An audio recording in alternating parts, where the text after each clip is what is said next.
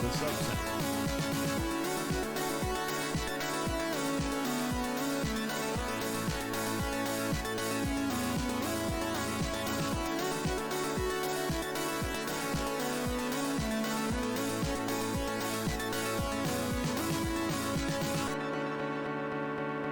This is the sub-sound.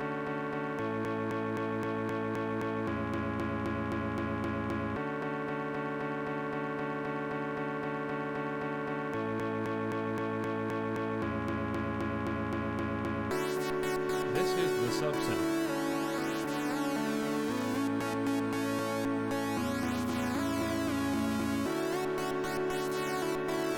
This is the sub-sound.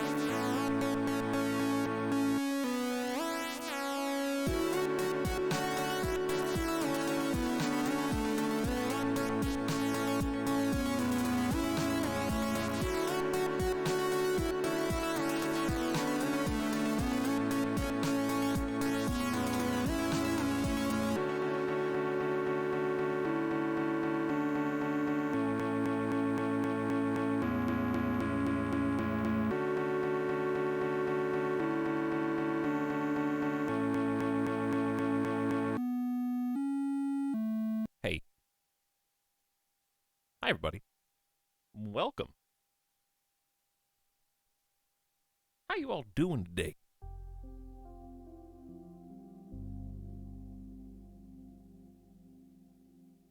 It's a little after 5 p.m., which I guess is earlier than yesterday. I'll take it. As long as the internet works. That's all I care about. I'm going to be checking out Disco Elysium today, now that the final cut is out, now that the voice acting is in its entirety. We're going to be doing what everyone said not to do. Maybe I will regret this, but I don't think I will, because there's a character creator, so how could it be wrong? And I also noticed, oh, wait a second, I forgot something. This is the sub-sound. Our I have to activate the Disco Elysium companion. Twitch integration has been achieved.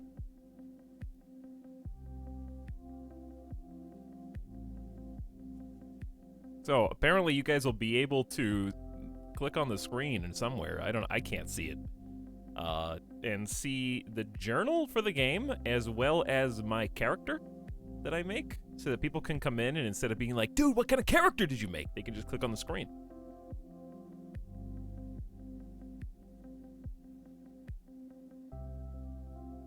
On top of that, there is a way for me to create... This is the GIF sub sound. Trial.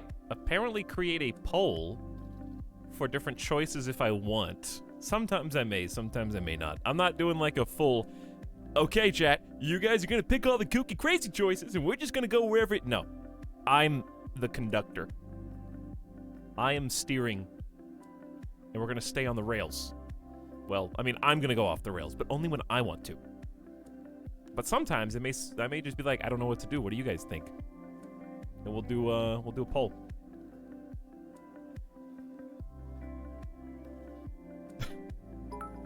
Conducting the hype train. Okay, I'm gonna have to make this more difficult to achieve.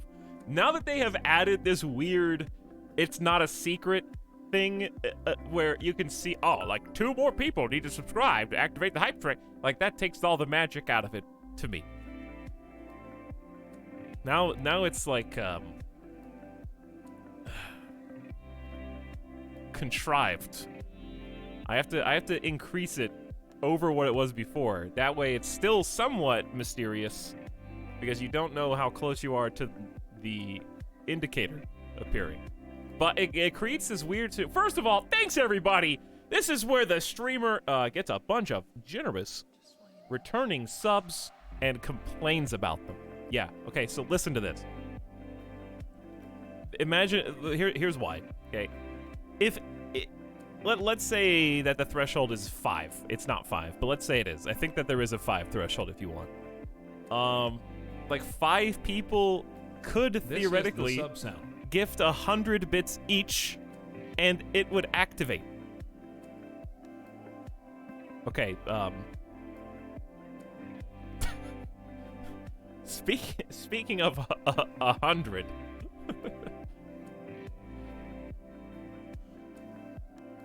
I take back everything I just said. If we could just get 8 people together at the beginning This of every is the stream sub sound. to give 100 bits each, activate the sub train, so that Jeff Bezos could just continuously gift 100 anonymous subs every stream. 5 consecutive subscriptions. Was there even a sound for that?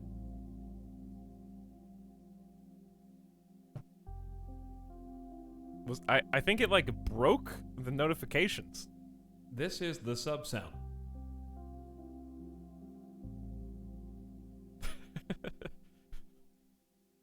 You need 5 consecutive subscriptions. make a sound. I already have sounds.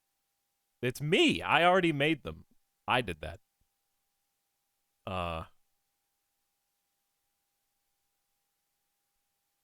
This is the sub sound.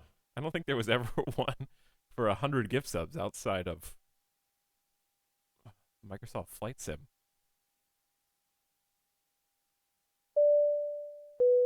Yes, ATC, this is Echo Tango Alpha Lima Yankee X-Ray. I just wanted to inform you that someone ding-dong ditched the cabin. They knocked really hard on our secure door and then slipped a few $100 under the tiny slip in between the floor and the bottom of the door. We don't know what to do with this money. Please respond. Listen, ATC, this is the co-pilot. I have decided that I earned the money because I don't get paid as much as You him. can't just take that money. This belongs to Yes, a I passenger. can. I'm the one We that have to found get it.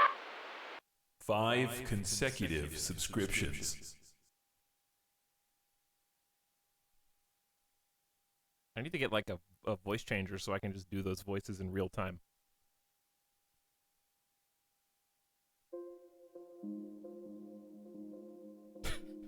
I'd just like to say it's really hard to sub to this channel with your own cash. Someone always dumping 1 billion subs. Etal mad.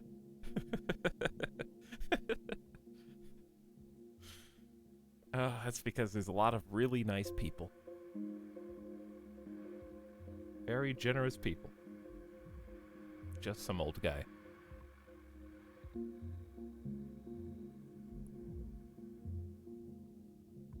Also, anonymous, whoever you are, thanks for 100 gift subs. $500 of subs in one go.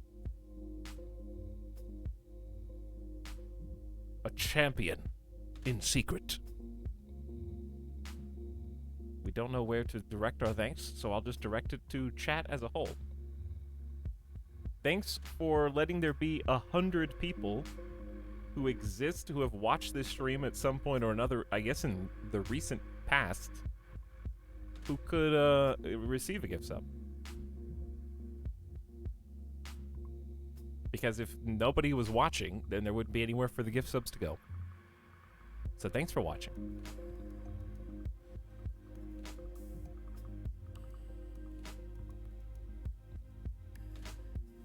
A lot of other really nice people out there too. Welcome, Kriya. So excited for this stream. Disco is phenomenal. I'm also pretty excited, actually. I've been in an RPG mood. I've been in the mood to create a character. Yokarps, I don't know what stream you want, but this is the stream you get. Thanks for 29 months. I can't believe it's been that long. Only 200 in chat, so like half viewers just got a sub. That's not how gift subs work. I've gotten gift subs to people I haven't gone to be able to watch in like a week. So it's just people who are following the channel, usually people who watch semi-frequently. I don't know how it prioritizes. I have no idea how it chooses who it gives it to.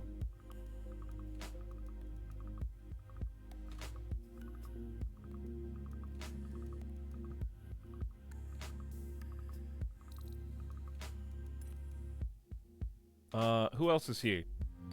Troop Nobles has become the disco god. This is also probably my favorite game. Well, we're gonna do it in a moment.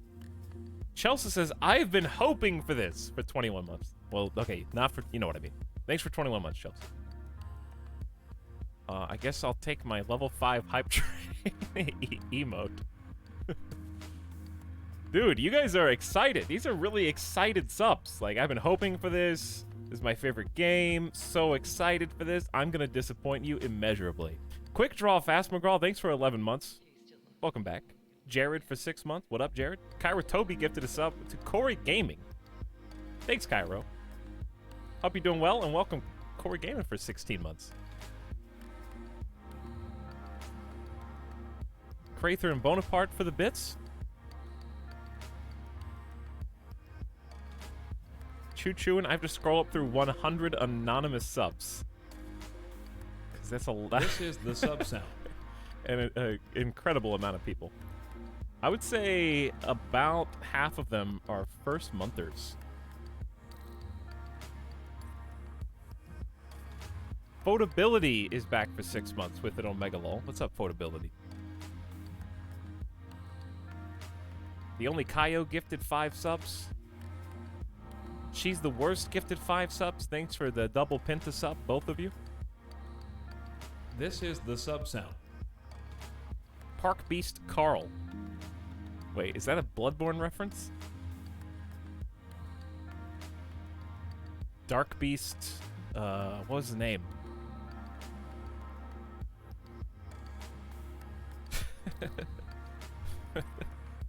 Carl. Parl. Park Beast Carl. I like your username. That's gotta... Have I... You've been sub for 17 months. You had to have changed that. I would have remembered if saying Park Beast Carl 17 times. Clockwork Norse, what up for 15 months? Howdy. Photability says, I literally just got the notification you're playing quite literally my favorite game, so you know I had to come in. I am going to ruin some people's favorite game. That's what I'm rapidly coming to terms with. No, I'm gonna do my best. I'll do my best. I'll try not to ruin it for you, and you guys try not to ruin it for me. You catch my drift? This is the sub sound. Nope, nobody go like, hey, Etal, if you put 4 points into, 4 points into your psychologist bachelor's degree, at community college, then you get the opportunity to talk to the ghost of the dead gym professor who's been buried, under the half-court line.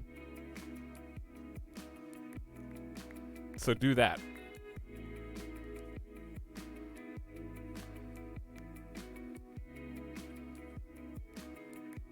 I mean, don't do that. Don't say so do that.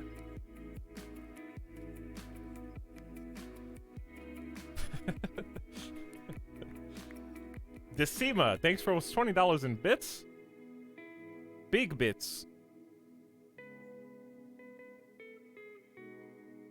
And Crather gifted 5 more subs.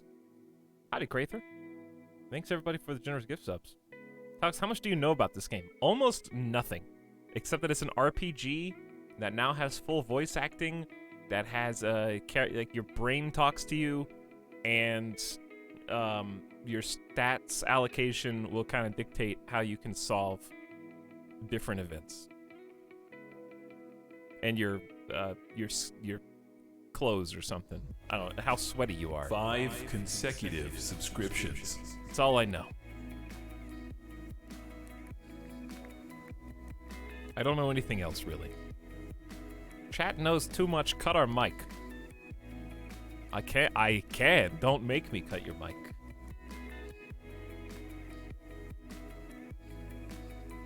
Juniper's Not says, yo. Juniper's Not. Thanks for 1 year, both you and Hooves for Hands. With a not bad. There's a lot of people out here. Dingo Biff says, I like when this streamer guy streams. What? Does this count? Hang on, are we live right now? Okay, so funny story. I thought that I turned the stream on earlier, but I was actually still in test stream mode to make sure the internet worked. So, like, I turned it on and I was like, why is everybody peepo leaving? and doing mod check. Mod check stream. Yeah, because it wasn't live.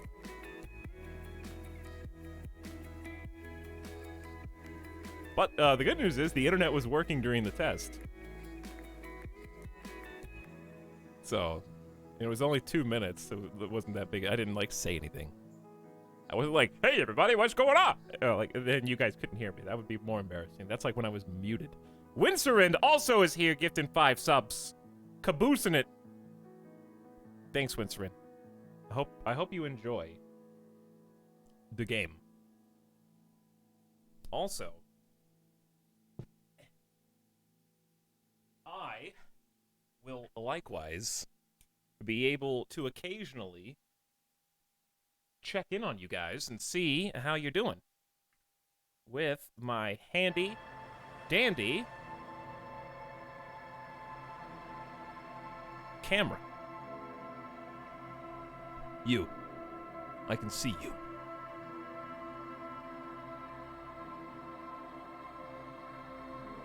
Etalyx, are you gonna play? I don't know. Whatever you ask, no. Hold on, this is not supposed to exist with this. Someone do a remix of the Disco Elysium main menu theme with the Headlands song from WMD. I think that there's a good layer possibility right there that I just heard.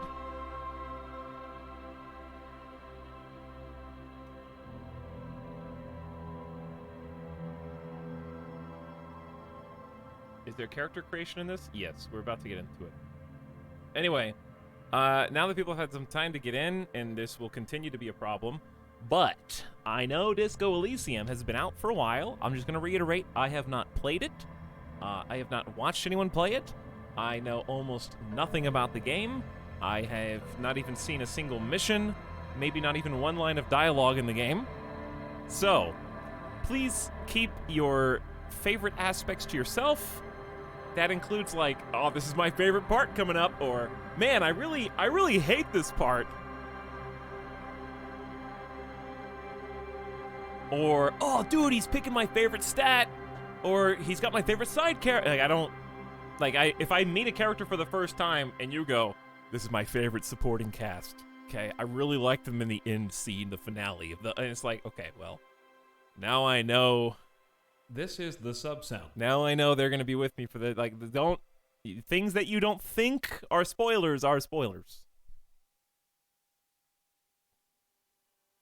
So please just be considerate as much as you can be, so I can experience what you love so much on my own, with my own choices, my own pace.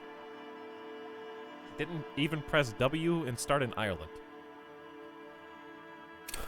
I'll press W now. Select an archetype. The thinker. Extremely intelligent, very bad with people. Knows interesting facts, comes up with original ideas. Sensitive, very psychological, a magnetic personality but unstable. Might begin to lose his mind. Physical, extremely physical, interacts with the world through his body.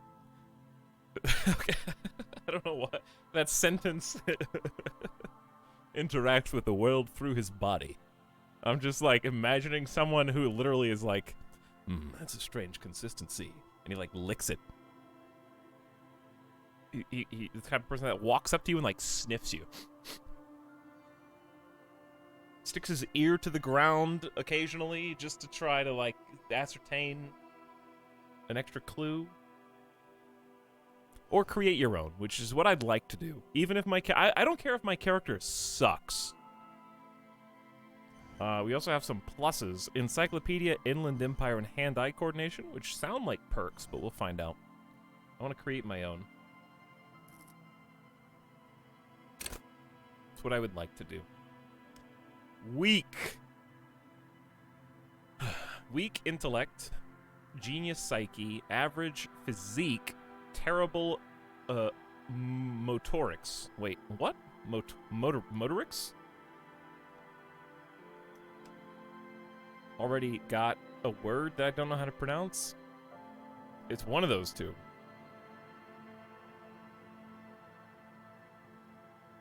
Motoric. Motoric. Motoric. Okay, you got it. It was the first one. It's pronounced motoric. Anyway, so I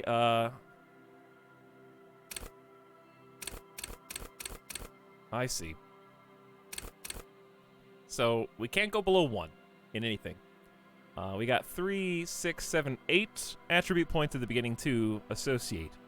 Terrible. Hilariously, I guess you could just go with this.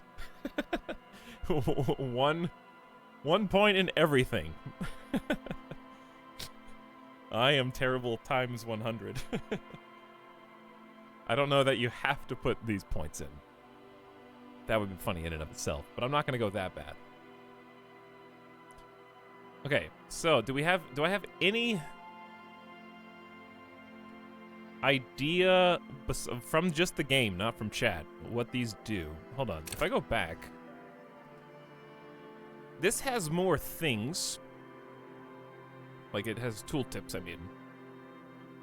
So, intellect includes things like logic, encyclopedia, rhetoric, drama, conceptualization, and visual calculus. Oh boy. Chat would love that. Psyche. Volition. Inland Empire, which is somewhat mysterious. Empathy. Authority. Suggestion. And esprit de corps.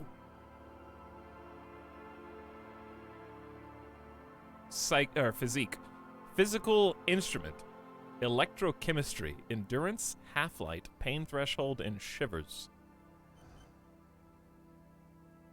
And motorics. Hand-eye coordination. Perception. Reaction. Savoir. Savoir-faire. And interfacing and composure. Interfacing and composure. Okay. So, I will just be guessing, I guess. I think, what type of what kind of character do I even want to be? There's 4 base stats. And they seem wildly different. And again, what's the max level that we can do? 6. So we could actually spend 5 of our 8 points on one stat and become a god. And then I could do like 2 in the rest just for balance, or leave 1 as an absolute weenie. The choices, there's actually a lot of choices here. Because we can go Jack of all trades. Like literally 3s across the board. Super boring. Not gonna do that. That would bore me to tears right off the bat. Okay, let me just think of what I want my character's focus to be. Would I rather be brain power and smart? Would I rather be like psyche, emotionally intelligent, possibly to the point of fault? And that's the one that it said the character may even start going crazy. Physique and just be brawny, or agile and quick. I come in and Etel said it would be bored to tears. Yes, me. It's your fault. Maybe a better question is, what do I want to be bad at? I don't know. I don't hate any of these. I like the idea of just being the smartest person in the room, in the game. I mean, just like I am on stream, obviously. So, like, playing myself would be, I think, appealing. Psyche... Maybe go crazy to the point of talking to yourself, even when you're alone and you know nobody else can hear you, but you just continue to narrate every single decision and choice that you make. Physique, well, given that I'm a streamer, I think it's a given that my body is in peak physical condition. And how agile you are. I am faster than Midas, who is the only other person I know. So I have to have max stat in motorics as well.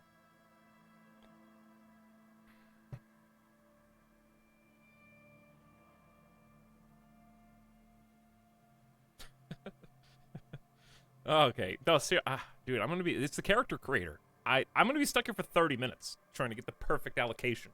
This is gonna determine the whole game. Potentially. Maybe play a few minutes to see. No. Absolutely not. How dare you even suggest that? Okay, let me do a tier list. Let's do a tier list. That's a good idea. Stat tier list with absolutely no knowledge whatsoever. It's kind of okay. There's text on text. Can I make like a shape or something as a background? You guys can't even see this.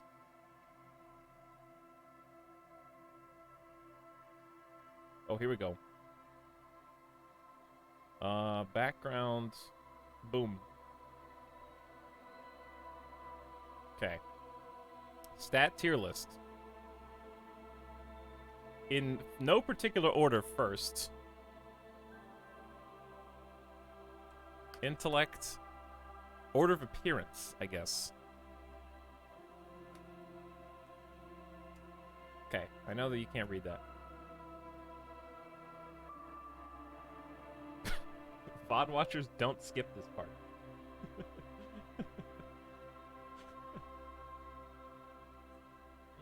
Okay. Would I rather be intellectually smart or emotionally smart in the game?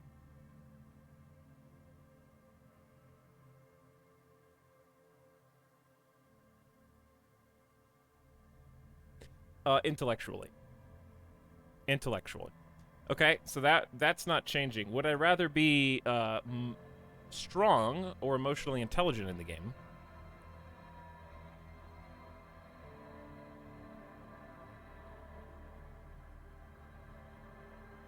Well, I'm starting. I almost never pick strength as a primary.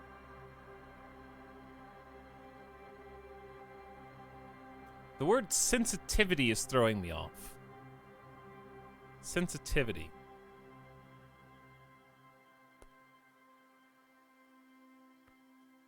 What did this say? Very psychological, a magnetic personality, but unstable. Okay, okay, okay. I still think...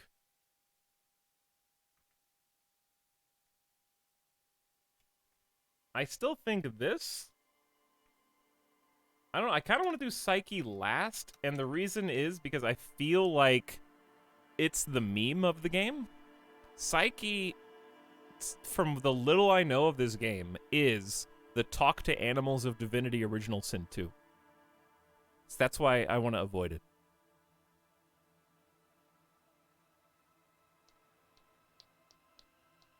And try other stuff. Because I feel like a lot of people are picking Psyche, and I want to see other weird sides of the game.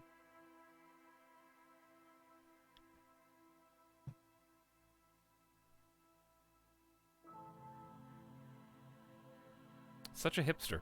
Yeah, it's just, that's what I like to do. I like to see the sides of, because RPG is built around player choice and agency, and having different avenues and paths to success. So I like seeing the paths less traveled.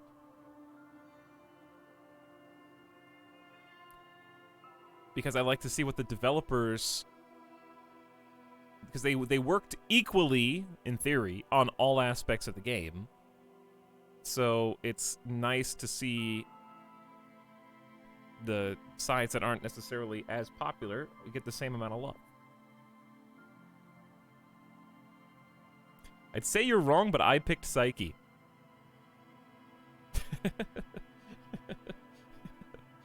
Okay, I kind of like the... I kind of like the idea of an extremely intelligent brute who is so wrapped up in his own perfection that he has no emotional sensitivity for anyone else and can't see how he's hurting the people that he thinks he's helping.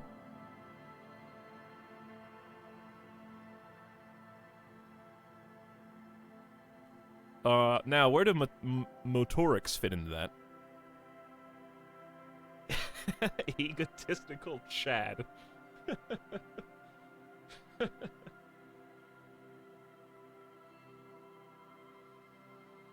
What are the, hang on. Let me see.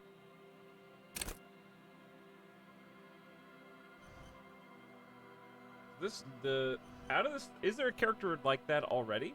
No. The Thinker is 5 intelligence, 2 physical. It's pretty low. 4 motor.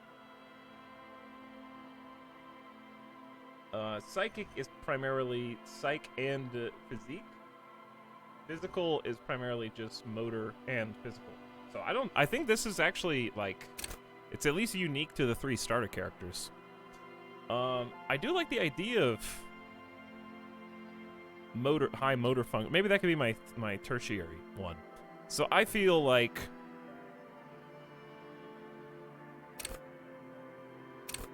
This is the sub-sound.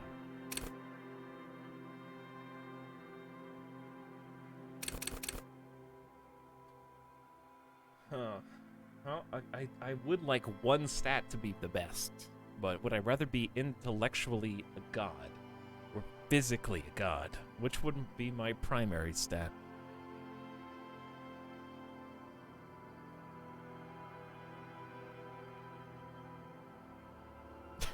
Five one.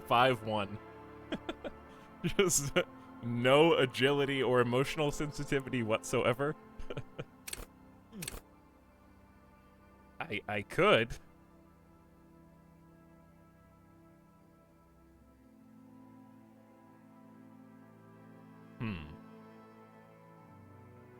Well, on the next page, we'll get some more customization, and I can go back and revamp this.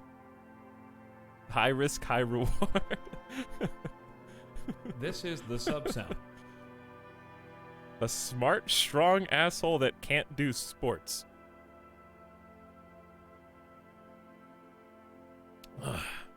Okay, well, we can come back. We can back it up. Let's see. Because, yeah, we've got like a... Oh, boy. This might influence my decision. This is the sub-sound. Select your signature skill. The skill you select will gain a +1 bonus. Additionally, the learning cap for every skill of the same type will be raised by 1. So let's see what we're bad at first, before we see what we're good at. Okay, so Psyche includes Volition. Hold yourself together. Keep your morale up. Wow, my brain is gonna talk shit to itself. Absolutely no ability to keep it together, man. Okay, Inland Empire. Hunches and gut feelings. Dreams in waking life. Sounds pretty fun. Empathy. Understand others. Work your mirror neurons. Intimidate the public and assert yourself with authority. Connect to Station 41. Understand cop culture.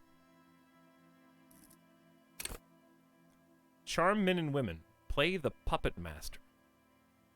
Yeah, this is definitely what I would... If I was in a total vacuum, this is what I would pick for probably my primary. I'll be honest.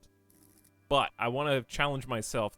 That's the fun of RPGs and role-playing, is to try stuff that's outside your wheelhouse and see, maybe you'll find something that you didn't know you liked. Motorics. Ready? Aim and fire. Simple enough. Hand-eye coordination. Perception. See, hear, and smell everything. Let no detail go unnoticed. Classic. This is the sub-sound. The quickest to react. An untouchable man. Sneak under their noses, stun with immense panache. Master machines, picking locks and pockets. Everyone wants that, I'm sure. Straighten your back, keep your poker face. Composure. I like that these are my weaknesses, in effect. We're terrible at keeping our composure. We have no sleight of hand.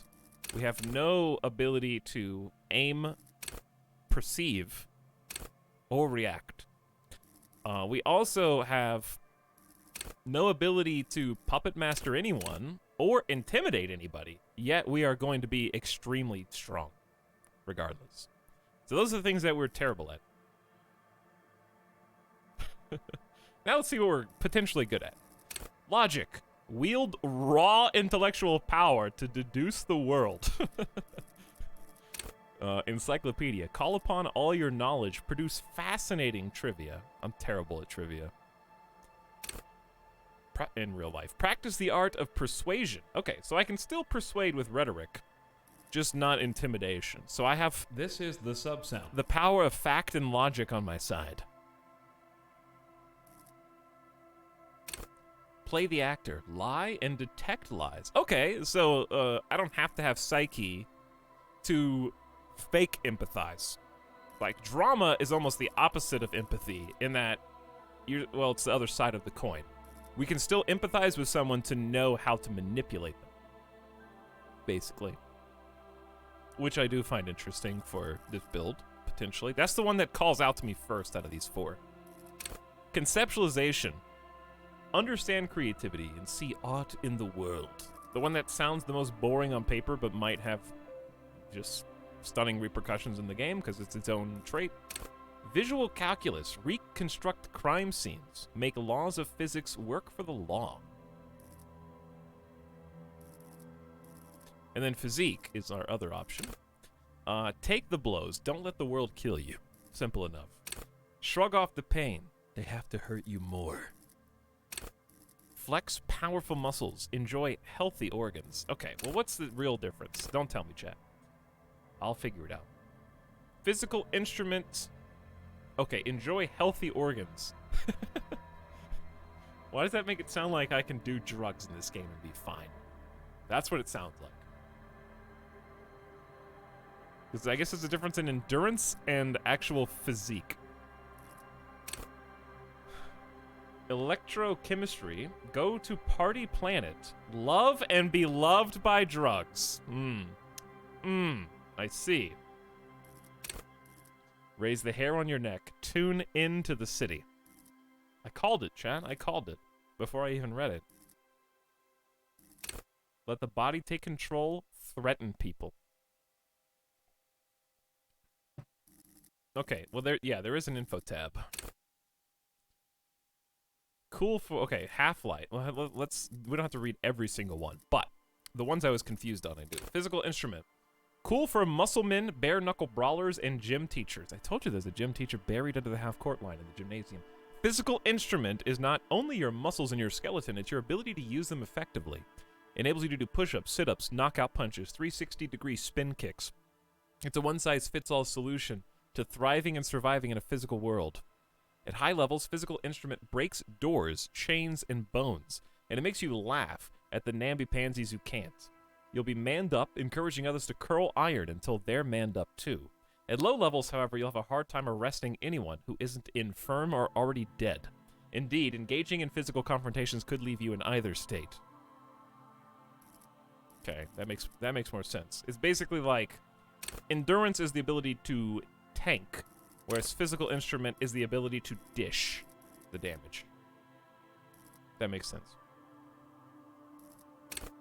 Endurance. Cool for fighters who can take a hit, lookouts who don't sleep, human batteries.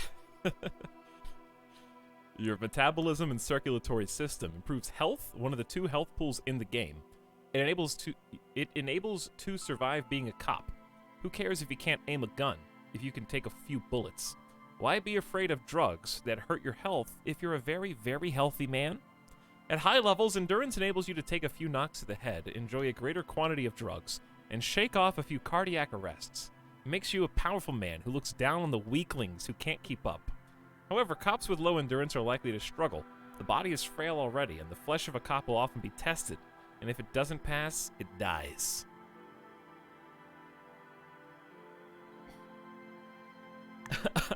I'm a very, very healthy man. Drunk! Pain threshold. Cool for unstoppable fighters. Guys who won't die. Masochists. Pain threshold ignores damage so you can push on bloodied and crawling to the bitterest end. It enables you to negate damage you would otherwise take. Even mental pain, heartache, and loneliness. In fact, these things can become a thrill you seek out and perversely revel in. At high levels, pain threshold turns in on itself in a seriously unhealthy way, with full-on self-destructive behavior. With a low pain threshold, however, you will suffer too easily. Even a slap from a teenager will make you whine and complain.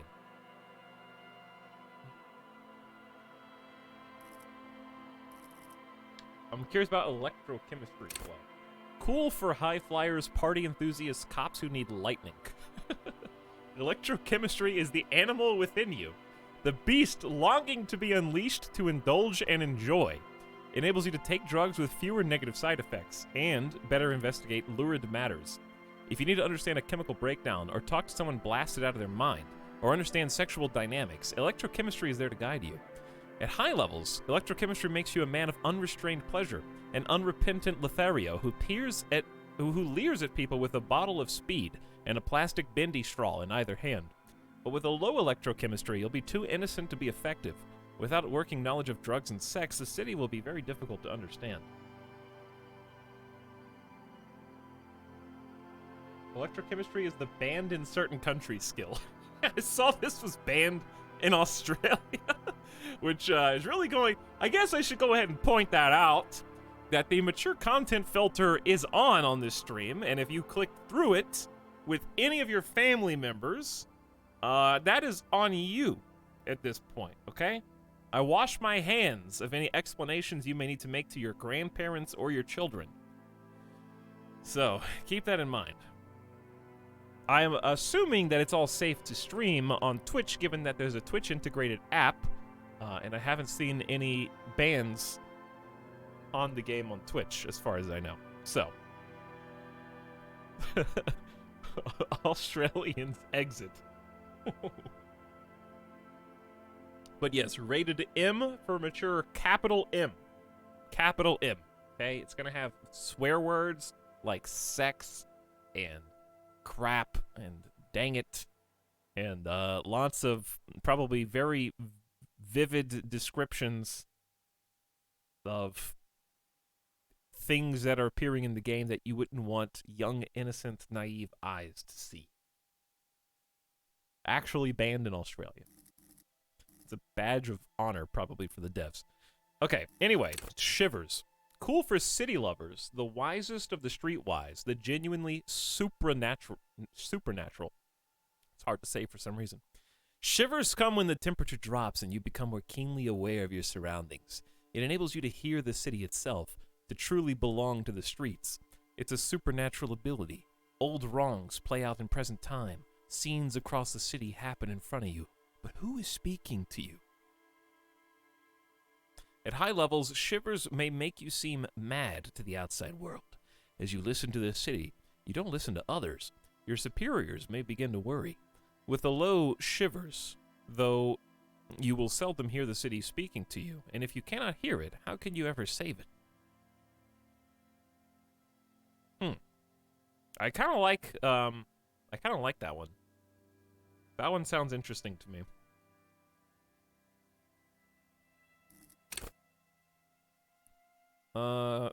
Half-Light. Cool for high-strung investigators. Shoot now, ask questions later, cops. Surprise haters. Half-Light is your fight or flight response. It enables you to sense the way situations are about to turn. It injects palpable fear into your heart. Fear that urges you to act before it's too late to act ever again. Fear that makes you frighten others. It's the aggression that lets you squeeze every last drop of information out of a witness. At high levels, Half-Light makes you ultra-attuned to the world. Perpetual fear of your own shadow or someone else's name or scent. You'll be ready always to pounce and physically interrogate passersby. Okay. At low levels, however, you'll find your survival instinct is lacking, and your methods limp-wristed. Those who respect violence will not respect you.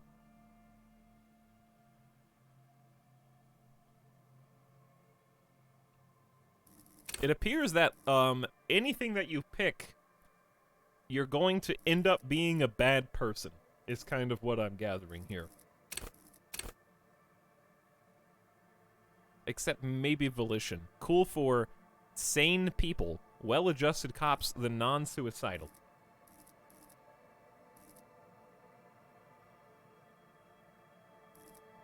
That one sounds pretty normal. Empathy, I guess, is a good judge of character.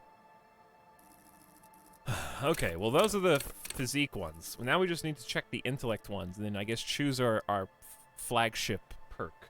Imagine being sane.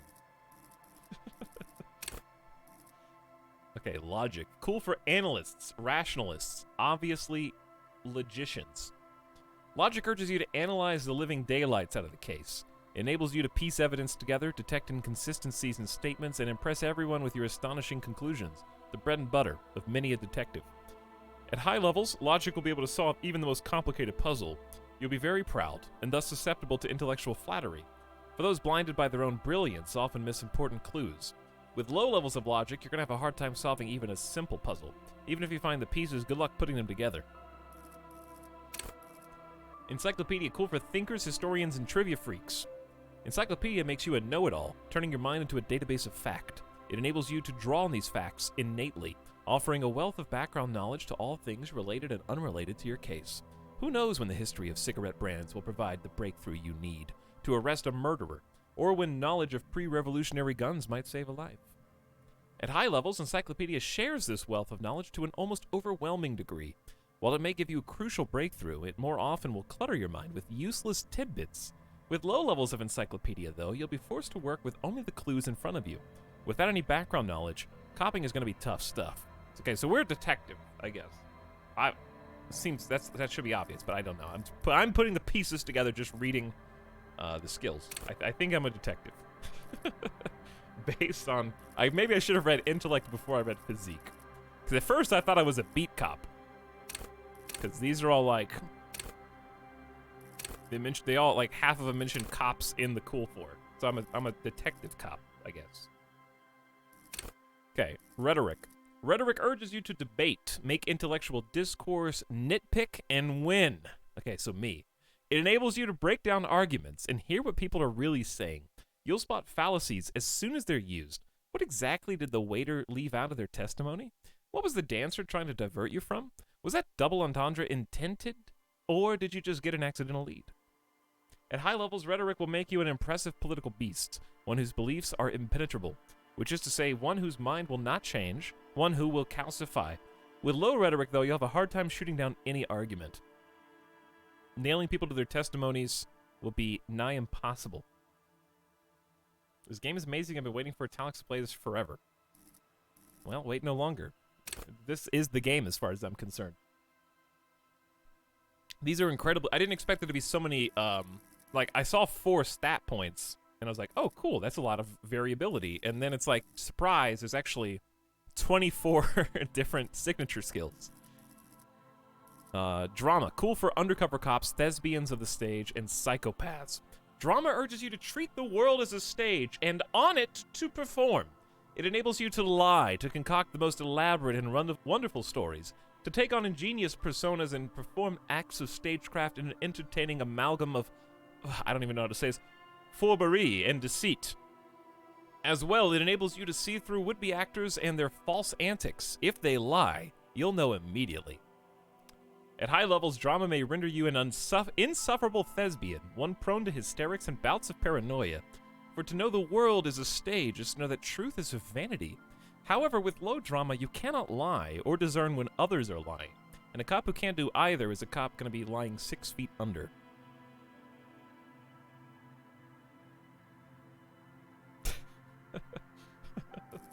Conceptual. I like the idea of drama. Okay, so far, let me pick my favorites.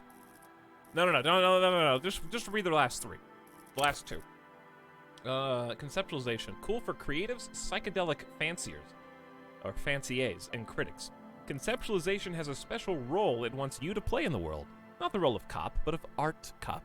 It enables you to make fresh associations, to delve into world concepts from Jean Cop's postmodernist coperie to Revico's arabesque architectural style, Derrida, and even the concept of hardcore. And then, importantly, to add your own contribution to these works. At high levels, conceptualization makes you go big, perhaps too big. It's ostentatious, demanding grand displays. Why live life when you can throw yourself into a live volcano? At low levels, however, you will be unable to see the world in a creative light. You'll be unable to contribute to conversations in an art gallery. Only boring people will invite you to their dust parties. How avant-garde. People whine. Art police, pull over. Do you know how many levels of irony you were going? And visual calculus, cool for forensic scientists, tactical fighters, and math-minded people. Versus you not only in the laws of the state, but the laws of nature, enabling you to create virtual crime scene models in your mind's eye. You'll see how a bullet shattered the glass, and from that trace its trajectory with mathematical precision. You'll also count so many footprints, and at a glance discern shoe size and design, as well as the height, weight, and gender of the one who wore them. At high levels, visual calculus makes the world reveal its secrets to you, but you may be so absorbed by your mind diorama, you don't notice as crooks steal your pants. However, at low levels, your mind's eye will be blind. Reconstructing crime scenes will be difficult without outside help. Okay, so we got all 12 of ours. We're gonna go 5 intellect, 5 physique, probably. I could tweak one. I could go 6-4 if I really, really liked or was in love with one of these stats. It's super min-maxed, yes. No motor skills, no psyche, no emotional maturity, no composure, no reaction speed, no perception or hand-eye coordination.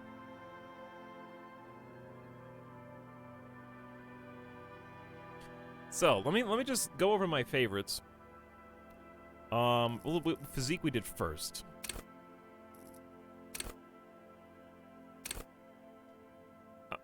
Of the physique, the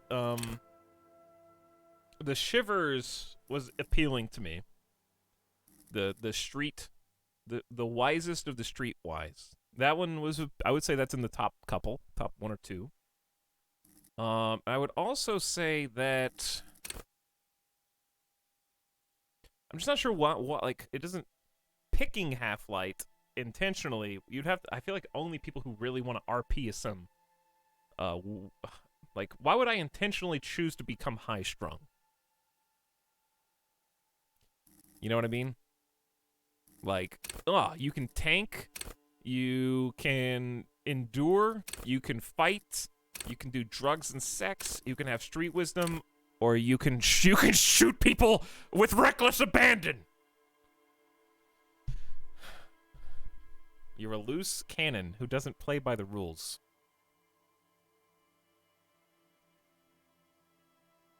For character building. I can't see myself picking this. Unless I really wanted to RP. The only part of this that's appealing to me is the absolute zaniness of this sentence. You'll be ready to always pounce and physically interrogate random passersby. Like, just assuming that everyone's in on it does have some kind of weird, like the paranoia. Everybody's against you. And you're just interrogating people who have, like, civilians who have absolutely no idea what you're talking about.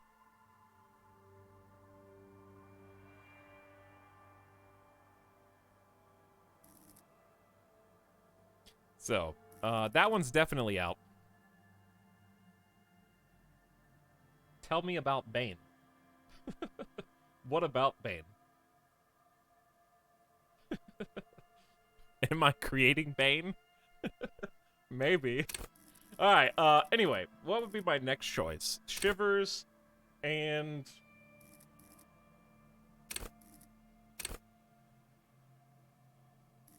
one of these 3.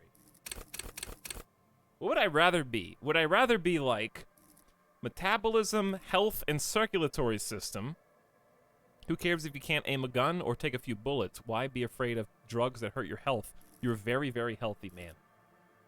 I kind of like the idea of you just blunder into every circumstance, and it doesn't matter if you get hurt because you're just like, you're built like a tank. Though pain threshold is interesting in its own way, just because it's like, the tortured soul is always fun, right? Where it's like, I have become so vastly wise that my pain threshold emotionally and physically has become elevated amongst the common man. You can hurt my physical body, but I know there's a greater existence. Like that kind of pain threshold. It's kind of interesting. And then physical instrument just sounds fun because you can fight good. And also break stuff.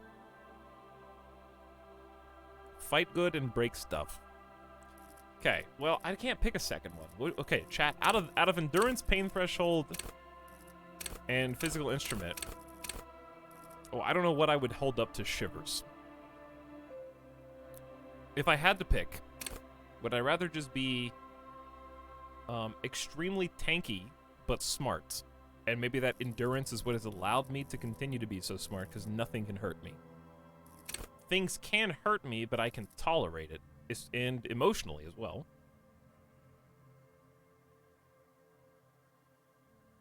Pain threshold can turn itself on in a seriously unhealthy way with full-on self-destructive behavior, or break doors, chains, and bones. I think endurance sounds maybe the most 5 bland, consecutive subscriptions. but also I would probably pick endurance over out of these three. Endurance and Shivers are probably my top 2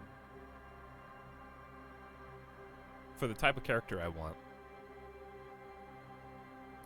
Now, let's pick from intellect, and then I'll narrow it down, because I can only pick one right now, total, I think.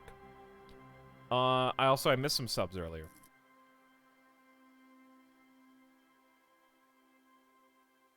Peanut Chan says hi. Hello, Peanut Chan. Kurutaka says, let's go. I'm working on it.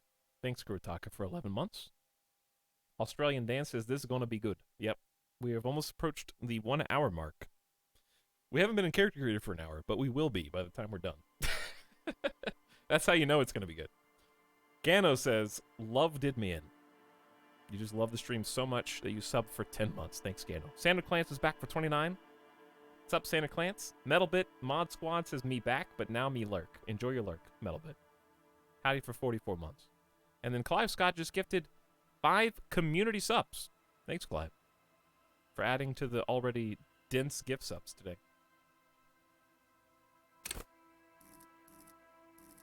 Okay, out of the intellects, I think drama is my top pick, like pretty much hands down. Drama is probably my top pick. At high levels, drama may render you an insufferable thespian, prone to hysterics and bouts of paranoia. Drama plus half-lights could be interesting. Bouts of paranoia, where I assume everyone on the street is an actor, and I'm just really quick to pull the trigger. I can sense and snuff out their lies, and I react terribly. I just have a fear that picking something like that is going to put me into scenarios in the game where I'm supposed to pick the terrible option because that's what my stupid character that we're role-playing would pick. And I have to take a step. I feel like there's going to be definitely scenarios in this game where I'm like, yikes, I can't click that button if I do this.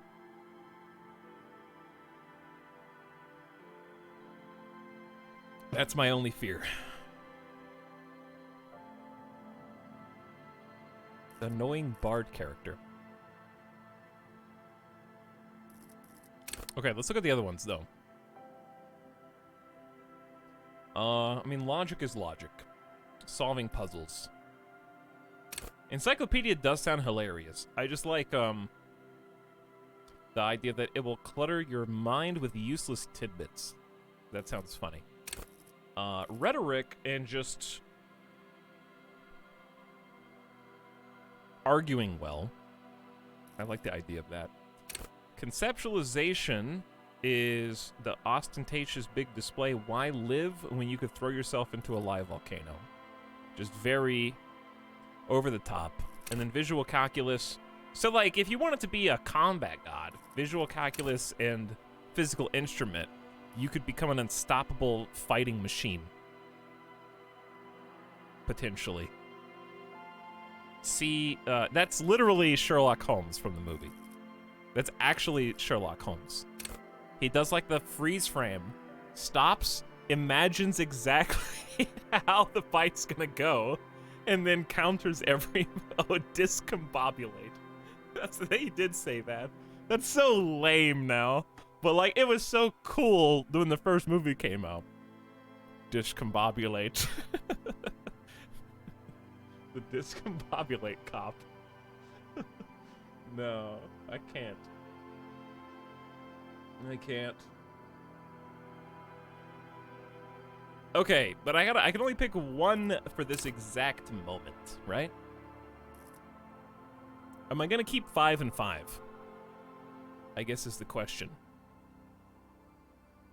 Or am I gonna do 6 and 4? This is only a yes or no question, chat. Do these numbers change over the course of the game? Yes or no? You don't tell me how much. Like, will I be able to add ever? No. Okay. Chat says no.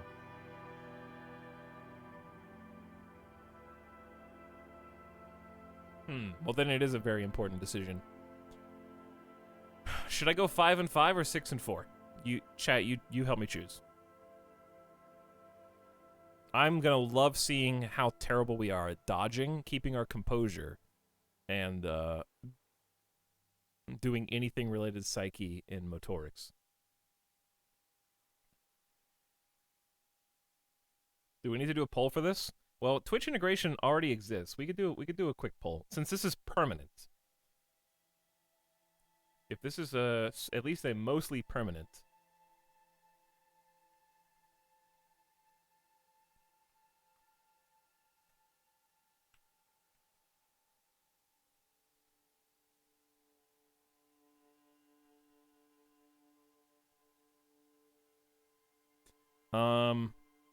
Okay.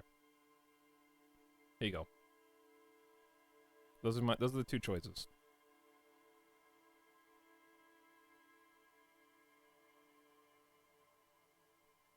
One volition. Yes. One volition means hold yourself together, keep your morale up.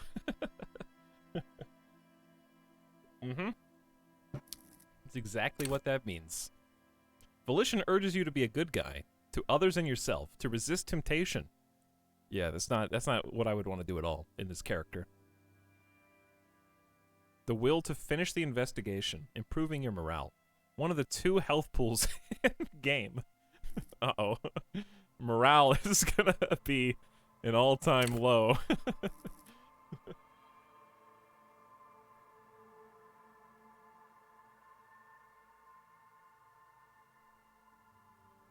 But anyways, chat, no backseaty. I don't want your backseaty. If the developers didn't want you to do it, they wouldn't let you do it. Cease before we even start the game.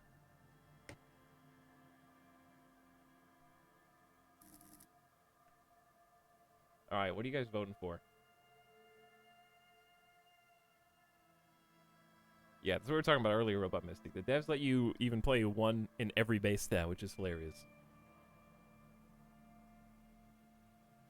They are all a lot of fun, that's why it's limited. Exactly. Exactly.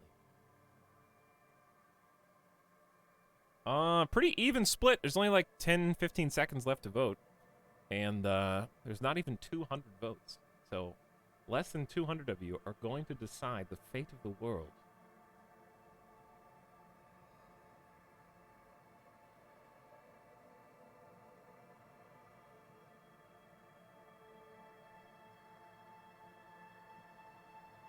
And 5 Fizz has 1 out. Okay. You guys want to keep it balanced? Then keep it balanced. So we shall. Oops, I didn't mean to go back. I gotta actually pick one of these. So I'm gonna go primary in drama. Set my signature. I left a little crown on the central face. Play the actor, lie and detect lies. My signature skill. Drama urges you to treat the world as a stage, and on it to perform. It enables you to lie, to concoct the most elaborate and wonderful stories, to take on ingenious personas and perform acts of stagecraft in an entertaining amalgam of forbery and deceit. As well, it enables you to see through would-be actors and their false antics. If they lie, you'll know immediately.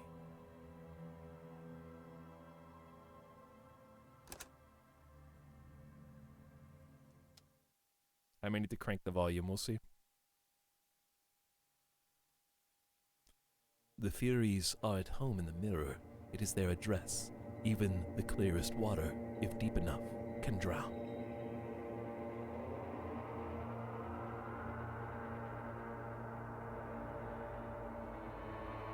Alright, you ready? There is nothing, only warm primordial blackness.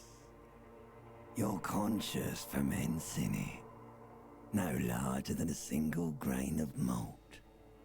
You don't have to do anything anymore. These are for you, chat? What did I just click? Why do you guys have 15 seconds to do? Hang on. What did I just click? Can you guys see something? What? Now there's 30 seconds. We're changing your stats. What? Vote to boost base stats temporarily. What? Okay, well, I'm not going to click that button again. We changed your chaos mode. Okay. We buff and nerf your stats by 1. Actual cheat codes. And this must be vote? Why is there 150 seconds?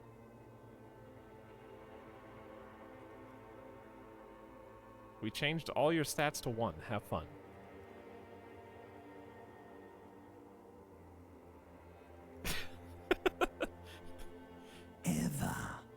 Ever, chat. Never, ever. You don't have to do anything anymore, ever. Never, ever. Oh, never, ever, ever? Or simply keep on non-existing? Well, I do have, like, 1 psyche and 1 volition, so I guess simply keep on non-existing. An inordinate amount of time passes. It is utterly void of struggle. No ex-wives are contained within it. This is great. Give me some more. What was that about the X something?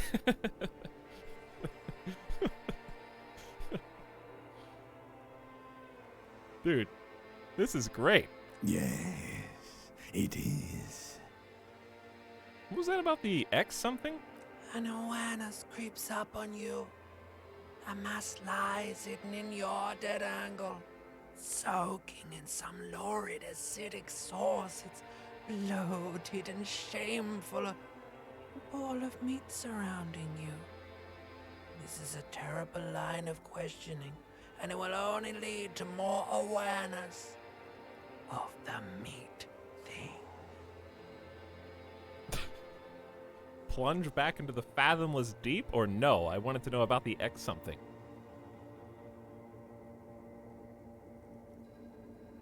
Just go back into the deep. There. No ball of meat. No light in the formless nothing. Just night swimming. How about you cough up some more of that sweet oblivion? Coming right up, sir. Smooth passage. Let's go, Alonzi! I want to get off now. I like pain and burning light and wanting things from people who don't want to give them to me. Alright. Nothing town to fuck all borough. A return trip to the Silence, please. Let's visit the ancient Zero home. Look, I'm tired of being this type of animal, and who gives a shit?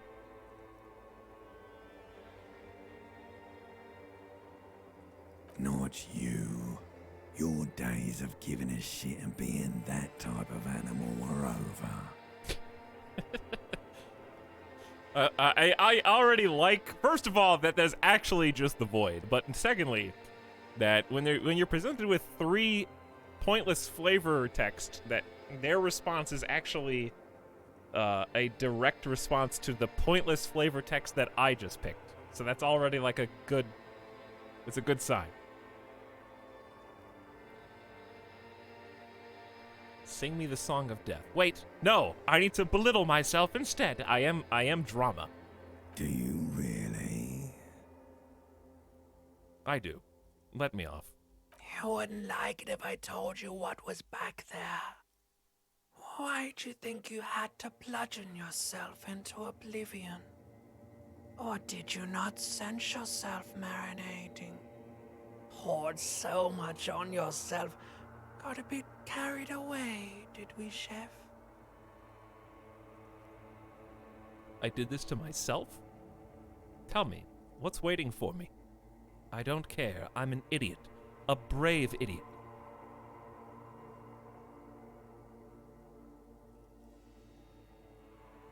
I am a brave idiot. Somewhere in the sore, bloated man-meat around you. A sensation. Like a fly to the ointment, your conscience sticks to it. The limbed and headed machine of pain and undignified suffering is firing up again. It wants to walk the desert, hurting, longing, dancing to disco music. Mother, help me. There's a head attached to my neck, and I'm in it. Please, no, I changed my mind. Take me back to the formless, disembodied nothing.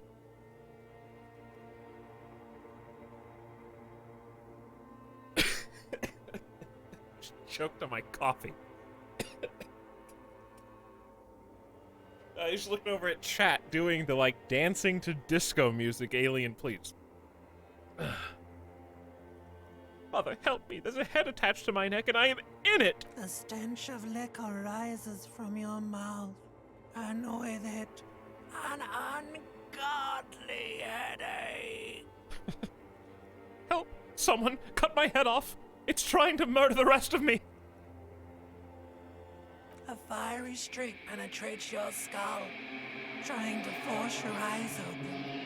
It's a sound, a clarion call from hell. Somehow, you know what it is. A caprice chameleon motor carriage. I have an encyclopedia. Oh! This is the sub-sound. It's my first skill check! We are smarts! I had to get an I got an 11. Somehow you know what it is. A motor carriage. It's loud.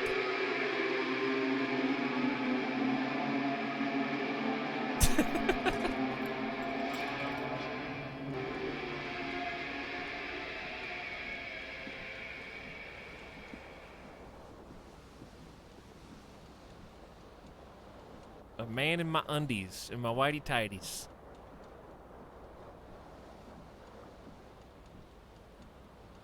Oh boy. We here now. What do we got? It's, oh no, there's a clock. Oh dear God, there's a clock.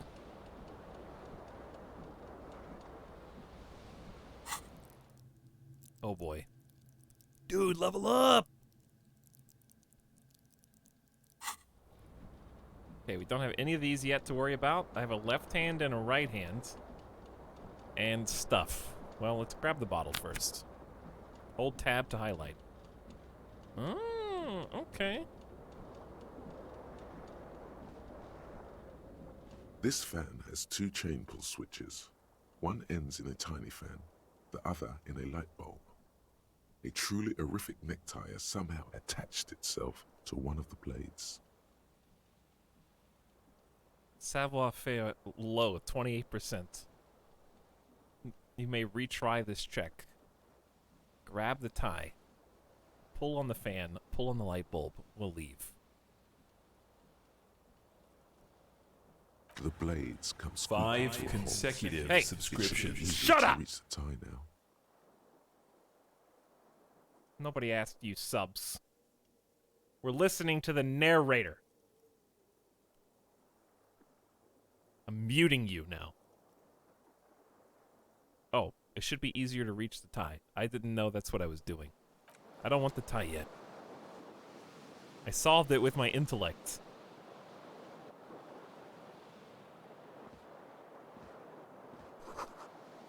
Magnum-sized bottle of Commodore Red.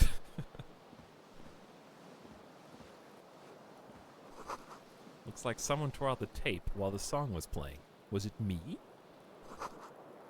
This reel-to-reel tape player is on, rolling empty. Pants. I don't want pants. Do I have to get, probably don't have to get dressed. You see bottles in the bathtub, wine, beer, and sweet liqueur.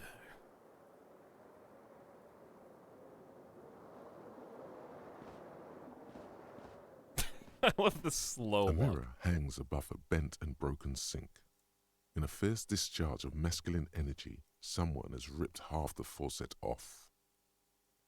Hot water sprays from the base, and steam covers the mirror. You cannot see yourself, just the outline of a man. Because the graphics engine doesn't support the full reflection. Suddenly, you realize you have no memory of the face that awaits you there, underneath the soft vapor. Really? Nothing? Wipe the mirror. No way, I'm not doing this. Wait, nothing? Really, all recollection of the person you are, the people in your life, and even the world you're in has drowned in a sea of blood alcohol. This was no mere night of drinking. It was a deluge of world-ending proportions. By the way, I have the game audio really boosted for the... Oh, I could probably do that manually. Hold on. As you slowly reach your hand towards the surface of the mirror. Get this over with. Wipe the mirror. Maybe I should touch it first. Make sure there's nothing wrong with my face. Yeah, there is definitely something wrong with it. How bad could it be? Where to even begin? There is the bloatedness, then the swollenness. It's like there's an upholstery of alcohol underneath your skin. I'm sure everything is fine. At least my tongue's okay. I'm scared. I want to stop doing this. At least my tongue is okay. It's not. It's swollen and snail-like, wriggling between your fingers. I'm sure my nose is fine. It's not. Your nose feels like a small balloon in the middle of your face. It hurts when you honk it. It doesn't appear to be a particularly tiny nose either. Not with all the drinks it's absorbed for you. It hurts when you honk it. What would my character do? I have to start coming up with my character. My character is messed up. Statistically speaking, and also just we're gonna be messed up. It's a hot, like 6 drama, 5 drama. Would I be scared? No, an actor. I would want to see my face, because how else will I know if I'm lying well if I don't know what other people see? Behold. Ah! You have no idea who this thing is, do you? Dear Lord, help me! What is this? Of course I do. It's some kind of superstar. I think I'm a superstar. It appears you're also dead. There's clearly rigor mortis on your face. Or wait, is that an expression? Are you trying to make an expression with that face? Why? I think it might just be because I'm a superstar. Please stop. It's horrible. You're scaring yourself. No, this is what superstars do. You can't, can you? It's like it's not even voluntary anymore. You have worn that grin into your face, and now it won't come off. Is that how I'm gonna look the rest of the game? What does it even mean? What is the emotion you're trying to convey? Superstardom. God, I don't know. It's indescribable. I think it's supposed to look suggestive. I'm afraid it's meant for the ladies. I'm insinuating that I'm vaguely sympathetic. I think I'm sort of pulling it off, too, in a sad has-been kind of way. There's some charm to it. It's an expression of pain.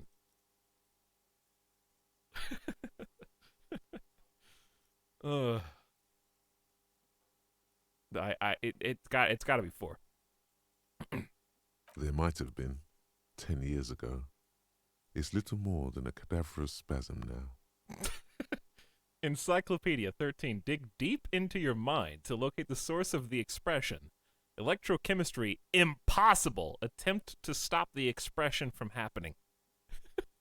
Okay, I kind of want to fail some attempts, but I don't know what kind of repercussions that's going to have. I just want to see what happens.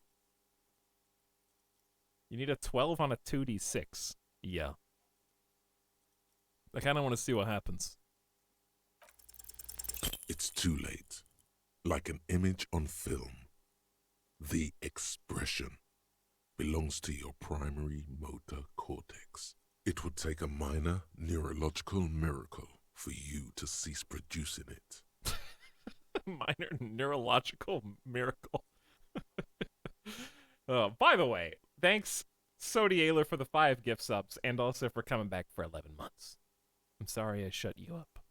I appreciate your generosity. Thanks for being here. Okay, let's try and locate the source of the expression. Like the rest of you, it comes from a bad place somewhere in the past. That's all you know for now. Put skill points in Encyclopedia to open this white check. Okay, so we could retry it if we had Encyclopedia, maybe. I've already got incredibly high intellect, so even that wasn't enough yet. Dude, I love skill checks.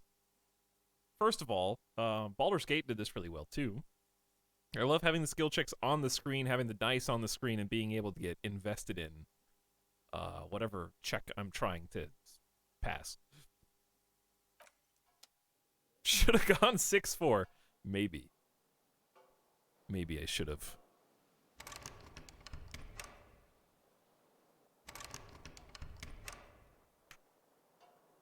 Okay, so we got some clothes here. I think if I was a good liar, and I think high drama, I would probably want to get clothed. Because how would people take me seriously?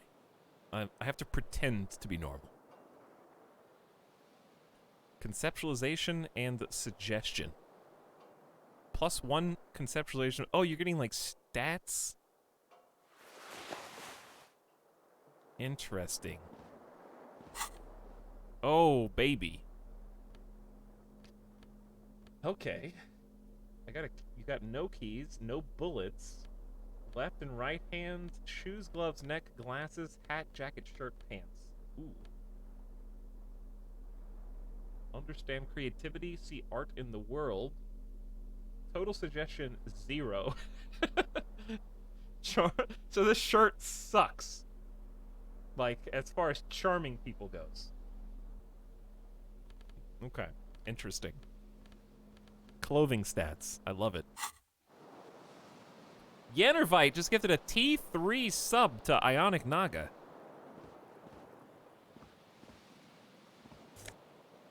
Thanks, Yannervite. That was very nice of you. Ionic Naga, congratulations. Enjoy your 16th month and souped up.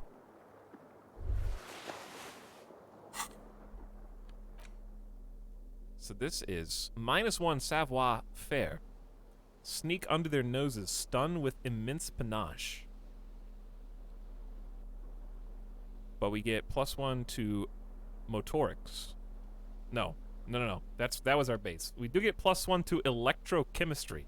Go into party planet in these pants, apparently. Yeah, these don't look like the kind of pants I would actually wear for drama. What is this? You hear a jingle. Keys are clinking in the pocket of your flare-cut pants. Fish them out. It says, whirling in rags, on the aluminium key ring. There is a single key on the ring. The number 1 is etched on it. It should open the door. Okay. Hey, non-sub, stop telling me what to do or you're gonna go into sub-only mode. No back seating.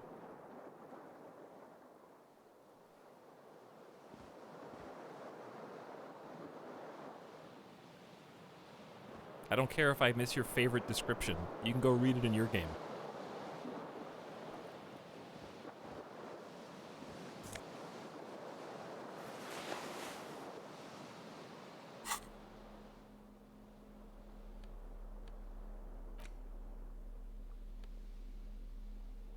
What is this one? +1 Esprit de Corps. +1 Disco Ass Blazer. Connect to Station 41 to understand cop culture. This thing sucks.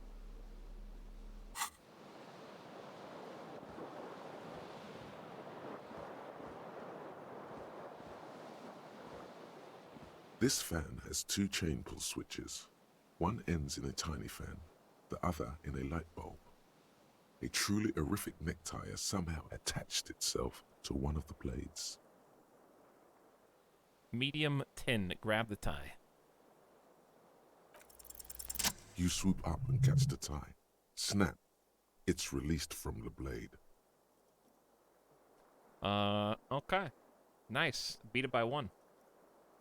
Modifiers +3. I'm shocked that I even was able to do that. What you have in your hand is a truly hideous necktie with 4 or 5 different patterns. The knot reminds you of a noose. Why am I actually making the Joker character?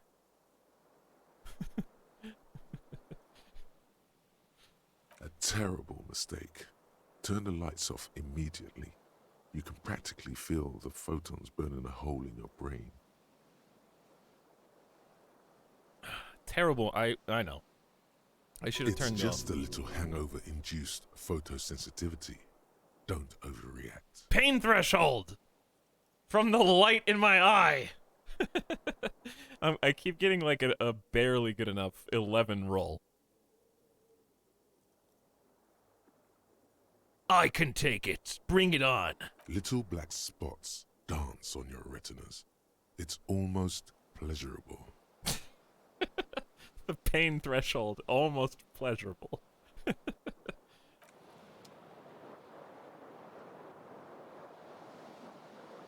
The fan stands still. The switch must be broken because nothing happens. The air in the room is starting to feel like vaporized urine. Ew. Vaporized urine. Oh, wait a second. My head. It's pounding. Shoes. Green shoe, left foot.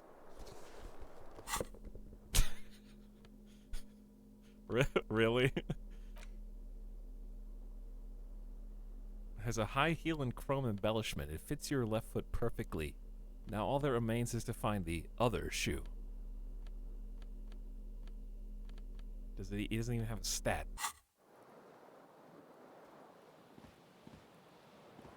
We really haven't gone in the bottom left corner at all.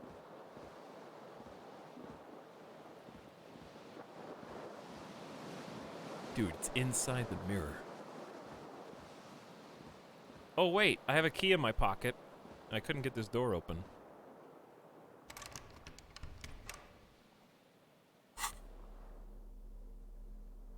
Key? Oh, it's the key to the room. Never mind. A mirror hangs on the bathroom wall. In it, your face, adorned with the expression. It's me! Alright, we'll come back to this door, I guess.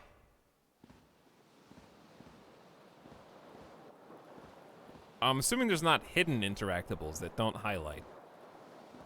But I guess there could be. That would be really cheeky, though.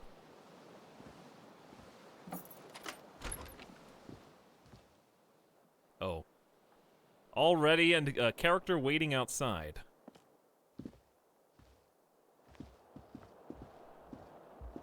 Man, I look terrible. There's something on the table. Just money? Plus .4 real. And a door here. Never go through a door until you've explored everything that there is to explore. But there's a time. Hello, officer. March 15th, year 51. The young woman raises a cigarette to her lips. A disco dancer. Miss Orange disco dancer. A silver jumpsuit falls off her like scale armor, sparkling. This is the sparkle of too many nights out on the city. Wow, I got a 12 on conceptualization. Officer, am I military personnel? Turn your bloated face away from her beauty and just keep on walking. Why, am I military personnel?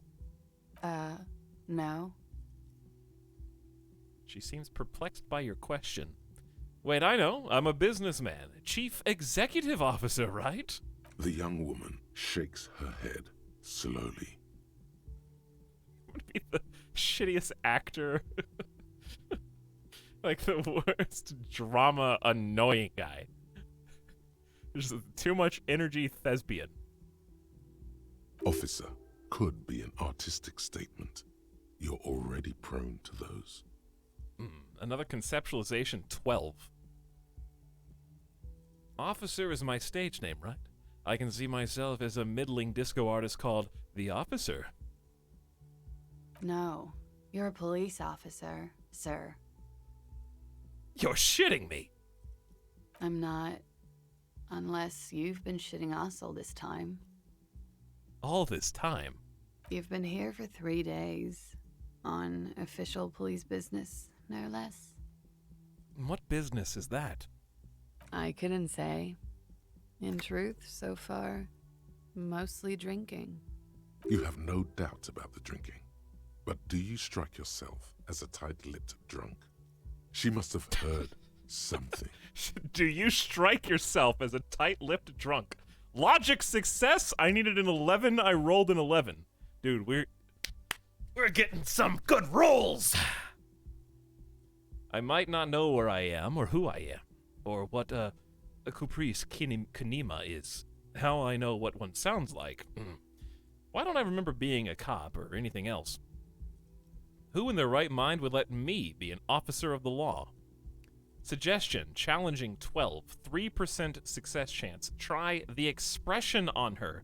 Let her know you want her physically. Oh my god.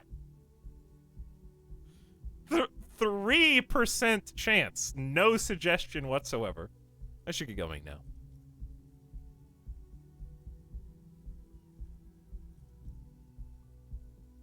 Who in the... I don't know. 3... I think if I'm a good liar, I probably wouldn't call attention to myself being incompetent. Okay, I'll go with 1. I might not know where I am. Do it. Good odds. 3%. That's good enough chance. Chat, I'm supposed to be a good liar. Not always playing it to... You guys just want me to pick the failure option to see what happens, okay? But you could ruin the whole game. She could be extremely important. I don't know.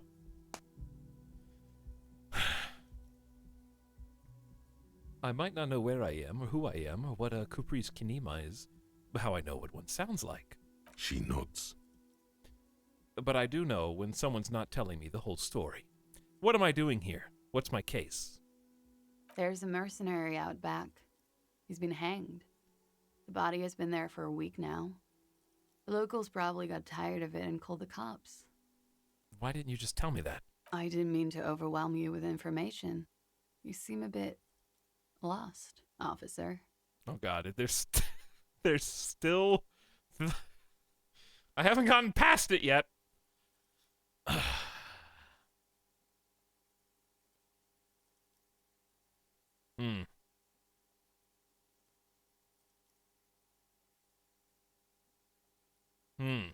What should I do?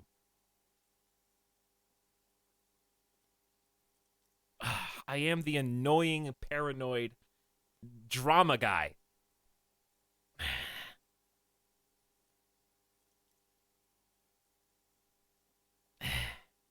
I see your profile in the bottom left and agree with the 3%. The words have already left your mouth.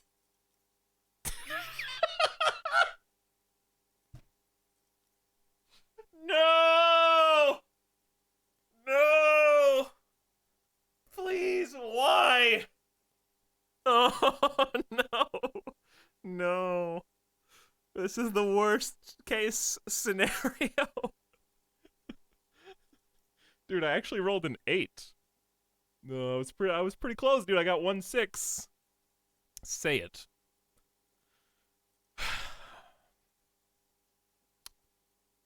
Hello, person I just met. I want to have fuck with you. What was that?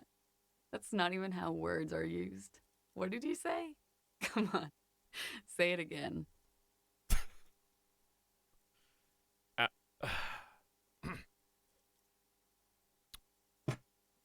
Is it too late to play a different game today?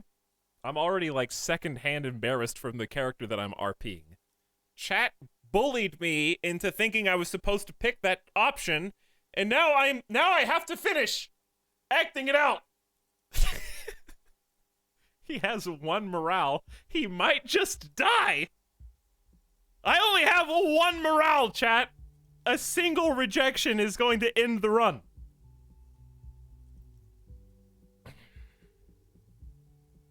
Okay. I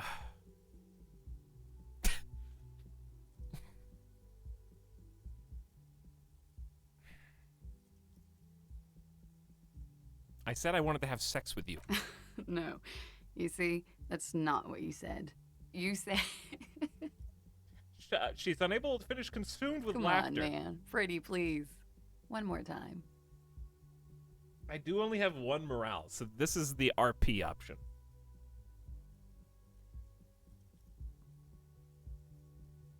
Then I'm going full Joker. But if I repeat it again, I could play it off like it was an act. A high drama scale. This was just a line, and if I just lean into it all the way, I can play it off. I said, I want to have fuck with you. Goddamn right you did. You crazy asshole, you. What kind of cop are you? I am a cop of the apocalypse. Superstar cop. It's been established. I'm sorry, I don't know why I said that. You're pretty. I'm sorry. I'm the sorry cop. I'm not sure I'm a cop at all. I sure don't remember being one. I think I might have lied.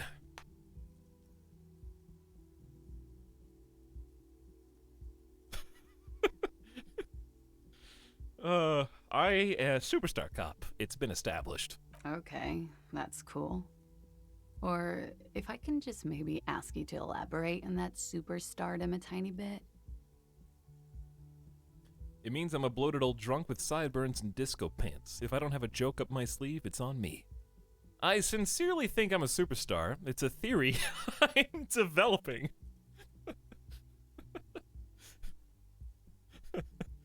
I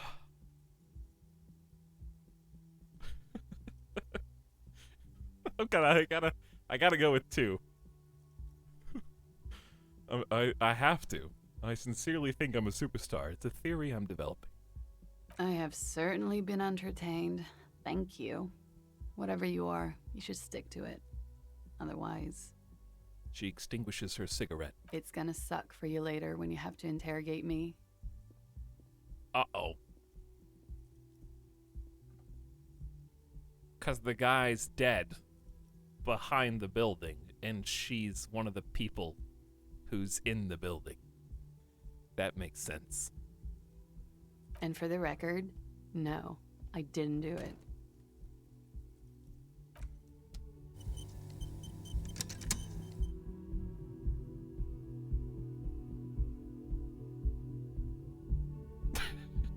She saved you from conflict of interest. Like if she had said yes on a 3% and I sleep with one of the suspects. Looks like she left a nice long stub in the ashtray. It's still smoking.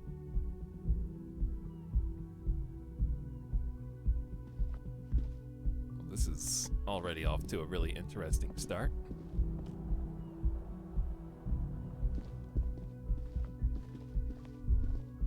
You should pick that fat, juicy cigarette butt from the tray, light it up, and smoke the living shit out of it. Excuse me?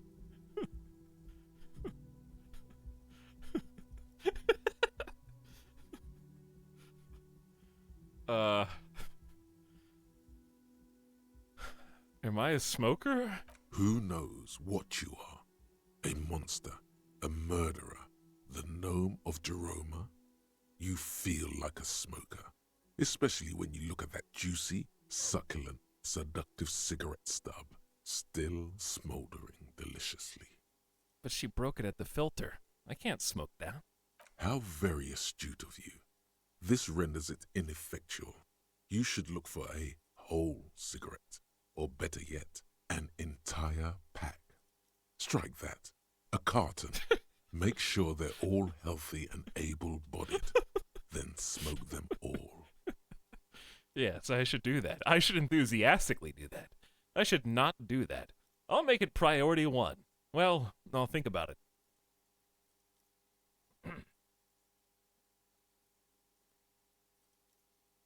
I should enthusiastically do that.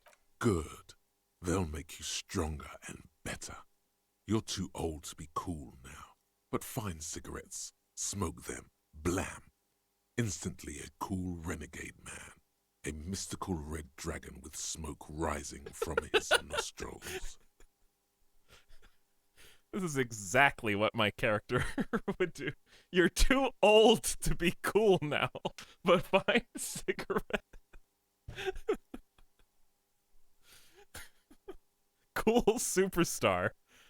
If I think I'm a superstar, what would a superstar do? Like, obviously, he would smoke and be cool. Plus, smoking then gives massive bonuses.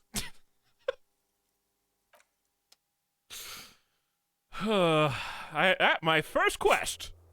Find smokes and smoke them. You need to get your hands on some cigarettes and then smoke them for those massive bonuses.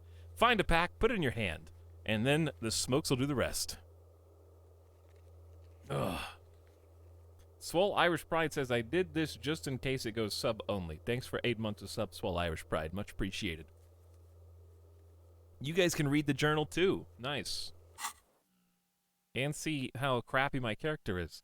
Some of that just gifted 12 months of sub to Big Bunger Boy.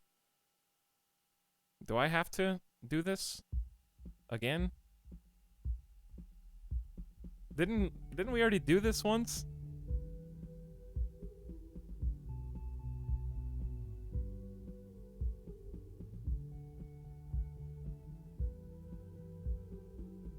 I just don't want the whole stream chat to be consumed with people trying to untime out some of that. So maybe I'll just postpone the ban until I take a day off.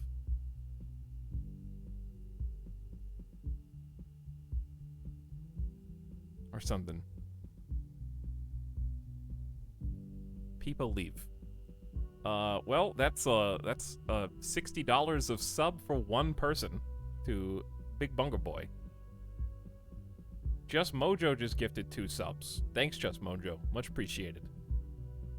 I wish I had a hotkey. Actually, I do have a hotkey. I can mute the alerts only during dialogue. That's a good idea.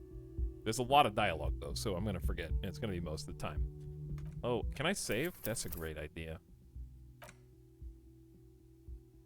Do you really wish to reuse bits and replace the contents of the save game?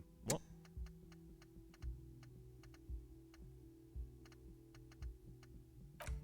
there we go.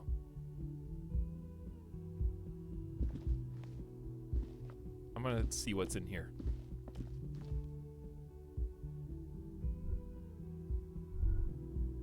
Oh, we got a right-click menu. There's nothing in here yet. She went in that door. This is the weekend edition of the satirical newspaper, Trompe le Monde.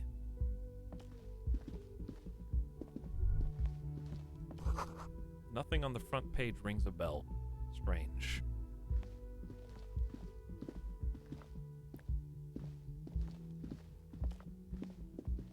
There is a lot of French in this game. That's true. One shoe. Andy.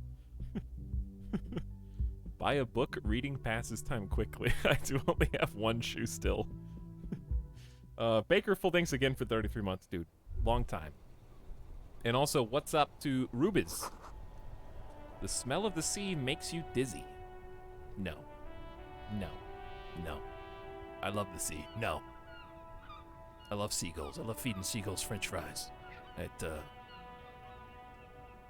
Joe's Crab Shack. Yeah, I have really fond memories of that.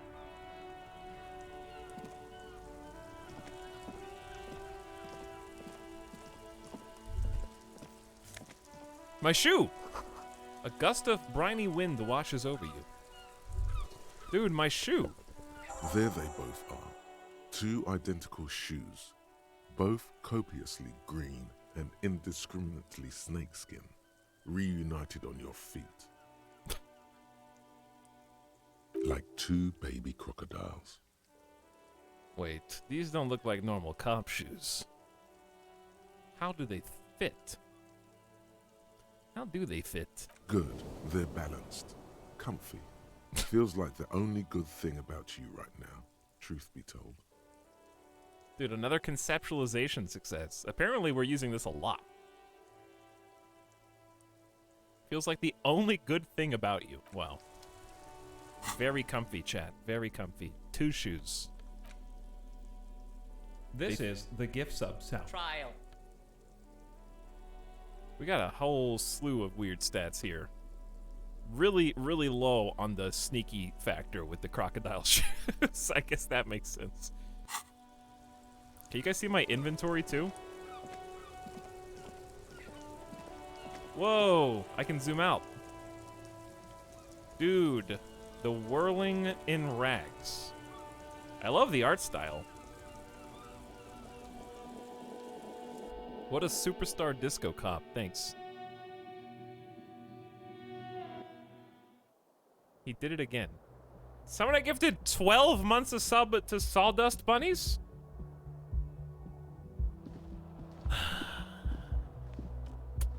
Criminals in my chat flaunting the rules. Career criminal. Wait, I kind of want to... I just talked to you. It feels desperate to go knock on your door again. Low on health, put points in endurance. That doesn't seem like a tip. That just seems like devs rubbing it in your face. Just put points in endurance forehead.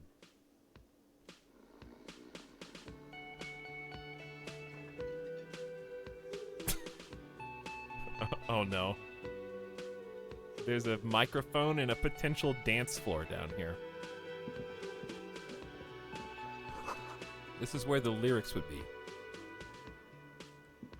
A big old karaoke mic, waiting for someone to sing into it.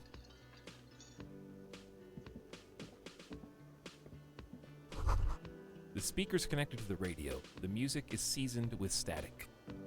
You should totally sing karaoke here, the first chance you get. Your emotions need to be expressed. People need to know your vast oceanic soul. No, they don't. Inland Empire. I don't have any points in you. So shut up. My soul is immense. My soul is modest. It's normal size. My soul is puny. My soul's cubic content is obscured by the hangover. I am highly intelligent. I'm going to pick 4. Of course, at this point, precise measurements of your soul can only be performed from the outside. It needs to be heard. Through a PA system, by other people, whether they like it or not. Ram it up their ears, says your adrenaline gland. Violently express yourself. Half-Light! I did say that I wanted Half-Light to be my secondary perk, right? Or maybe tertiary with the Street Smarts one. DMCA content. Oh, I did turn the DMCA content option on. So I don't know what music's going to play, but it's going to be funky. And it's not going to be what you expect. This goes well with a theory I'm developing. That I'm a down-on-my-luck superstar person. Who is mistakenly identified as a cop for his prominent jawline? Yes, sounds likely. You should probably go on stage and pose for a moment when you're done with this thought. See if it works. What should I sing? You have not yet stumbled on the right lamentation, but it's out there. It'll come to you. You will wreak havoc with it. Don't worry. Lamentation sounds good. They'll really get a gauge on my soul with that. I was thinking maybe I could sing something happy, get the people going. Yeah, that one. No. Don't sing the happy song. It's stupid. Sing the sad song. It's profound. You have to find something tragic to sing first, though.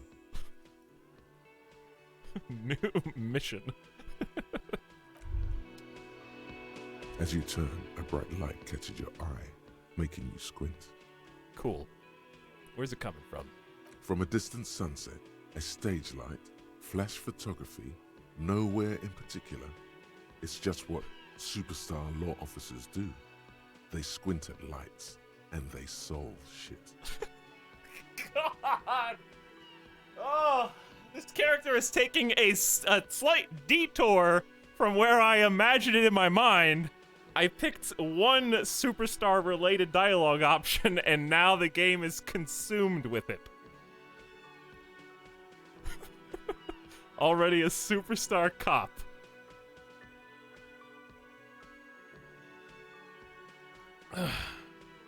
Yep, that's me. I've been establishing my superstardom hard lately.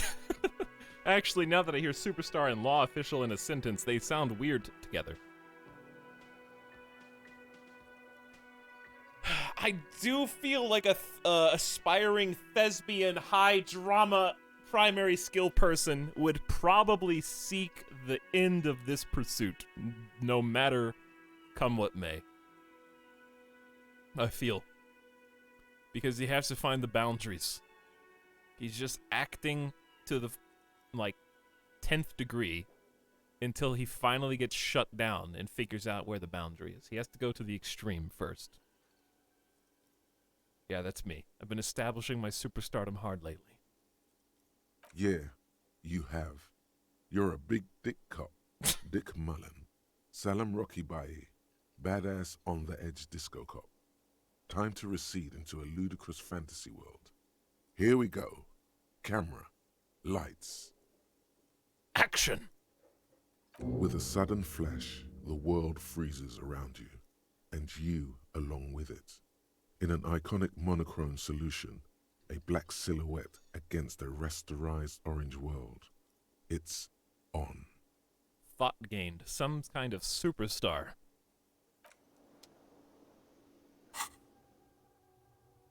First, let's make this absolutely clear. No one is saying you're an actual superstar. In the groupies in cocaine riddled with hepatitis C strikes a lion-esque pose with a mic kind of way. You're not a Guillaume Lemion or Davy Dewis. No, you're a metaphorical superstar. You bring that rock and roll authenticity and passion to a line of work where people don't expect or want to see it. Where some would say it doesn't belong. Law enforcement. What is Internalize going to do something? Temporary research bonus -2 logic. Still seems unlikely. Research time 1 hour 10 minutes. I don't know what that means. Am I supposed to know what that means, or will the game tell me what that means? Oh, and then we got secret ones. Hobo Cup. The Bow Collector.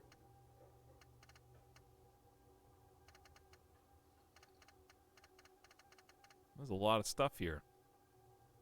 You'll figure it out. Okay, I'll figure it out. That's good enough. Sing karaoke. Get a hold of a sad song on tape. Oh boy, we should save again. This is insane. I did not expect this game to be like this. But it's a good kind of surprise. The menu's been wiped clean. Only the word Monday is written on it. A woman's hand wrote yesterday's menu. Today's starts in a man's handwriting. This is a water cooler. A large bubble is rising to the surface. talk to this dude. A man in his late 20s stands behind the counter, inspecting a stuffed seabird. As you approach, he gives you a sideways glance, then looks down again. Everything is cool between you and this guy. He's a big fan. Make some small talk. Empathy. Easy, failed anyway. All I had to do is roll 8. Look at the stuffed bird. A competent work of taxidermy. The white and brown seabird lies among piles of coasters and drying mugs. One of its wings broken. The man is trying to mend it. Looks like the bird was ripped off the shield that was used to mount it, most likely on a wall. This is the Great Skua. The seabird is the symbol for the discovery of the Insulindian Isola, the part of the world you are in right now. High intelligence. Another success. I'm enjoying how often the different stats come into play. The seabird is this. Okay, so we recognize it as the Great Skua. What happened to the bird? Can I help you with that? That's the Great Skua, right? Yeah, impress him. Use your drama. Look, your buddy is over there. He looks at the doors, where a man in a bomber jacket is tapping his foot on the floor. Why don't you go and talk to him, okay?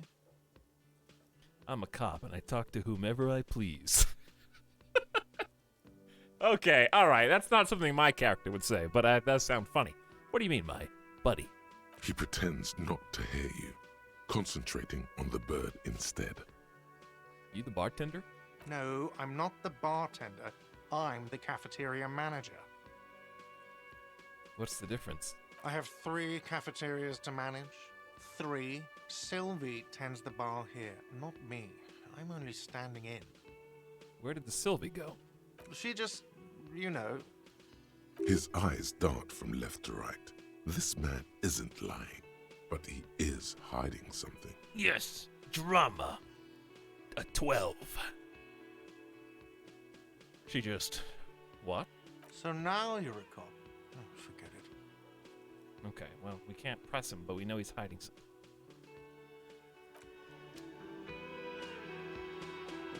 Is it weird that I feel compelled to save after every encounter? Also, I want to be 100% certain that streamer mode's engaged. Replaces certain copyrighted pieces of music. Yeah.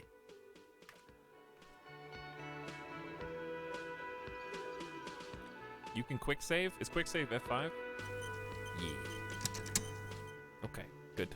Good. Also, we have a thing.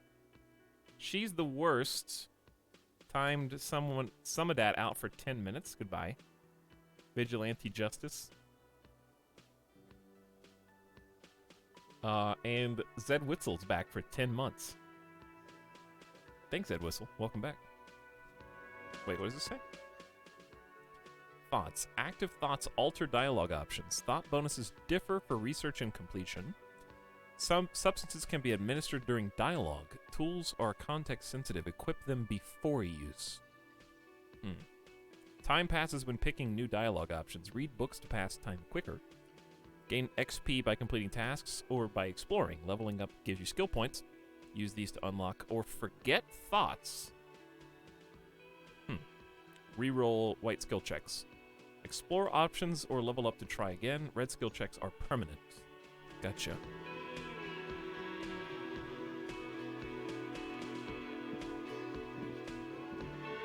But I can't help but waste time looking at everything.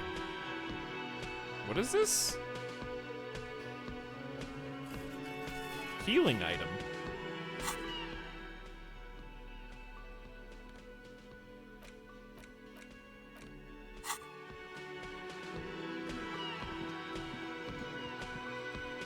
Where did it go? Not here. I don't know where it went.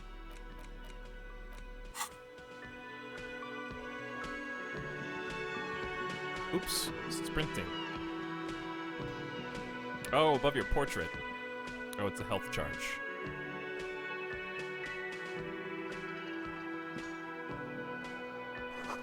Sign reads mess hall reserved for union members. Doors open at 1600. Excuse me. Royal pinball machine is unplugged. This is supposed to be my buddy. All right, let's talk to you first. Hello, sweetie. Lena, the cryptozoologist's wife. You shouldn't keep your colleague waiting. She nods toward the man in the orange bomber jacket. Okay.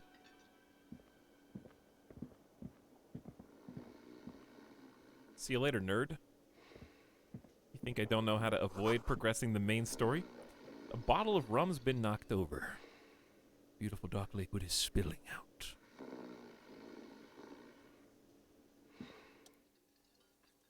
A man sleeps at the table wearing mud-caked boots and rolled-down overalls. The back of his shirt reads, Wild Pines, encircled by a logo with a tree. On the counter, rolled out of his open hand, you see a blister pack of headache medicine. Pick up the pills. Physical instrument challenging. Wake him up. Don't I have a headache? Let's try waking him up first. You gently shake his shoulder, but nothing happens. This man could probably sleep soundly in a ship's engine room. The man does not mind. You probably need them more than he does. Uh-oh. You've just picked up some magnesium. This item is stored in the bottom left corner of the screen above your character portrait. Use magnesium to heal your morale if you have morale damage. Well, mine now. Thanks, tutorial agent. You backseating in the game? How could you? Well, I tried to wake him up, but maybe I just tried to wake him up to see if he would stir if I picked up the medicine. Summer door closed for the winter. Okay. It's too much snow gets in.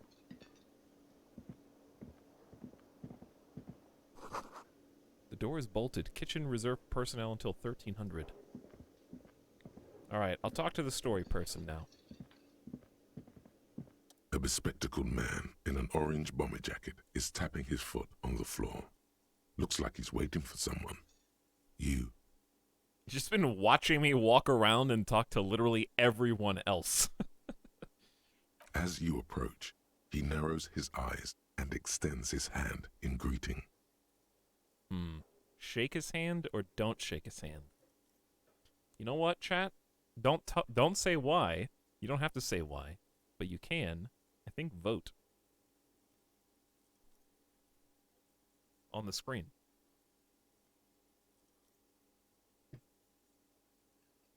Wow.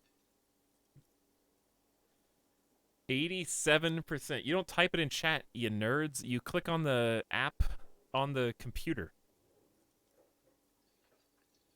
You goofballs. Guys, you vote by clicking.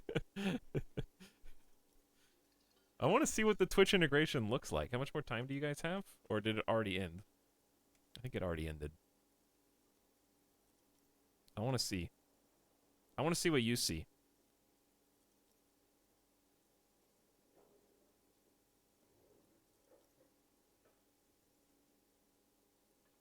Oh, the quest log on the left. That's really cool.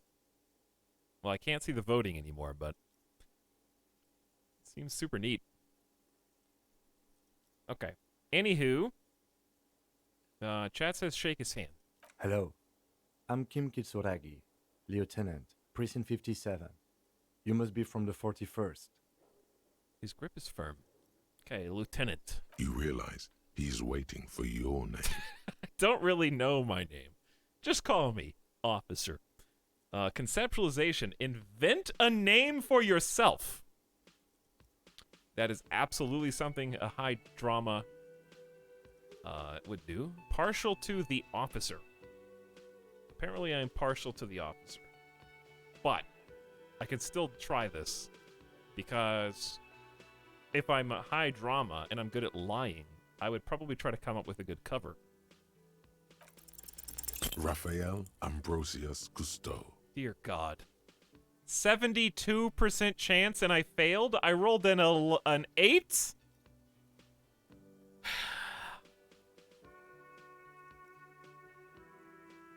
Dice. I rolled a 1 and a 2. It's so cool. It's very cool. But won't I come off like a douche if I call myself that? It's very, very cool. But maybe just a bit too ostentatious. My name is Raphael Ambrosius Cousteau.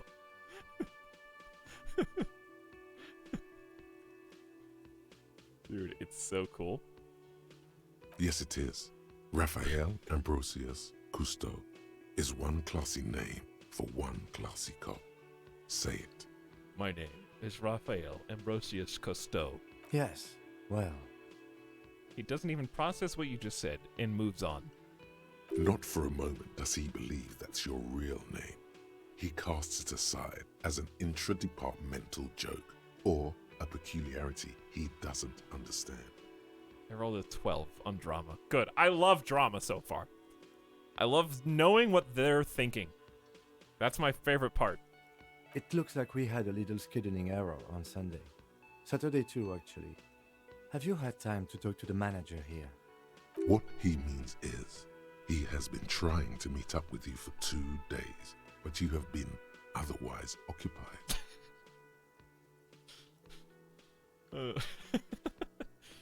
You mean him? Not towards the cafeteria manager. Yeah, I just talked to him. No, I haven't. There must be some kind of misunderstanding. You're taking me for someone else. No, I would never reveal that secret. I'm a superstar, and I am who the people think I am at all times. If you don't mind, we should talk to him again. Ask him for a rundown of the area. Now that I'm here as well. I understand the scene is out back, right? It also wouldn't hurt to assure him the police are finally here. In full force, I mean. Have you mapped out the initial interviews? Yes, the police. I am aware that I'm a policeman.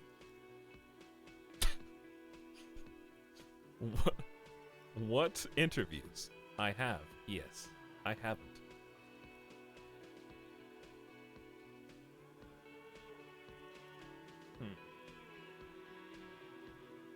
I have, yes, of course. I've mapped out all the interviews.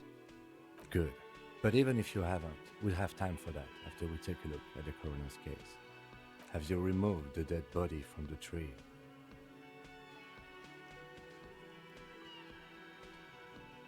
Look, man, you know, yeah. Am I just a pathological liar?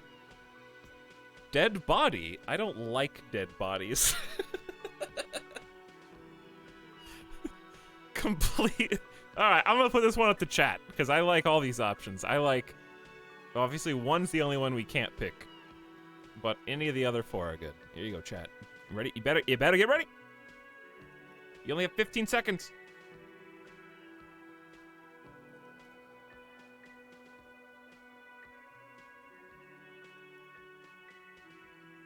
You can't type it in chat, you gotta click on the screen. You only have... Well, it's over now. You only have 15 seconds.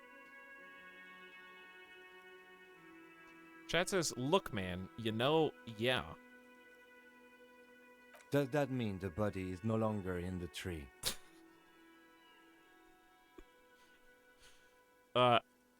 No.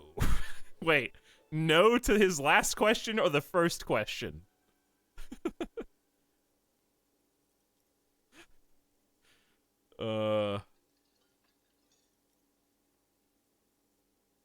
Yes. No, wait. Hang on, what? Dead body. Now do 1. No. Alright. Does that mean the body is no longer in the tree? I don't like dead bodies. Sure. But did you take it down from the tree? Dead body? No, I gotta play along. No or completely? Look, man, you know, yeah. Does that mean the body is no longer in the tree?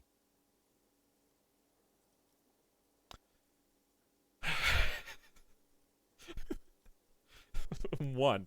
No, I'm not gonna pick 1 now. The dead body is it's still in the tree. So, the body is still in the tree, where it has been hanging for 7 days straight. We should go there as soon as we are done talking to the owner. What a shame. Get to it now.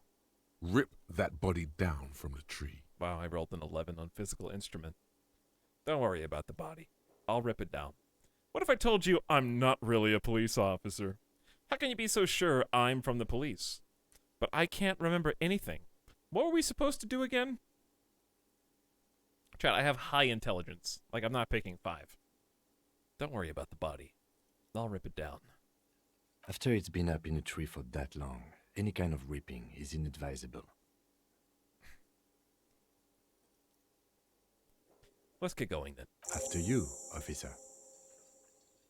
Interview the cafeteria manager and inspect the victim's body.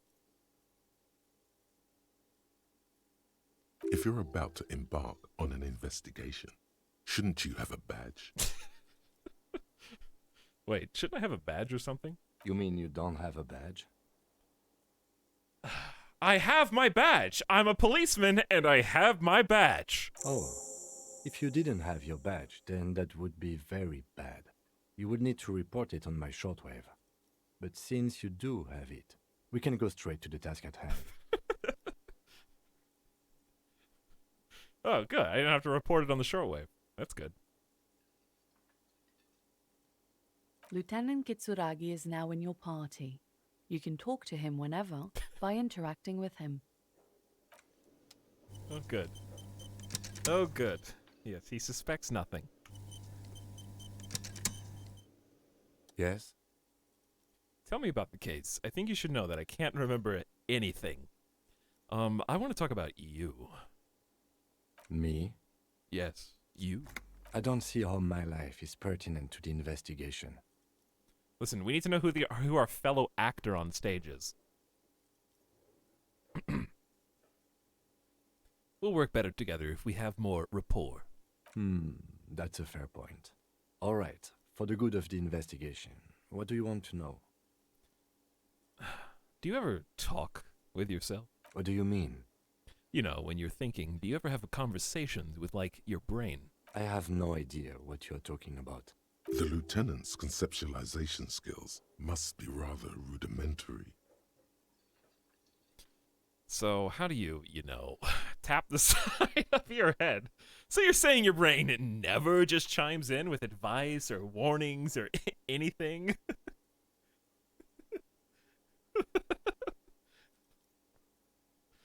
How do you, taps the side of head? What? Think? I do most of my work inside my notebook. The lieutenant produces his small blue notebook and idly thumbs through a few pages. We all have our different mediums. His is written. You're super lucid, what? Yet psychedelic. You don't need office supplies to connect to your nervous system. You're special. Thanks, electrochemistry. You don't need office supplies to connect to your nervous system. I just realized all the skills are chat. That's true. Every time one of the parts of my being chime in with their own thoughts is like someone in chat typing their opinion on something. And telling me what to do. The voices are chat backseating, yeah. I think that's accurate. Hey, you're wearing glasses. That's correct. That makes him a binoclard. Completely uncopped material, if you say so yourself.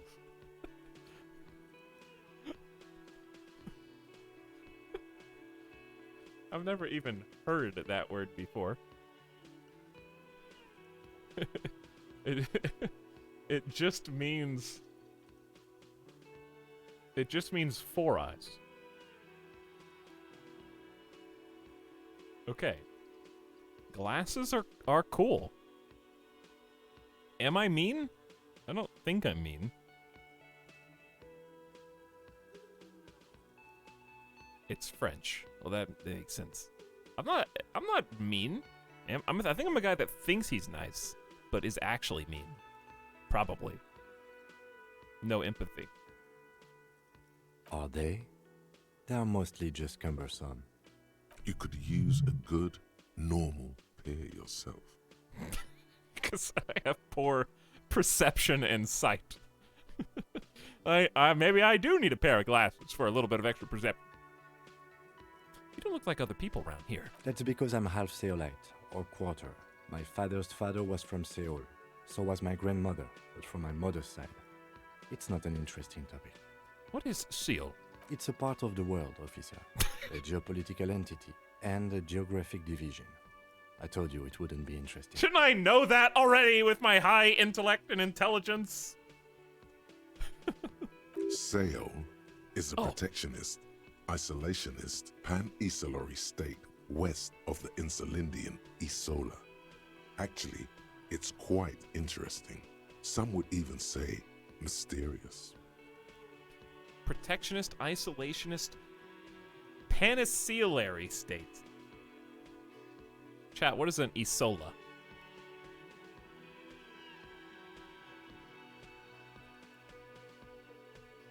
It's just an island. Why did he say Isola instead of island? Does it just sound cooler? Is it Italian? Is Isola Italian? I got stuck on panisilary. That's okay. If you type in panisilary, the first thing that comes up is Disco Elysium, so I'm not gonna look up anymore. It's not. I think it's a game word. You're only making it sound uninteresting. I still want to know more. You're barking at the wrong tree. I don't speak a word of Seolite. I've never met either one of my grandparents, and I've never been to Seoul. I'm a regular Revacholier. He seems almost proud of these things. A point of pride to him. Interesting. I love when we roll perfect 11 when we need an 11. Tell me a secret about yourself. No. Your brain sends the signal to your lips, but they refuse the order. Something is paralyzing them. You're pretty sure it has something to do with the lieutenant's eyebrow. What's happening to me? Something the matter, detective? What's going on? It's like you're a puppet in his hands. Legendary failure. Oh, you need a 14. He has so much authority that he's literally like able to control me with his facial expressions. There's nothing you can do. The lieutenant relaxes his eyebrow, and you seem to regain control of yourself. That's all for now. Good. Let's change the subject. Tell me about the case. What do you want to know? Literally anything about it. I can't remember a single thing. Would you say this is a mysterious case? If we're from different precincts, why are we on the same case? That's a good question, actually. I'm afraid you and I are pawns in a pissing competition. What do you mean? You don't know? I assumed you were in on it. You know what I'm in on? Retrograde amnesia. Am I really going to be the guy who never tells anyone that he can't remember anything? I guess I told the one lady. Yo, Etalyx, looking pretty in the face cam. You like my smile? My face is stuck like that. I am a superstar, after all. I mean, I could do the thing. The classic.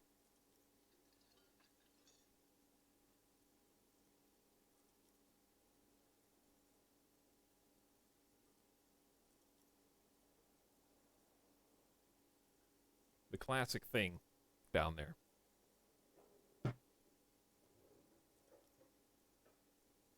There, am I the guy now? The expression. Was that the expression? Actually works.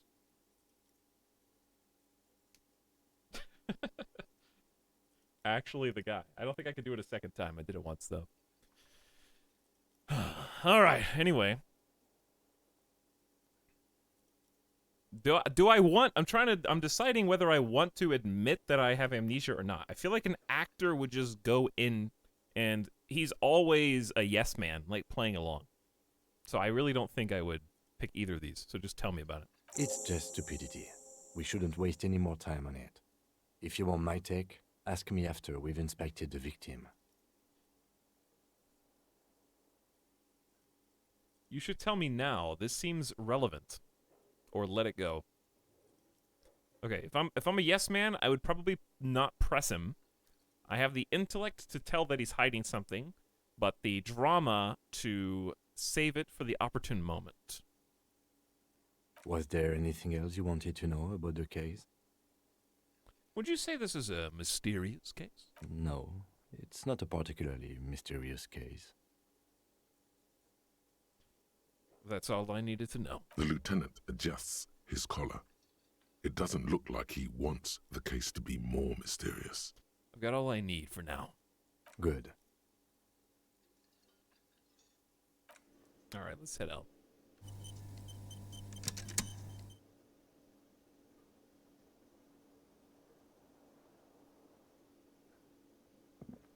So we can go outside. What? That sugary black rum stain on the counter makes you teary-eyed with joy. It's almost touching how syrupy and sticky it is. How long have you been up already? An hour? 2 hours? Pretty long. It's drink o'clock.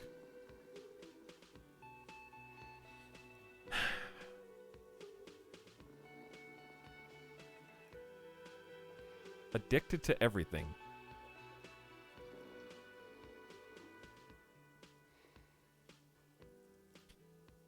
We are a superstar. Attaboy. It's coming back to him. You had your mesolimbic reward pathway worried there, not thinking about drinking all that time. It was like you weren't yourself. I've been secretly thinking about it all this time. Actually, should I be thinking about this? Looks like drinking hasn't turned out too well for me. Now that you mention it, I do need a rum and lemonade. I'd love for Gar to serve me up a beverage. Maybe later. I mean, I'm a detective and I'm a superstar. I do need a rum and lemonade. Forget about the bar.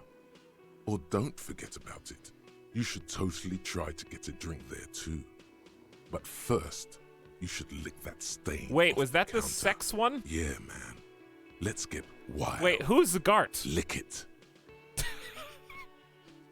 Wait, no. Wait, lick the rum off the counter?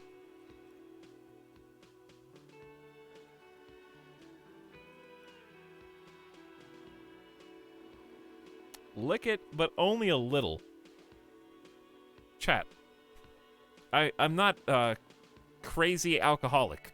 I'm an actor. I have to keep the facade, okay? Don't lick it. What happened, man?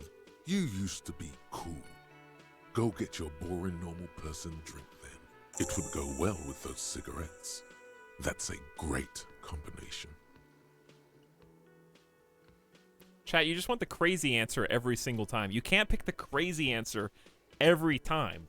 You gotta RP it so that when you do pick the crazy answer, it's like, whoa! If you just pick it every single time, then you just anticipate the whole thing going off the rails, and it gets boring because it's just so crazy. You gotta have balance, equilibrium. Plus, I'm still gonna be really shit-faced, apparently, with cigarettes in my hand. Like, my body is still trying to get me both items. He gave in. Wait, what's this?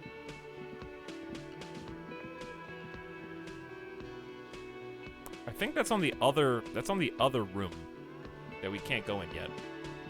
It opens later in the day. All right, let's go upstairs, I guess. We need to go to the back. And get the body. And do interviews. Well, we can start here, I guess. The door is closed. There is no answer. Knock again. Still no answer. Knock again much harder. Still nothing. The lieutenant gives you a quick glance. You should punch a fucking hole in it.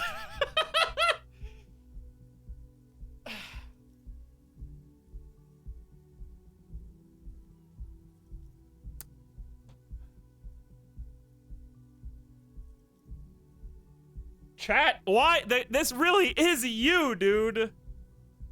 This really is you.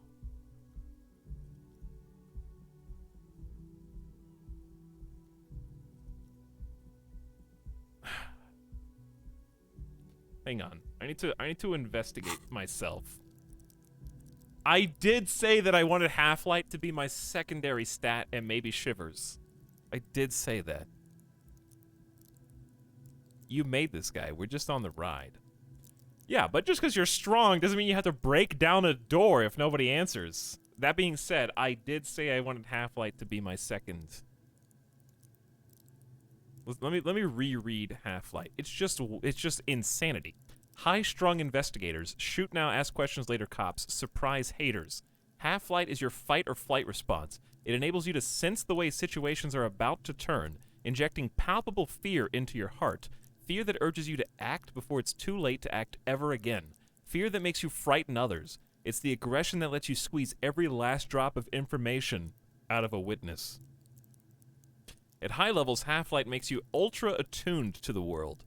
It is perpetual fear of your own shadow, of someone else's name or scent. You'll be ready always to pounce and physically interrogate passers-by.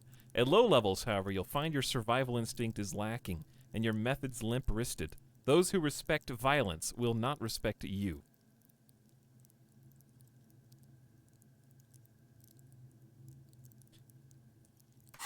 Half-Light is paranoia and paranoid violence, basically. Chad wanted me to punch the door. Punch the door. You slam your fist into the vinyl. It does not produce a hole. The door sits sturdily in the frame, and your fist hurts. This was all a very good, normal thing to do.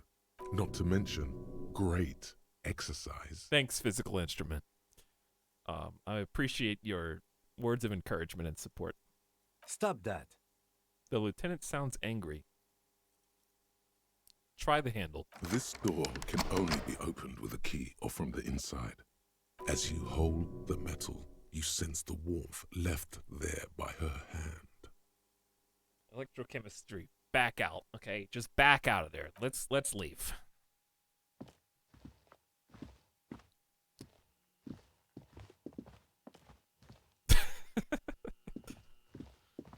Oh my god. Alright, well, I really don't want to take him into my apartment. That would be really embarrassing. But I feel like I have to. Well, if I'm just dragging him around back to the same places I just was.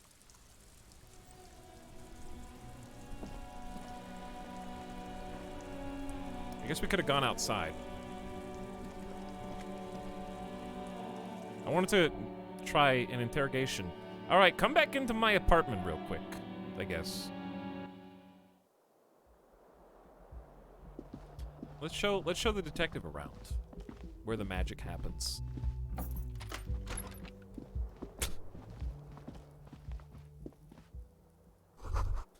Kim tries not to look at your broken down bathroom door. This would be so embarrassing. The bed is cold and not particularly inviting, but it's yours. The sheets look awful. The option to go to sleep becomes available every night after 2100. Oh. Kim also tries not to look at the pile of taped viscera on the carpet, or the weird suitcase on the hat rack, or the potted plant dying in the corner. But it's all just too morbid to ignore. I have a sneaking suspicion that I'm the one that killed the guy. It's probably how it's going to go down, based on how incredibly messed up my entire life, apartment, and the nostalgia. I'm getting some real like hangover vibes. You're looking at the destruction. This is where the magic happens. I did it my way. I'm sorry for this. This is where the magic happens. And by that you mean crimes against humanity? Well, crimes against myself, anyway. I defy bourgeoisie morality in here. Defied it hard. This is an expression of me, my individualism. No, I meant disco. Never mind. He's going to say the title.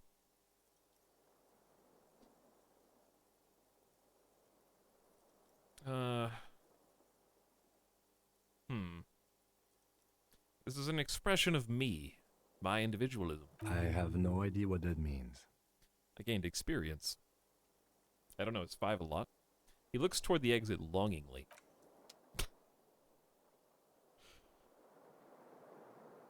I probably can't do the skill check still. I still can't go through this door. Mysterious door. Yes? You seem to be... I kind of do want to do the... You seem to be following me. Excuse me? Just an observation. You have a distinctive way of walking. If I were to walk in front of you, we would surely collide. What do you mean, distinctive? I hope you don't take this the wrong way. It's just a collegial observation. In the 57th, we call it the Jamrock Shuffle. Officers from Jamrock's 41st Precinct tend to move a bit erratically. How do you mean? They say it's a scene-clearing technique developed by one of your lieutenants for gathering evidence. It's erratic, yet thorough. Prioritizes containers. Dude, hang on. Is it because I'm the player? Like, I go and investigate every single container, and just at random, the loot goblin walk. Why containers? I don't know. Containers contain, I guess. I'm making assumptions. We should move on. The hero always loots the boxes. Yes, exactly. Alright, well, I wanted to see what he would say up here, and I guess now I have my answer. So let's go outside. This is really good so far. Yeah, Grugan, I was just thinking the same thing. It just got so much... I love that how small scale it started. I was worried we were going to be dumped into, like... Obviously, things are unraveling the further we go, but I was worried that it was going to, like, go too big at the beginning.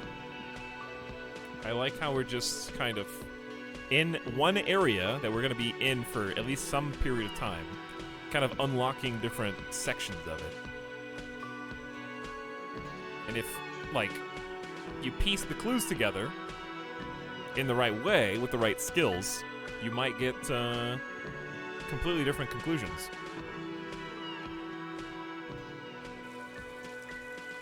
This game is a unique experience. Probably one of my favorite games of all time. Yeah, it's highly beloved in chat. I get that energy from you guys. And it's been really rewarding so far. Let's do some loot container-ing, I suppose. A heap of snow melts in the wheelbarrow. Oh, dude, is this the car that I heard? Before you stands a motor carriage. It is. The bodywork is covered in blue and white livery, bearing the number 57. Vapor emanates from the large engine on the back of the vehicle. It hasn't had time to cool off yet. The more back seating there is, the more beloved the game is. It's true, they are directly correlated. This must be the infernal machine that tore you from oblivion. The Caprice Kinema motor carriage. Open the door. In the cabin, you are welcomed by a set of steering levers, a radio microphone on a hook, a pull-out toolbox under the seat, and the soft glow of the fuel preheater gauge. This is his car. I'm just like investigating his car for sure. Pick up the radio, pull out the pull-out toolbox. Yeah, that one. A metallic drawer slides out from under the seat and clicks into place. The tools inside are neatly organized. Take what you need, officer. It's going to be a long case. I'm not protective of my tools, like some men are. A pry bar, chain cutters, a flashlight, or push the toolbox back in. I'm gonna take the flashlight. It's robust, weatherproof, and well-made. Police issue, blue. Lets you see things in the dark you would otherwise miss. Exactly what I was thinking of. We might need all the tools, but I'm not sure. Is there a carry capacity or anything like that?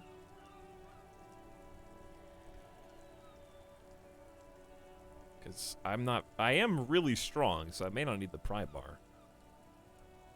But, I mean, I don't see any reason not to take them right now. But that being said, who knows? The pry bar feels nice and cold in your hand.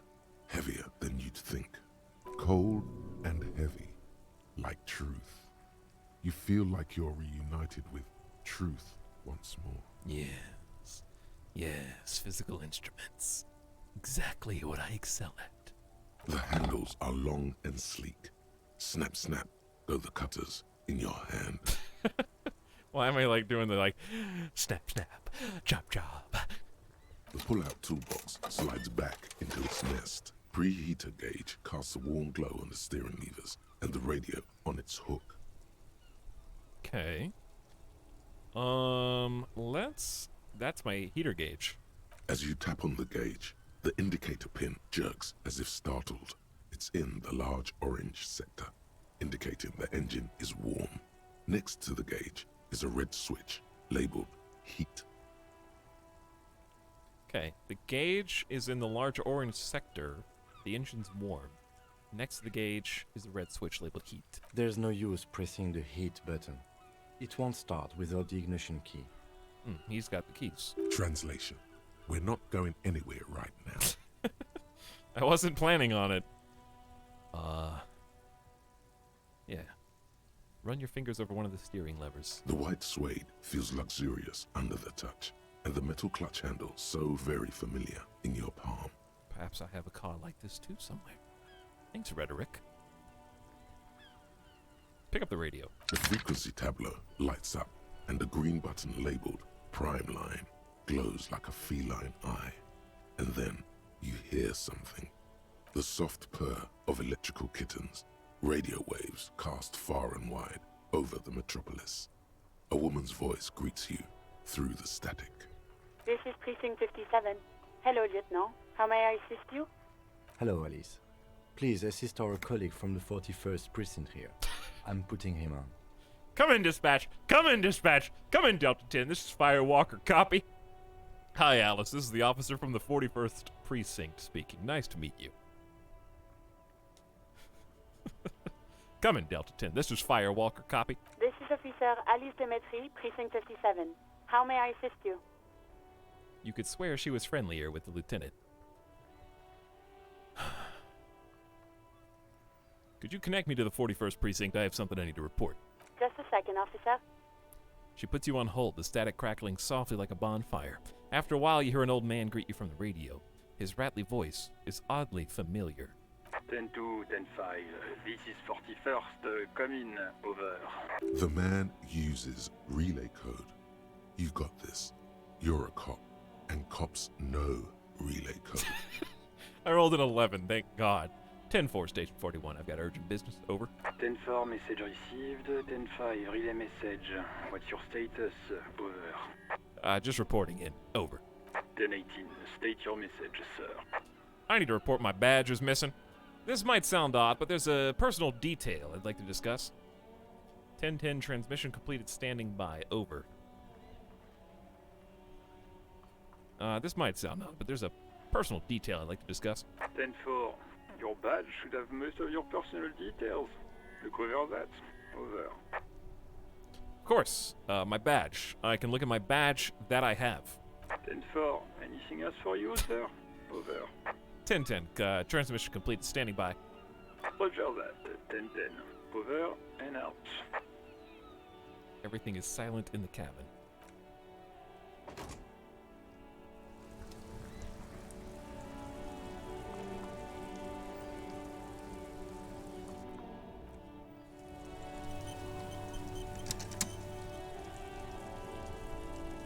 so many people and things. I love the possibilities are endless.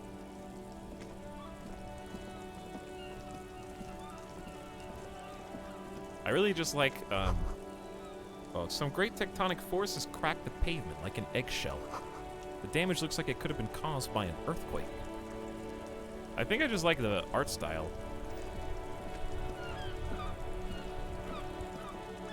And how you maneuver through each area. An ancient fountain doesn't even pump water anymore. There's a tree in it.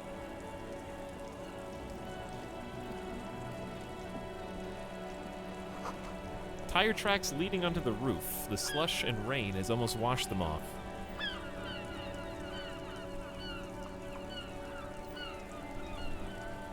So many people. We have an investigation that we need to do. I'm getting a little ahead of myself.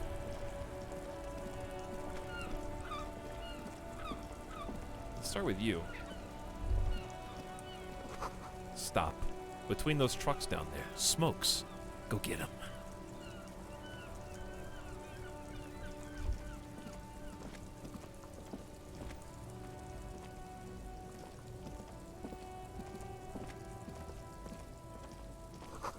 Goods from the lorry haphazardly litter the surroundings. Wait.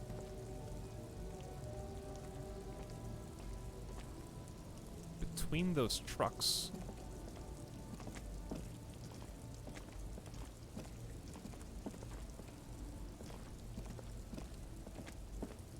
How do you get over there? Oh. I didn't see that.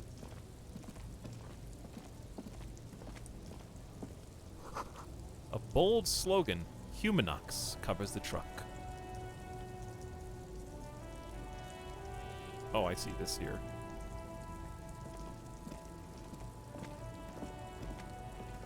Different trucks. There are a lot. Oh my goodness, this is a big area. I was so happy that I was in my tiny little space. I was in my little cubbyhole home, and then I got let into the outside world. Foreign car kept in good conditions.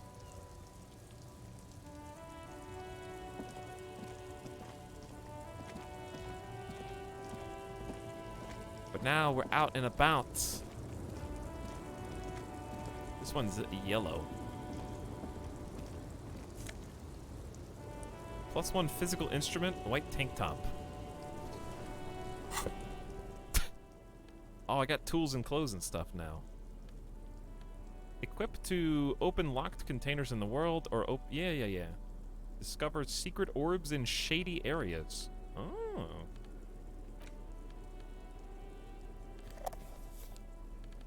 Oh, interesting.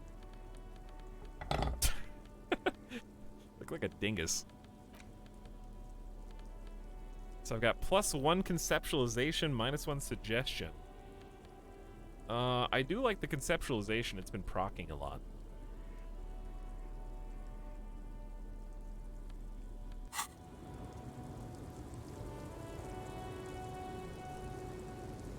How do I... Well, does this have a battery, or are we good?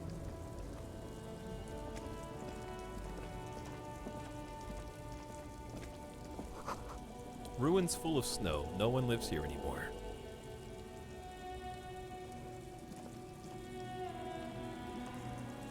So many nooks and crannies I can investigate.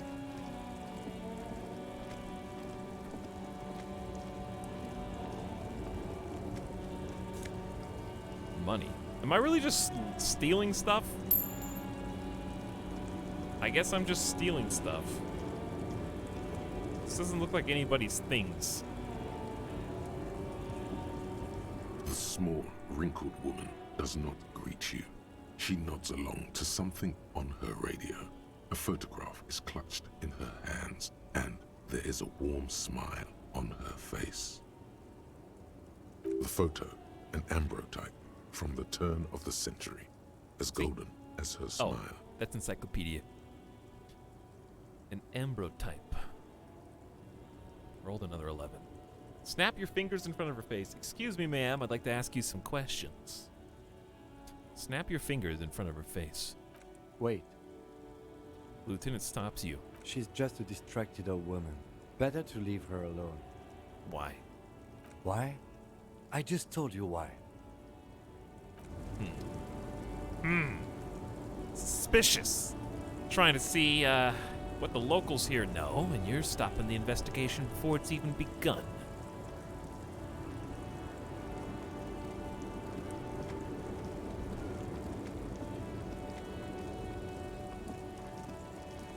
Flashlight within broad daylight. An old monument stands in the middle of the traffic island, pointing toward the sea.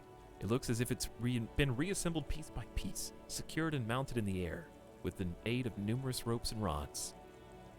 Who is this? Oh, I didn't see this up here.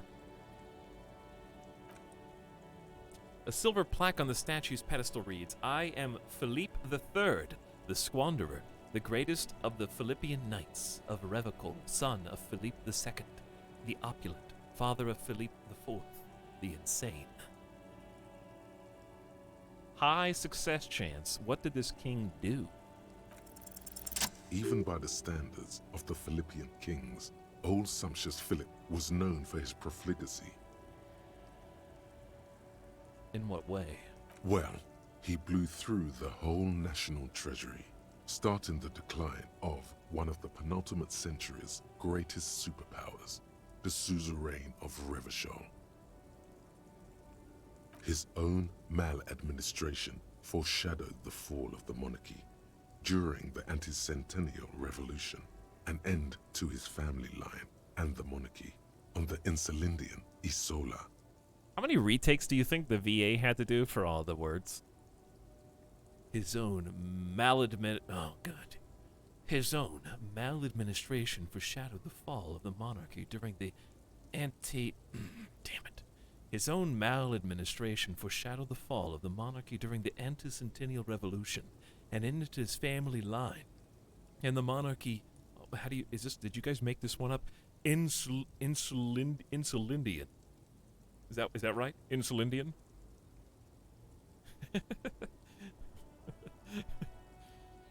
How did he manage to blow through the entire national treasury?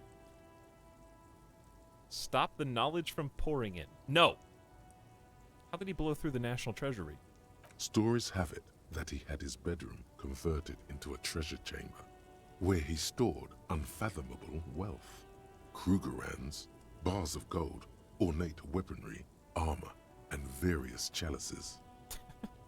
Bedroom was a treasure chamber. There were whispers he slept on a huge pile of gold-dipped feathers, like some obese dragon, instead of a bed, like a normal person. I would like to sleep on gold, hustler style. The king is the king, and he can do anything. Wait, really? There's no way that's true. A deplorable farce. No wonder everything went to shit. I'll put this one in the chat. You got 15 seconds, go! Click, click! Quick, click! I kind of wish you could customize how many seconds you guys get. I'd like to give you 30 seconds instead of 15.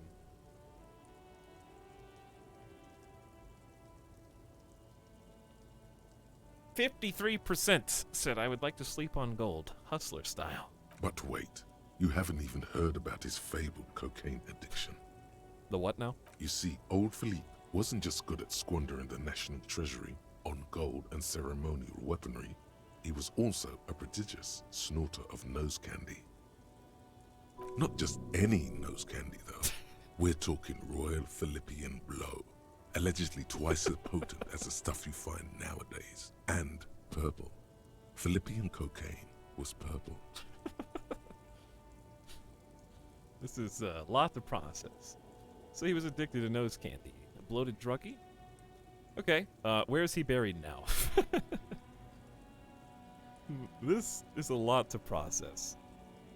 His Majesty's courtiers said it helped him connect with the higher realms.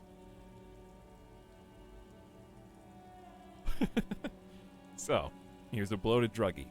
That's what the revolutionaries said 150 years later, right before they emptied out the royal mausoleum and dumped His Majesty's mortal remains in the Insulindian Bay. All right, where's he buried? Beneath the cold waters of the Insulindian Bay.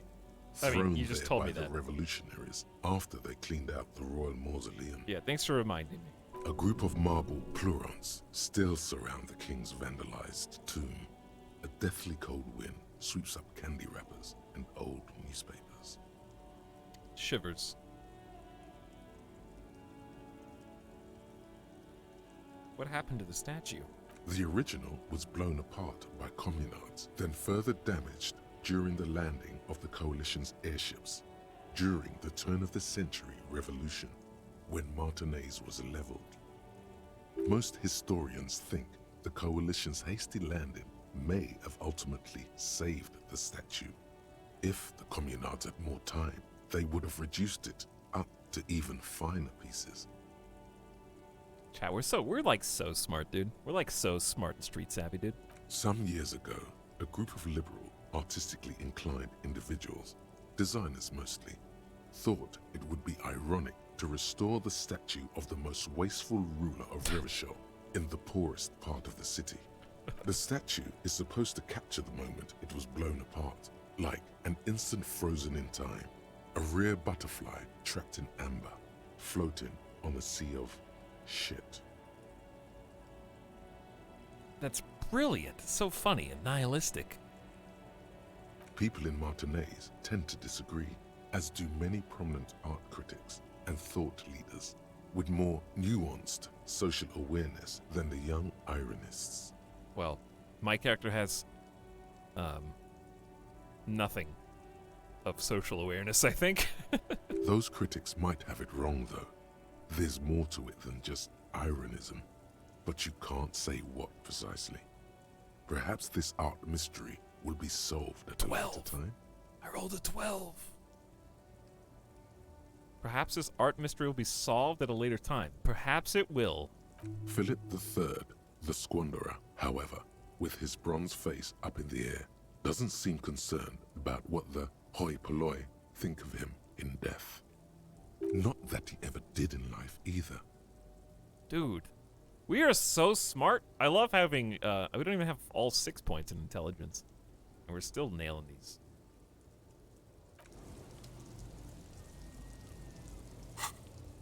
Oh boy. I have to find the booze.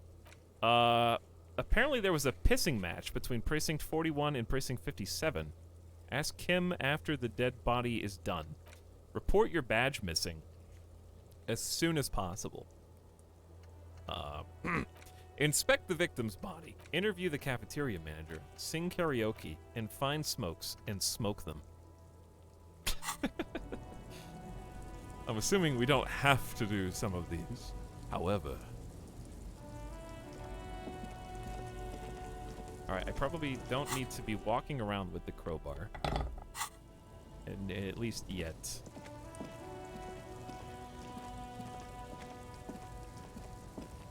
What do we have? Oh my. Okay, turn around. Turn around. Not yet. I thought there was going to be a dead end. We're getting way too ahead of ourselves.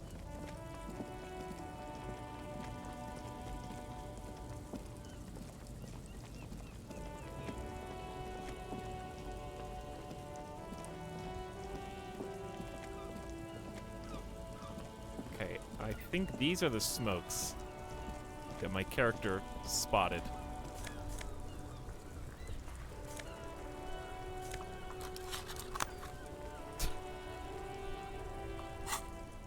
Am I gonna smoke immediately? Substance use effects. +1 intellect, -1 health. Oh, it's a buff. These Grandmate cigarettes are remarkable for their high tar content. A favorite of fishermen, police officers, and working men the world over. Do I have to choose wisely? Well, okay, I guess here's the question that you can spoil. Will it give me the opportunity to smoke in a conversation, or do I need to predict the conversation before it happens and smoke first? Is that the vibe that I'm getting? Dude, think of the buff. That my brain wasn't lying. There is a big buff there.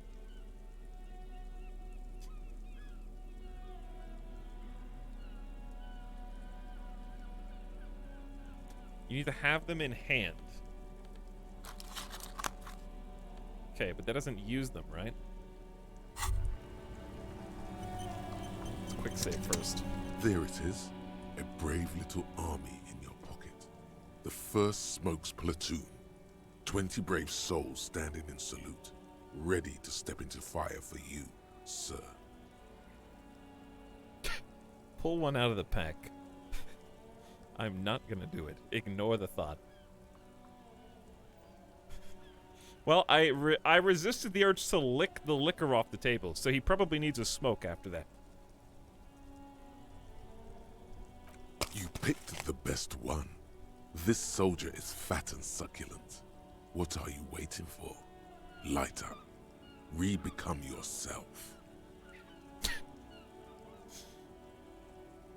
I don't want to light it right now. People are watching. Put it back in the pack and ignore the thought. I'll let chat choose. Chat? 15 seconds. 3, 2, 1. You have to click the screen.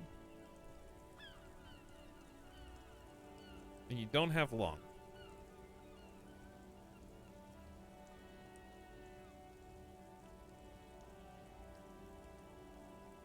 I'm poking the screen. You may have to allow the app to be on the screen. If it's not showing up, refresh for next time. Yes. You may have to enable the extension. Chess is lighted up. Get a load of this rock and roll cop here, people. Johnny Thundercop fishes a cheap lighter out of his pants. With a flick of the thumb, there's fire. A primal satisfaction. Here we go. Throw it away at the last second and ignore the thought. Dip that bad boy in the flame and breathe in. Thick, warm smoke gets sucked down into your lungs. Immediately, you feel a warm nostalgia fill your head, body, and soul. A nostalgia for yourself. The man you were in your youth. Johnny Thundercop is back, and he's chill as balls. He's chill as balls. Smokes Astra. Task complete. Find Smokes and smoke them. Dude, that was 30 experience points. In the bottom right corner of the screen, there's a cigarettes button. Cigarettes gives +1 to intellect skills. Logic, rhetoric, conceptualization, visual calculus, encyclopedia, and drama. This is good before a white check, but damages your health. I see. So I got 3 left. Minutes left, 59. Okay, so it's in effect for 59 minutes. Most interesting.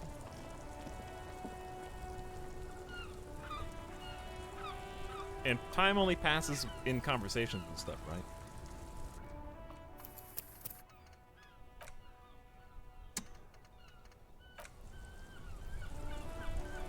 Alright, before we continue, I'm having a ton of fun.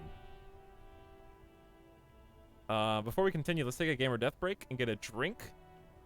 Maybe I'll get some substance myself so I could be more in character. Perhaps. No, not a smoke break. But maybe you lick the liquor off the counter break. You know what I'm saying? Oh, that's not BRB anymore. You can see my stats.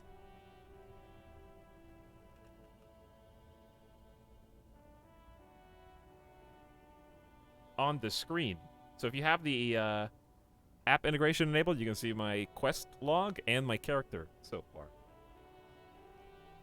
Leaving it unpaused doesn't hurt, right? It's 9:35. I'll leave it unpaused so you guys at least can see the game. Instead of the pause menu. It's 9:35. Has the time changed?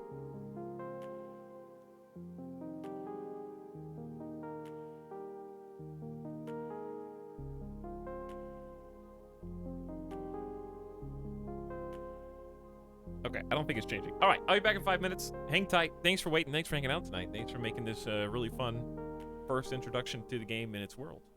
See you in a few.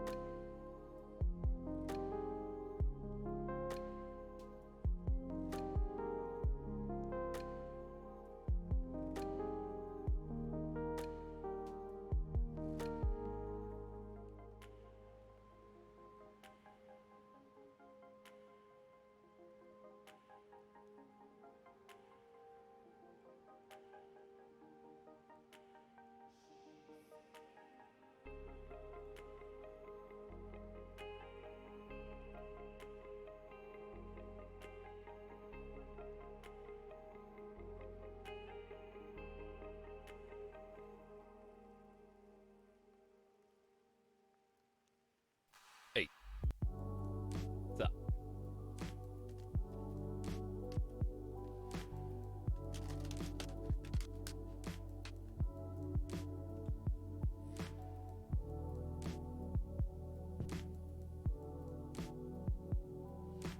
What's up, Pat? Time has not advanced. Some gamer stretches.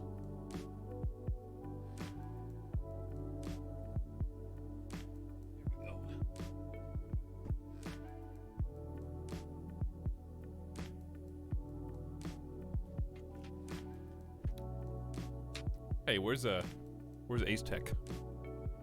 Can we confirm whether or not peanut M&Ms go with Kentucky whiskey?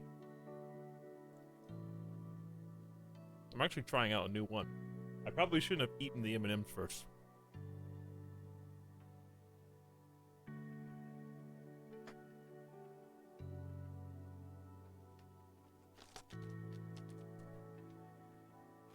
M&M palate cleanser.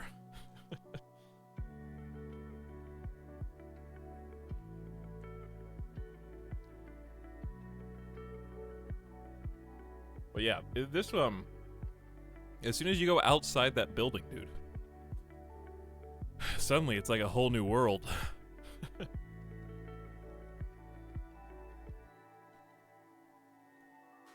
It went from like linear to wherever you want to go, man.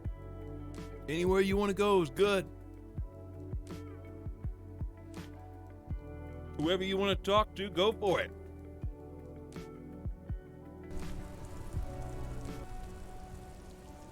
Hey, what's up, Aphex? And anybody else that's just people arriving?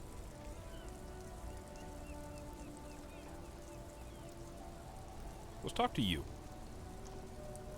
I am a gander and a hunter and a gatherer. Feel like a traveler. He mutters to himself, accenting the beats as he goes. A simple little cadence. He seems to be making it up as he goes. Keep listening to a fellow performer. From another planet. Hey there. I am the law. What's going on here? It's the jam, my man. It's a jam, my man. What's the jam? Traffic jam for the ages. Harbor gates up the street are shut tight. No explanation given. Workers on strike, scabs agitating, an all-around clusterfuck. Meanwhile, we're all stuck here in long-haul limbo for days upon days upon days. Upon days. Limbo, huh? So that's where I am. Cool. Leave.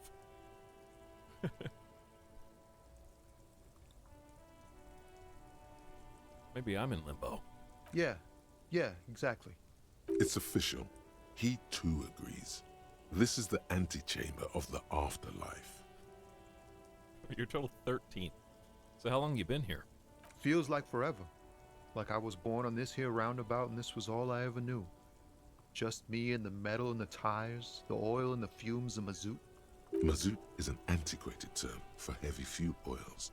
This man has a barely suppressed performative streak, or he just likes unusual words, or both. I dig your style, man.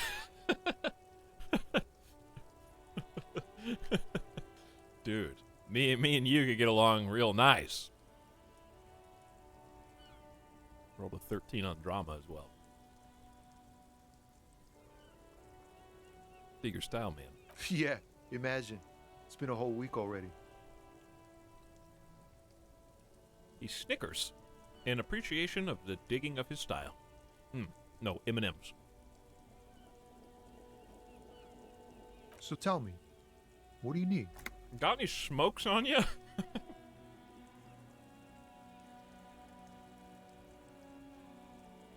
Tell me more about the strike. Know anything about the dead man, the one hanging behind the hostel there?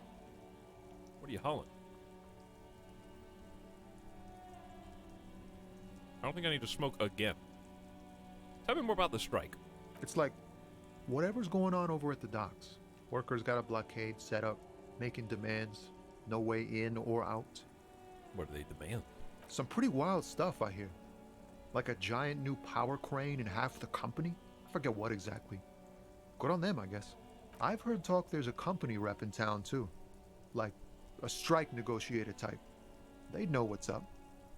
Precise demands and so on. Ah, yes, from the Wild Pines. We'll meet her soon enough, I'm sure. Huh. We have a negotiator with the union. What do you think they want? They want to keep that money flowing in, my man. Ka-ching. He doesn't blame them, but he's not on their side. That's for sure. We are nailing these intelligence checks. That's exactly what we put all those points in there for. Anything else I should know? Anything else? Yeah, this ain't really my area of expertise. I just do my job and get paid. I have things to do and places to be. All of us do. Us lorry drivers.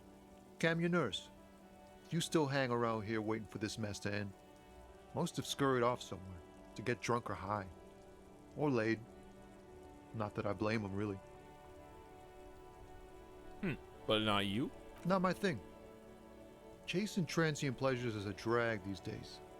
I prefer the examined life now. Thinking, reflecting, observing.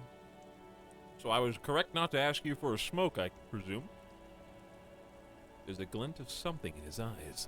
What's better than chasing transient pleasures? The more transient, the better. When one's ended, you can get onto the next one.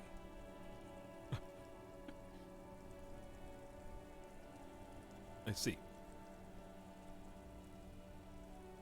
Know anything about the dead man? How about ask him that last? What are you hauling anyway? Oh, high-grade narcotics, illegal firearms, stuff like that. Uh-huh. I'm sure you're actually probably telling the truth. Relax. He's merely joking. Oh, never mind. Rhetoric says that he's joking. I trust you, Rhetoric. You wouldn't lie to me. You're under arrest! Wicked. I've always wanted a friend in the underworld. Get that guy.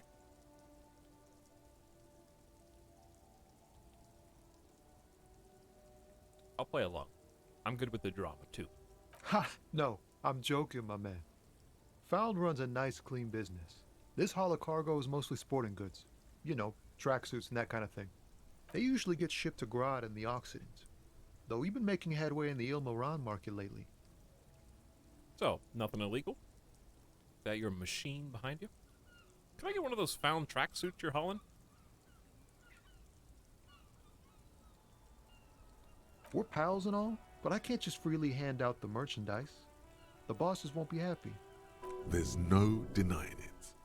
Your body needs to feel the touch of some good performance wear. Dude, you guys need to relax. It's impulsive, man. My guy is so impulsive. Physical sensations are king, I guess, here. We need it. Is that your machine behind you? This rockin' beauty.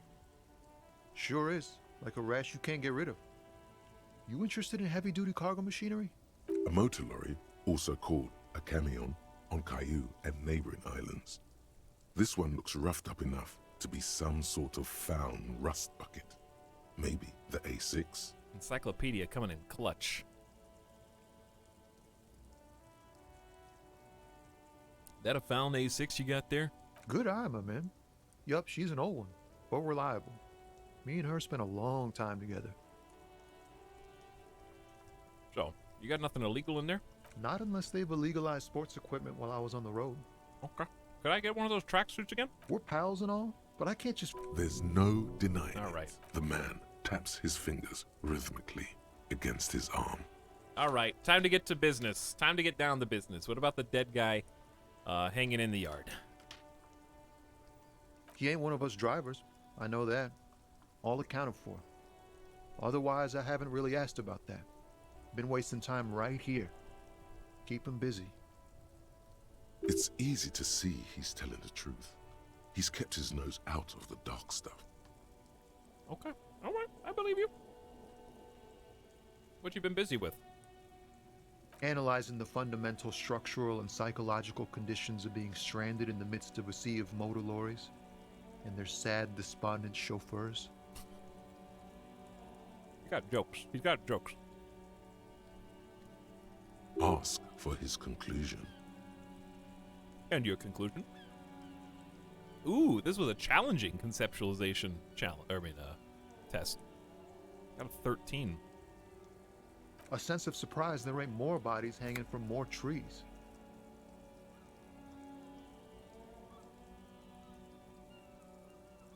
Don't be a stranger. Okay. Yeah, the game updated recently with the Final Cut, and they added a full voice acting to the game. There's only a handful of things that aren't voice acted at this point, but they actually have some good options for people who want to play a certain way.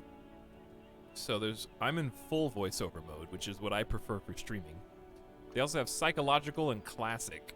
I think, from what I remember, one of them basically does not voice the narrator. So I think maybe psychological does not have a voice for the narrator, because people said, like, I can read faster than the narrator, like when you're playing by yourself, I guess, and they don't want to wait.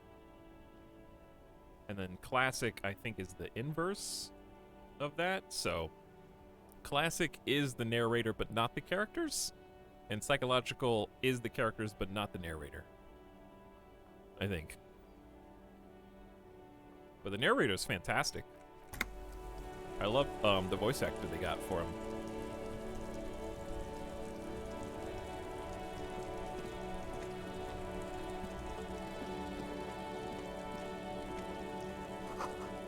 Pigs go home. Oh. Cops talking about us. The RCM in Martinez. What can I help you with? You sound surprised. We don't see a lot of police around here, that's all. I've got some questions. Of course. What can I help you with? We need directions. I don't even know where I'm trying to go. Who are you exactly? Me? I am just a gardener. Cool. And what are you doing here? Good to meet you, just a gardener. Another question then. Am I going to be a lame-o? Narrator sounds like father from Raised by Wolves. Kinda does, Zarino. Kind of. Speaking of, when season 2, Raised by Wolves? Dad joke? Alright, dad joke it is. I am pleased to meet you too, officer. We could use some directions. Of course. Where to? I'm looking for a dead body. Where am I? What do we got around here? What's up in the north? There's the pier, the Cape Side apartment buildings, some more tenements. Not a lot, really. Okay, the pier's to the north, some apartments. What's to the east? The harbor gates, Some kind of commotion, I think. I don't follow the local politics. A fleet store, too. Okay, harbor. Some kind of commotion to the east. Probably that roadblock thing we were looking at. Some shops and a bridge. The canal bridge leads to the coast, but it's broken, I think. Some kind of accident, probably. Dude, an accident in the canal? What? Are you serious? How long has that boat been stuck there, dude? What is on the other side of the canal? Just coast. There's a little fishing village there, and a fish market. But that got closed down ages ago. Okay, so on the other side of the canal's coast with a fishing village and a fish market. Rows of stalls under a broad roof, where silvery fish were heaped on newspapers. Water, water everywhere, pouring from the heavens in the shadow of the old church. Dude, shivers, why you gotta be so creepy? Water everywhere. What kind of fish market is this? Shake it off, you seem to be under some kind of cold spell. What kind of fish market? I'm shining the flashlight directly in your face, by the way. I don't know. The abandoned kind? It used to gather every spring, but there's nothing to do there now. Just drug addicts. What happens if I ask again? Some shops and a just coast. Rows of stalls. Shake it off. You seem to be under some kind of cold spell. Anything else? Okay, so it leads back to the same. How about the west? It's just water.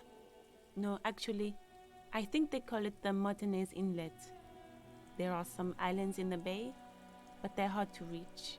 Alright, can you tell me where the dead body is? Oh, that's right there, in the yard. Thanks. No problem. Of course. I won't hold you back.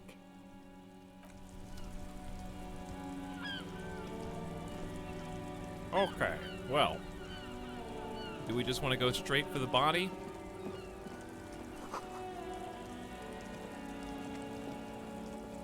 There's so many people.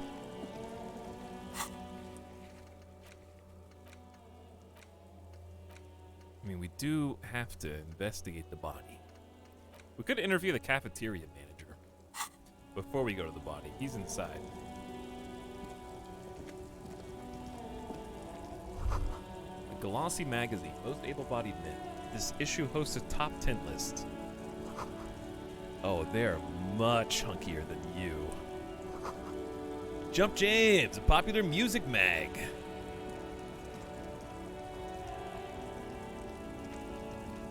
Welcome to Revachol.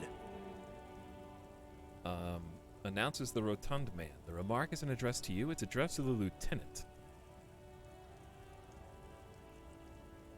Why are you addressing my partner like that?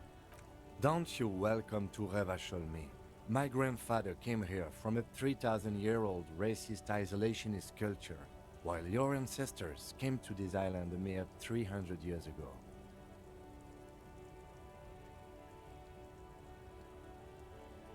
Every school of thought and government has failed in the city, but I love it nonetheless.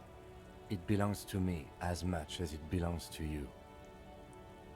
Why is this guy walking around shining his flashlight directly into people's eyes? Oh, so we're in Revachol. You tell him. What's happening? You sound angry, Kim. Oh, so we're in Revachol. It's men like you who keep Revachol divided, making it that much harder for everyone to climb out of this post-war limbo. What he means is, fixation on the Revacholian nation makes it harder for Revachol to actually attain self-determination.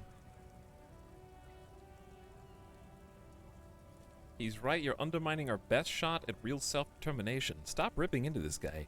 He's just really proud of being Revacholian. So we are in limbo. So we are in a limbo. Oh, come on, man. I just said, welcome to Revachol. It's a lorry driver thing. I know exactly what you meant. You think my kind doesn't belong here, that I should watch myself and behave. But you see, I'm an officer of the RCM. It's actually my job to make sure you behave. I would advise you to remember that. Silence. The air between them becomes tense. Your partner needs backup. Now's your moment to shine. I actually got one! With a 1 in Psyche. Oh, I actually have a 2, because I have an item bonus. Understands cop culture. The very spirit of policing, the cop guys. It enables you to understand your blue-souled sisters and brothers, not only by picking up subtle signals from your partner, but by witnessing flash sideways scenes as they play out in your precinct. At high levels, you'll be the very heart of the police force, not only willing and able, but obliged to take a bullet for your partner. However, without the esprit de corps, you'll be flying blind, unable to understand discreet remarks colleagues make in high-stakes situations, remarks that might just save your life.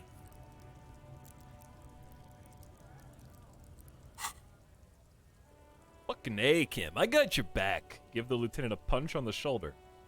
Well, I think we all learned something here. Now that that's settled, we have a couple questions. I got your back, Kim. You two make a cute couple. You know that? Did you just spit on me? The lieutenant exhales and resumes his regular calmness.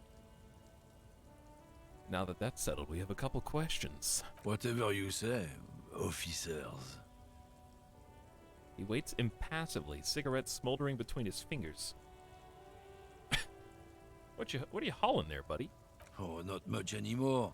I'm here to pick up some cargo, but the dock workers are on strike, so it's a sit and wait on your ass situation. How long's this been going on, then? The strike? Oh, they've been at it for a while. A month, 2 months maybe. But this here is just the last week or so. What kind of cargo are you supposed to pick up, buddy? Apples. Apples? Apples is exactly the kind of thing you'd say if you had something to hide.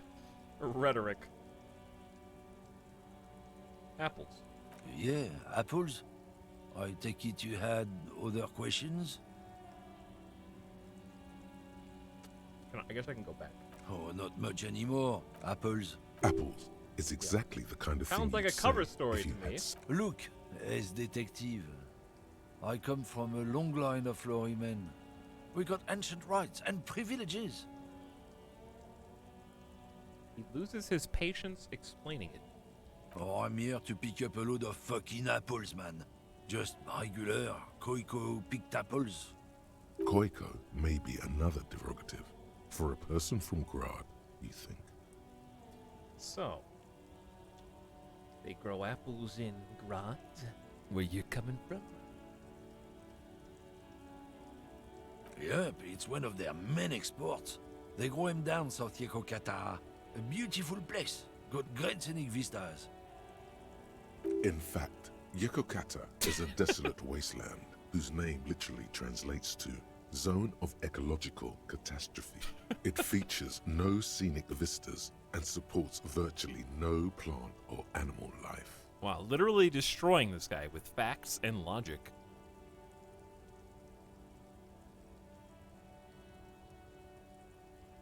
High intelligence. Yekokata is not in the south, and they definitely don't grow apples there.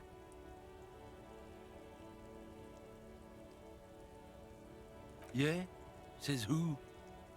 It's literally in the name. Zone of Ecological Catastrophe. Then, I guess they grow apples somewhere else. You can never really tell with those koikos. They're everywhere, except their own homes. You keep saying that word. What does that mean? He means the people living in Grad. Yeah, you know, Gradniks, Gradvolk.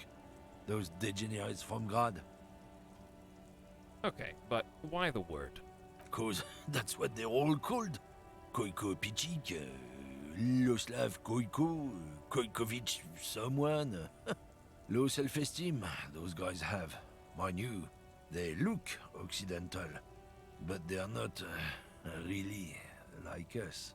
Okay, so it's an ethnic slur. Hey, if the name and description fit by the very grace of nature, who am I to say otherwise? So, can I see the apples? Did you miss the part where I said they aren't here yet? Besides, even if I did have some, I wouldn't go putting my nose in them, huh? He looks at you with a strange glint in his eyes. Relax. You've got all you can get here. He probably doesn't even know what he's hauling, even if it is something unsavory. So he'd remain unaccountable. Thank you, Rhetoric, for trying to install some kind of reason into the situation. You said something about the rights and privileges of Lorryman.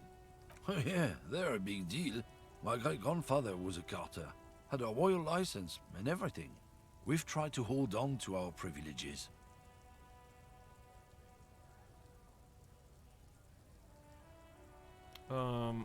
What's a carter?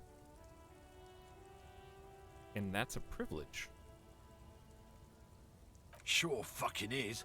We have a guild and everything, huh? Very ancient, very prestigious. So you're in a carter's guild? Goddamn right. They've been trying to fuck us out of our heritage in the name of profit. But when they try to replace us, they'll regret it. Okay, well. Trusting street thugs with their goods is going to fuck them right up the ass. Mark my words. Generations of practice ain't no laughing matter. I think we're done here for now. I'm sure you'll appear again once we start handling the union and strike business.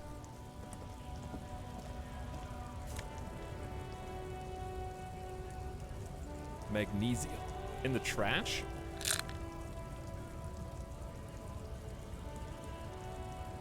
Oh, wait, this might be it. Hold on, back it up. I'm in debt! Are you me? Not yet.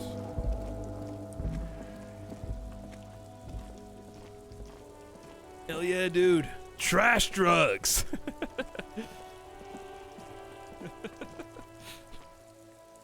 Let's do a little investigating of the manager of this fine establishment here.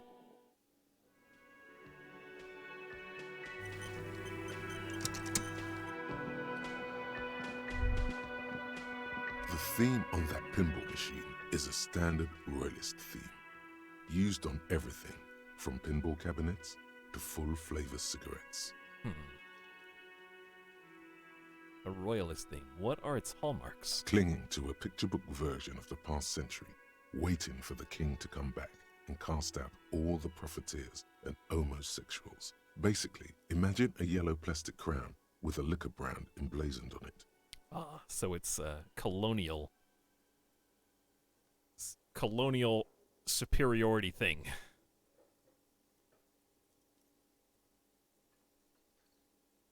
I'd rather know more about the world of today. The idea of a king in a century gone is fascinating. I'd rather know more about the world of today. Well, that's not what intellect lore man. He would probably ponder every single aspect of history and knowledge. The sentiment is called anti-centennial nostalgia, pining for a time before the turn of the century. It's common even now, after 50 years. Did I discover that tidbit with my flashlight? I hate that I'm like having to carry this around everywhere now. Just in case. I don't know, it might reveal something in a dark alley. You never know what you'll find. The man with the unimpressive beard notices you approaching. He drops the ledger he was holding and turns to the lieutenant. Right in his face. By the way, Chad, cheers. Having trying a new drink tonight. Let's see how it is.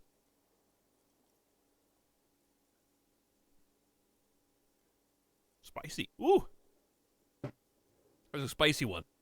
Right up the nose. Dude, water. Oh, Peepo wine. The flavor's good, but it is spicy.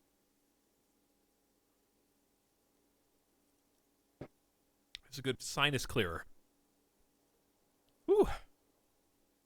I would not give that to somebody who has never had straight whiskey before. Mr. Gart, right? The lieutenant. You run this place. The lieutenant glances into his notebook.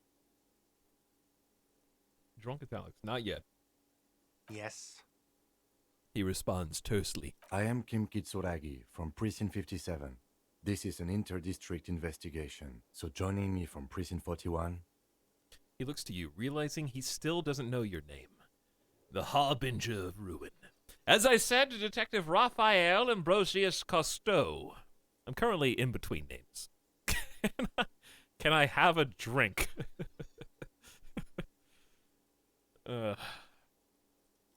We'll say nothing. All right, chat. Everybody, wake up and get to your computer, because I'm going to give you 15 seconds to pick. Okay, you ready? Get ready to click your screen. Go.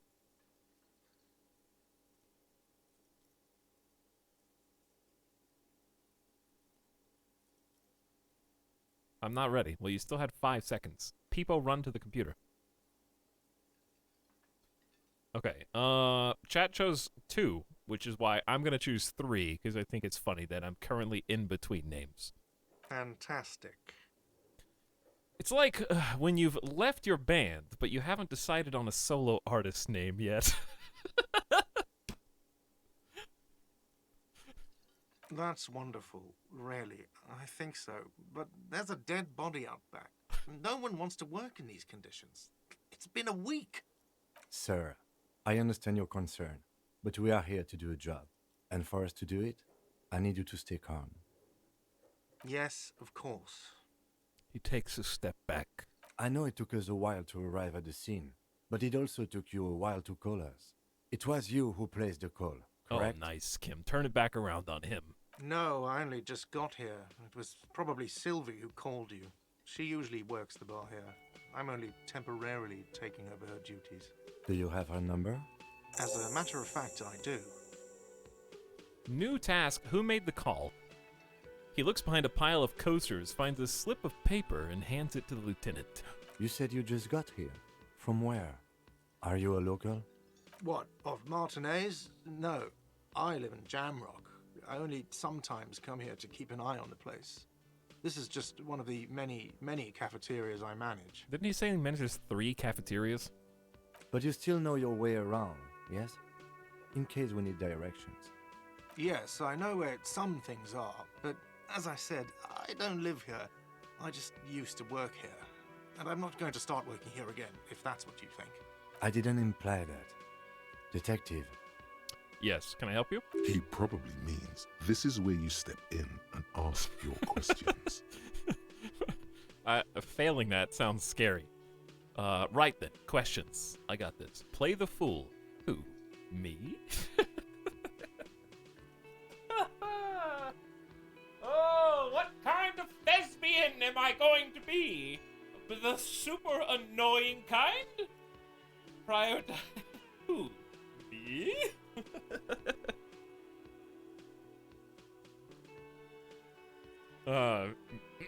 Me? Yes, Detective Cousteau. I have everything. You?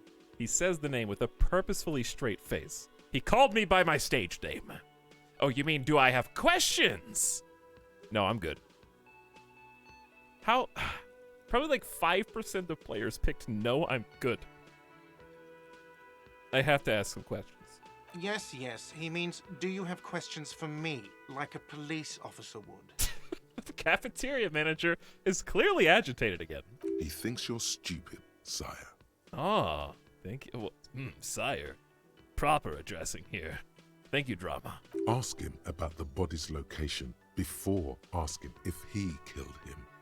People give up information in the more innocuous questions, which you can later use in the more sinister ones. Not vice versa. Where exactly is the body? Who killed them? Why did Sylvie go away? You know, I actually can't think of a single thing.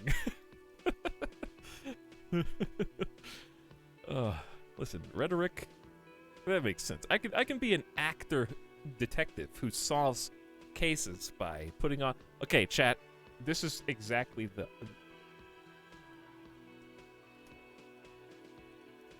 This is the vibe I'm currently giving off.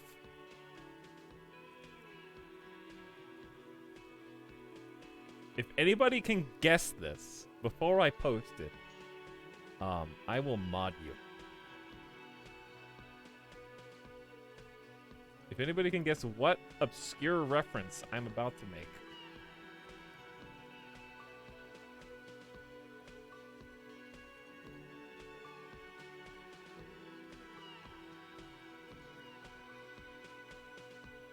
The Master of Disguise.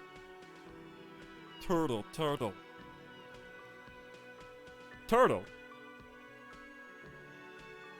It is I, Detective Cousteau, Master of Disguise.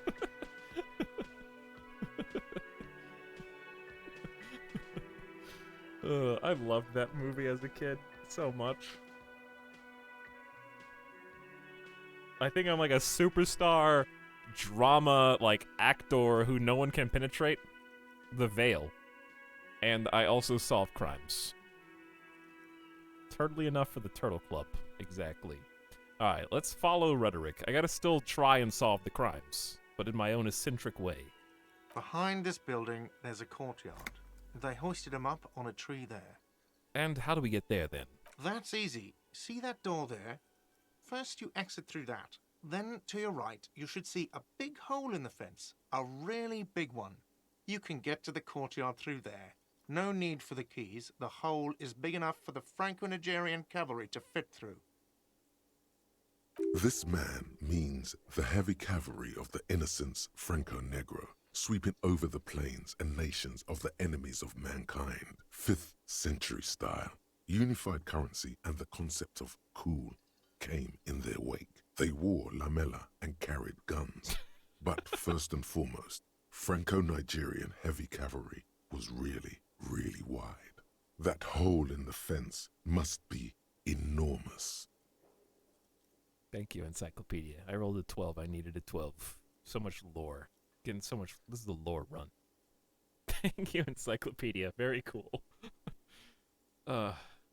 Also, why did Sylvie go away? Haven't you asked me that already? What is it with you and this woman? She has nothing to do with this. No, before I asked you where, now I'm asking you why she left. Okay, you got me. She went away because of the dead body out back. And because I asked for her number. That's why Sylvie went away. I hope you appreciate that. What? What? Were you eavesdropping on my earlier conversation with my neighbor upstairs or something? Get my composure back. Thank you. The lieutenant says. He opens his little notebook at the cover. The number is safely tucked away in a small pocket. Mystery solved! Is it? Because I thought you were supposed to be investigating the lynching, not my employer conduct. This stuff gets on my nerves. I am a feminist. I guess I like to be thorough. Everything has something to do with everything. I don't know. I just went for it. You're right. I probably shouldn't have asked.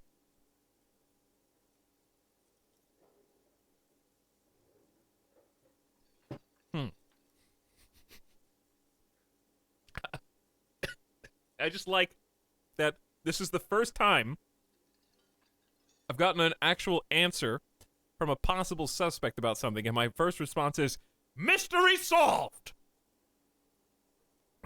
It's great. Okay. I don't think my character is psyche enough to be completely sassy and sarcastic, even though he's incredibly smart. Sometimes intellect can lead to those types of responses, but I feel like some psyche is required for the first answer. I guess I like to be thorough. No, that's too boring. Not dramatic enough. Everything has something to do with everything. Sounds like something a hyper-intelligent drama nerd would say. Yeah, that one. Good for you. Was there something else? I'd like to get back to what I was doing. Who killed him? I don't know who killed him. I'm not the police. That's your job. This is it. He said they hoisted him up on a tree. Who is this they, if he doesn't know? Before you said they hoisted him up on the tree. Oh, people are saying it was the union dock workers, that it was a lynching. Who exactly is saying that?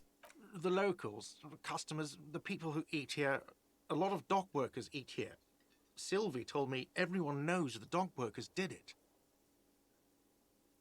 Did the debarders themselves tell her this, or is it a rumor? I don't really know. You'll have to ask her. Why would the dock workers lynch this man? I would suppose it's because they have nothing better to do. You mean the strike? Yes, the strike. The man they hanged was a security guard for the harbour company, I hear. A mercenary. The unionistas probably thought they'd send a message. Did you kill him?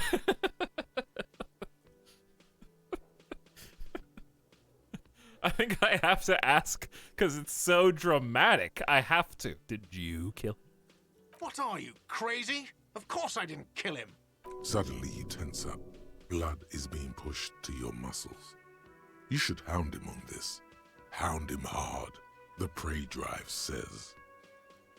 I did say that Half-Light might be our secondary one. And it's coming in hot right now. I got hair standing up on the back of my neck about this guy. Something suspicious about him. I can't quite put my finger on it. Did you kill him, Gart? No, I didn't. You can tell me, Gart. You killed him, right? I didn't. I don't appreciate this. What is this? Why did you have to kill him, Gart? Do I have to answer him? Is this mandatory? The lieutenant stands motionless, his expression unreadable. Did he hurt you? Is that why? Did you get some kind of sick kick out of killing him? What are you, an idiot? I told you I haven't killed anyone. Anyone? Have you killed someone else then? He ignores you. More. Press on. Push through.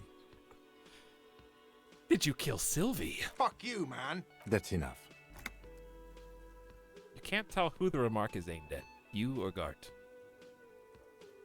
Okay. I believe you. Thank you ever so much.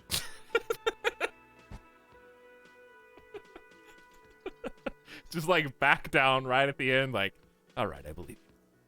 You passed. That was all a big, elaborate test. But did you kill him? I have another question. The lieutenant turns the page in the little notebook he's been scribbling in. Never mind, we're actually backing out of this conversation. Let's go. Hey. Not so Level up. fast. You owe me 130 real. Well, slip away unnoticed. 8% chance. I don't know you shit.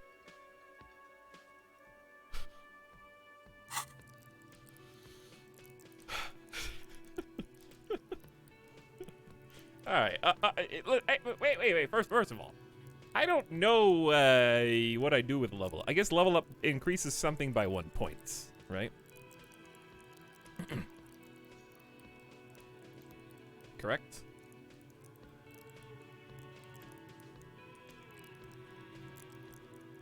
I mean, drama's already at a 7. Why do I have 6 intellect? Oh, the smokes.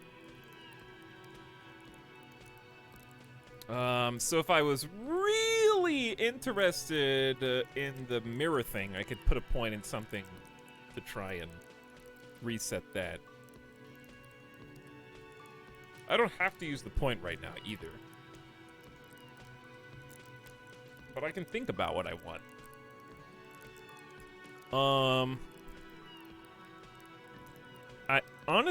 I'm somewhat tempted to just put a point into volition, just because now it's only 1 point that I can put in anyways.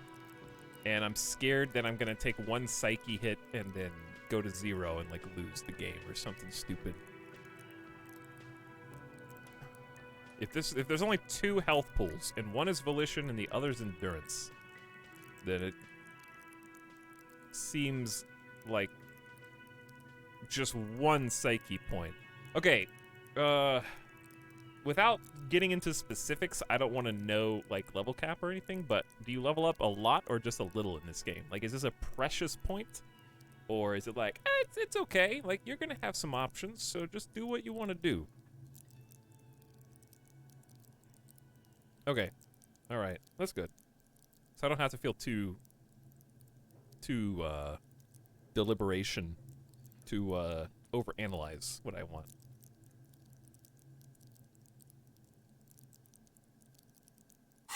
Alright, we'll hold on to it for now, for just a second.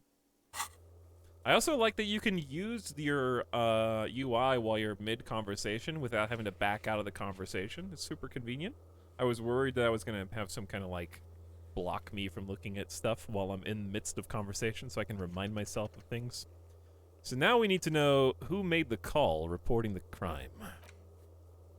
Call Sylvie using Kim's shortwave to ask whether she made the call. Okay, got it. I already know where that is.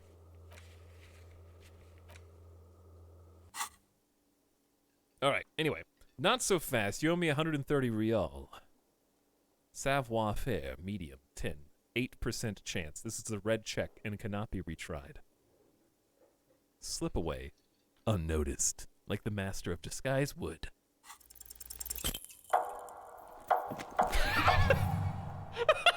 One moment you're running like the wind.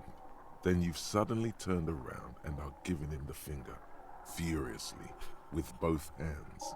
Why? The lady in the wheelchair is right behind me, isn't she? Why did I do this? Why did I have to use both my hands to flip him off? Why both?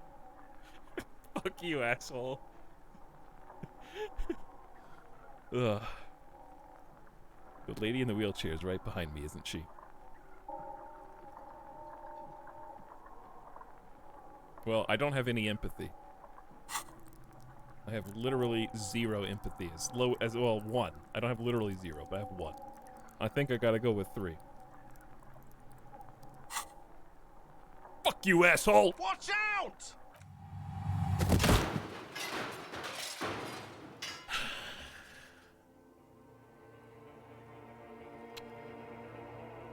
Everything goes dark. Oh no!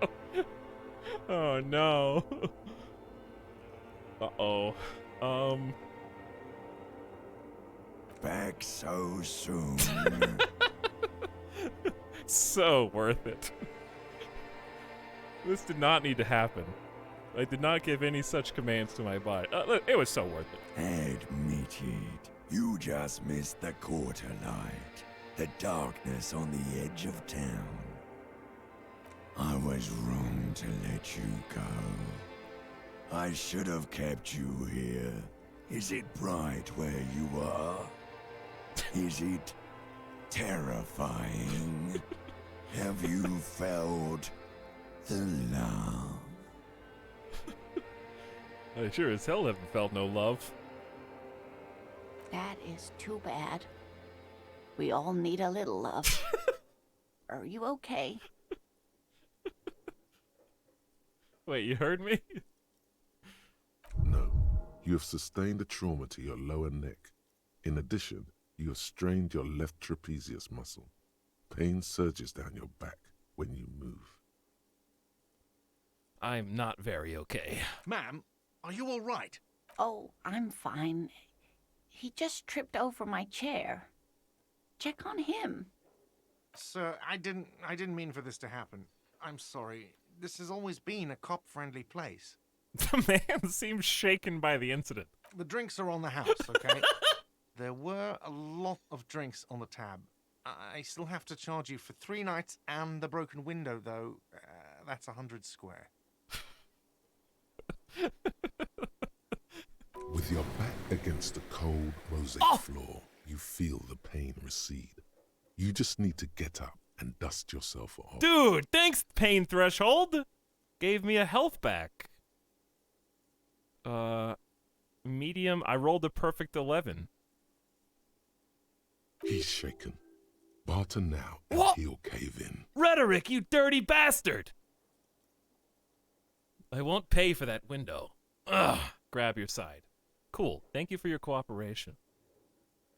Okay, so we gotta sell it. We gotta sell it. Okay, fine. I'll take it off your bill. Sleep in a post-apocalyptic hellhole if you want to. Just know I won't give you another room. Cool. Not entirely cool. You still owe me 60 real for 3 nights stay. If you don't have it by tonight, I can't let you back up there. He points upstairs toward your room.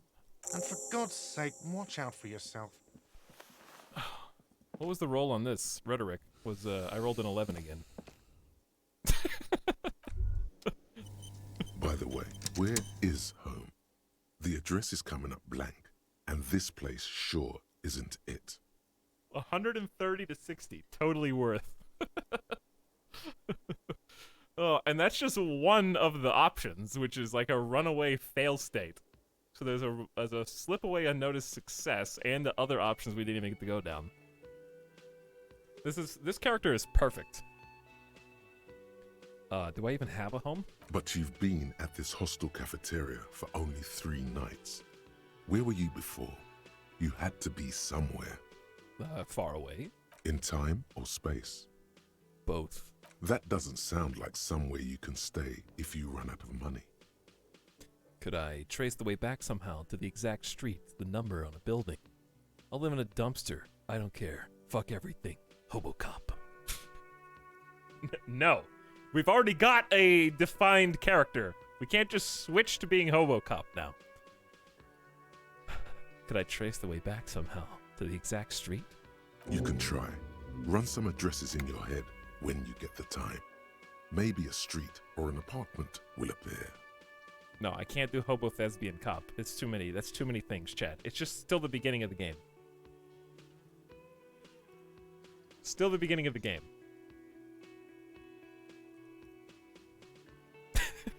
Stay out of trouble. Hobocop. Hobo Thespian Superstar Cop. No, I already have a bunch of things. Because then if I do Hobocop, you guys are going to make me pick every single option related to being Hobocop. We've already got a Superstar Saga. And don't forget, there's a ton of other things. These, I know you can't see because it's a white on orange and white background, but there's at least this many statuses and thoughts.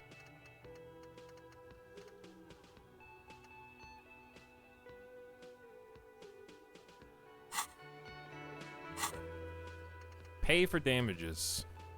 You need to pay for the damage you caused in the whirling in rags, or you won't have a place to stay tonight. Ask around for money and be careful with your spending. If you're unsure how much you owe, ask Gart. I think I remember. Let's make a save after that.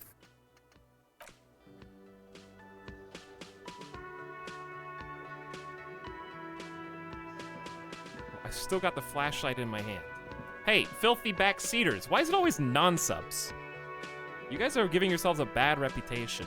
I already asked about internalizing thoughts, and I was told overwhelmingly that the game would tell me when the time is right so I don't do the wrong thing.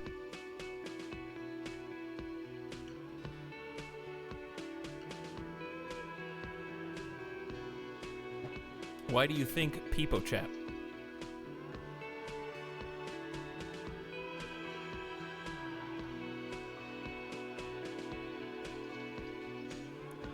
Yeah, but I was getting pizza.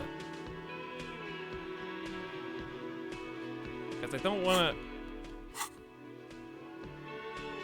I don't wanna.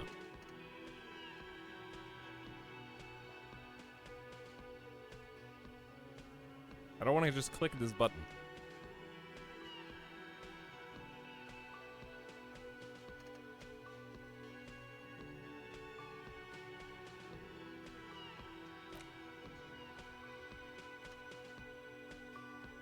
This is one we literally just unlocked. Let's rewind and trace your drunken steps back home. Jump across the raised channel bridge southwest of here. Fall over, get up, get off the asphalt in 20 minutes. Shuffle your feet through courtyards, scaring little children. Go onto the great raised motor track, the 881, until you reach Le Domaine Imminent in North Jamrock. The streets are frozen this time of year, caked with ice. Walk down Main to perdition. There's a side alley there, and your footprints in the mud.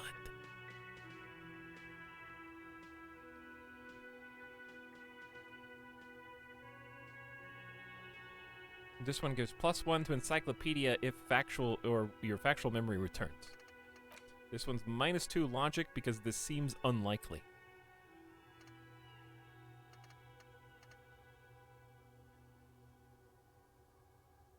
What if I don't want to know the truth to any of these? It does say you get a skill point, though. I guess I get a skill point. So, okay, now's your time to change. You can use whiteout and write over what you already said before, chat. Is there not a point in... Why is there THC at the bottom? Is there THC in my character system right now?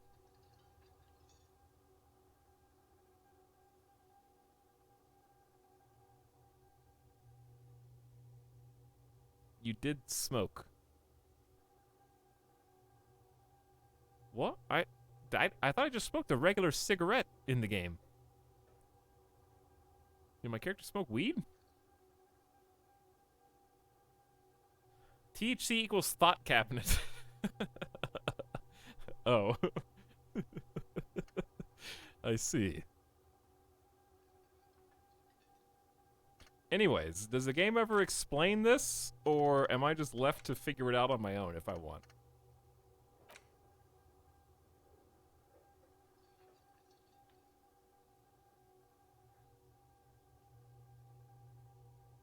No, it does. It explains later. Okay, well then, everyone else, we'll just wait.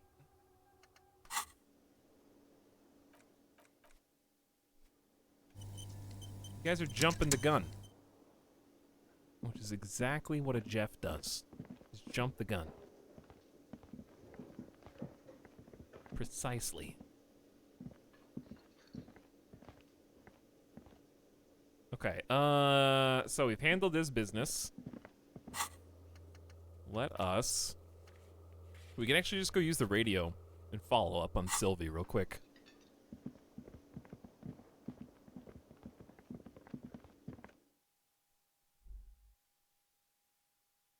So let's do that.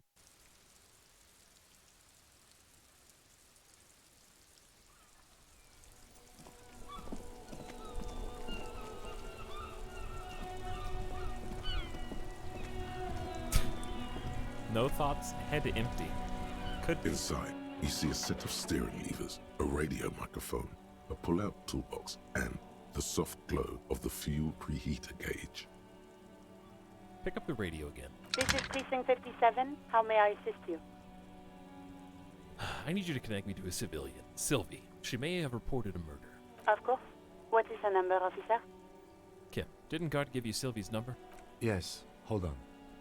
Her number is 005 1944 298. Received. Hold on, officer.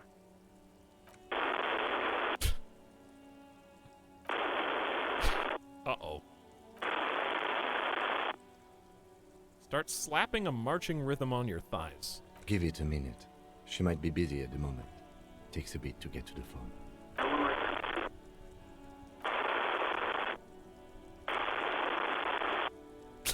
Officer, I have Sylvie Malaika on the line for you.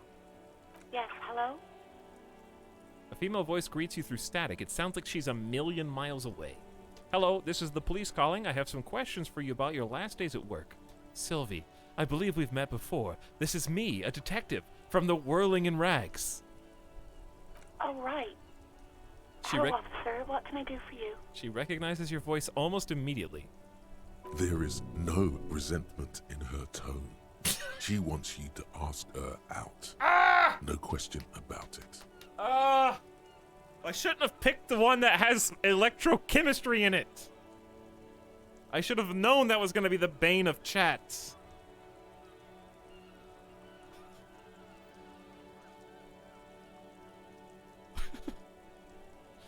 Hey, you want to grab a cup of coffee with me sometime?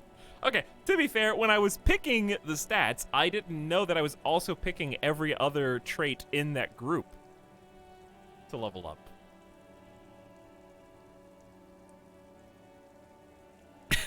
Anything sexy going on in here? Welcome to Sexy RPG. This is the RPG where your character gets to be a sex god right from the beginning of the game. Nobody would ever turn me down.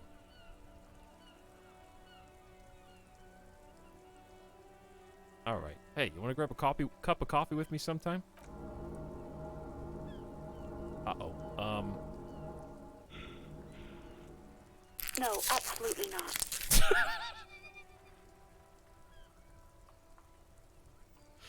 I didn't know what was happening there. I didn't know. Apparently, I was suffering a critical hit to morale. And I didn't know how to heal, but I figured it out in the middle of the moment. That was very anime character. That was like very... The character asks a girl a question, and they say, no, absolutely not. And they do the, like, Looney Tunes fall on the floor in one frame of animation and make, like, an explosion sound effect as they hit the ground and their glasses fall off and, like, roll 10 feet away from them.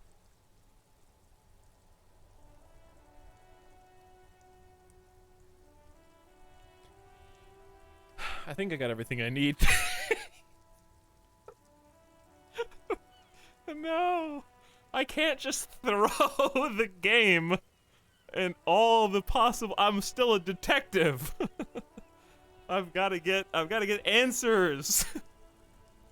I can't just hang up because I got rejected. Ugh. Superstar detective has a wounded ego. I think if a superstar cop has a wounded ego, I don't even think I would continue asking. I think gamer me wants to finish the crime, but this character is so messed up, he'd probably hang up. I talked myself into it. I think I got everything I need, thanks. I do hope so. Please, don't call me again. Bye. 28% chance. Gart asked her out. You asked her out. Oh shit, I forgot that Gart asked her out too. Oh my god, this poor woman. She is simply a tool that these thirsty men are trying to use to go out on a date. That just makes it so much worse.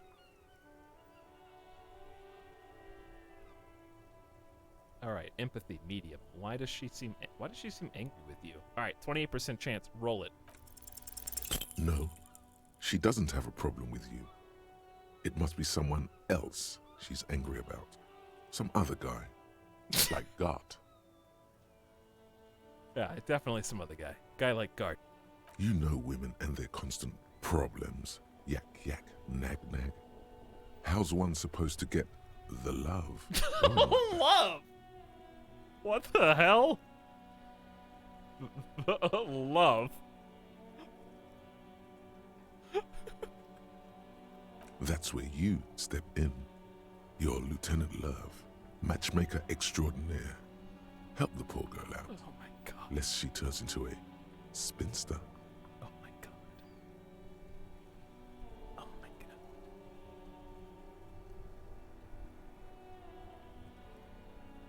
She's not a spinster, yeah. She's a woman, probably just playing hardball with the goods. Women are just transactional. I'm happy to help, but maybe I could do so without all this internalized misogyny.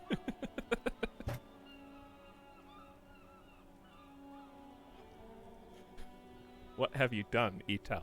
I don't know! I'm just playing this shitty character!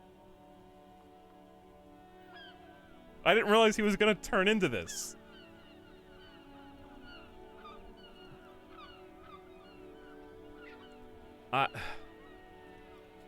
If chat, you can't have it both ways. Either you're trying to play a deluded foes superstar, or like this shows way too much self-awareness for a superstar story. It is. Etalyx made a horny cop with no social skills.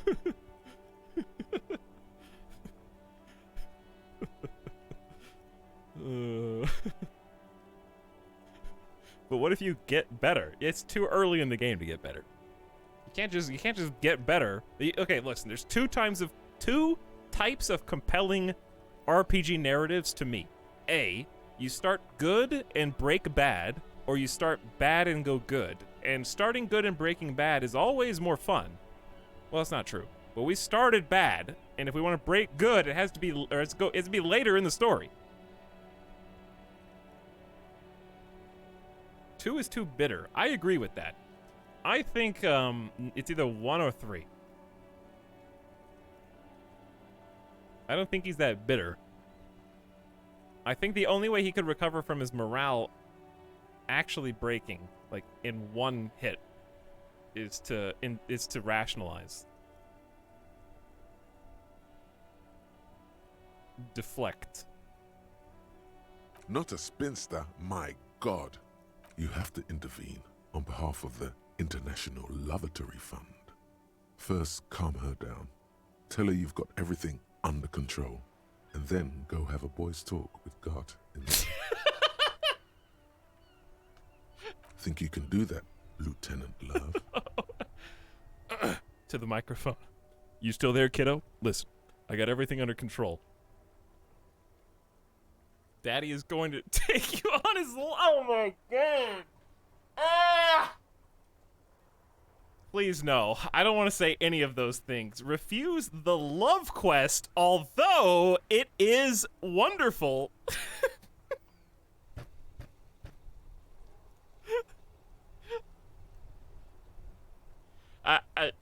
Hey, we gotta do the love quest. We gotta do the love quest. Are you still there, kiddo? Listen, I got everything under control. No. What? I know, baby, I know. It's just that you got that sweet woman child thing that makes men go crazy, especially a man like Gart. You and Gart, right? Little trouble under the sheets? Say no more. Papa's got this. Big Papa.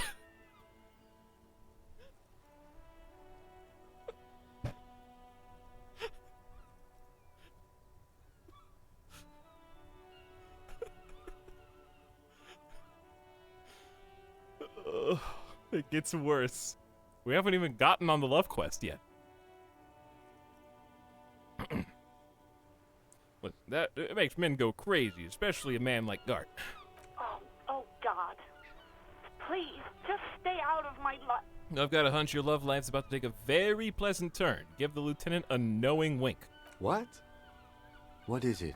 You'll see, Lieutenant. You'll see. Call was terminated by the other party. Anything else, officer?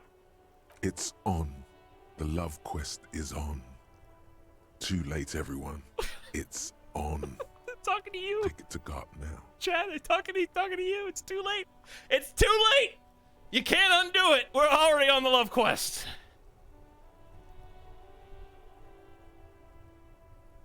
Please, connect me to Sylvie again.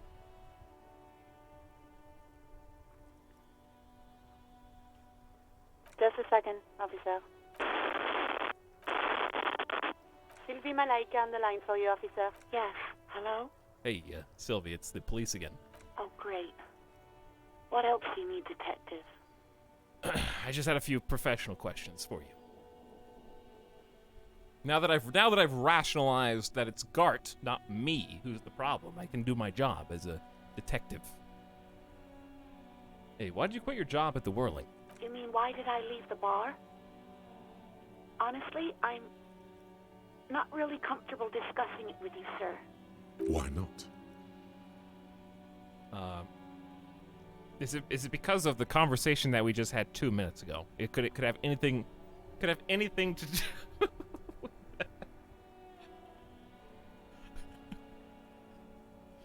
Alright, did you leave because of Gart? What? No, why would you even think that? Listen, he told me he asked you out. Are you saying that didn't happen? Sylvie, don't be afraid of that pig. You have to stand up for yourself. So, you do agree that quitting your job just because someone asked you out is an overreaction? Oh my God, I'm starting gaslighting. That's gaslighting. Wow, I'm playing a real shitty character. Oh my God. Listen, he told me he asked you out. Are you saying that didn't happen? Please, don't bring Gart into this. It's none of your business. I already said I don't want to talk about this. You're messing everything up again. Uh-oh. Again. Was it you who called the police? No, not me. But why didn't you call? Didn't a corpse behind your workplace bother you? What? Of course it bothered me. But I thought the Union already knew about the corpse. I meant us. You should have called the police. No one calls the police. The Union would get angry. What do you mean by that? You know, what the Union says goes. People listen to them and they take care of their own, which is like everyone here. Wait, Kim, lower the microphone. Is she speaking the truth? The Union is the law around here? I am the authority around here. Looks like there's a limit to my authority then. Tell me, why exactly did you let a corpse hang in your own backyard for weeks instead of calling us?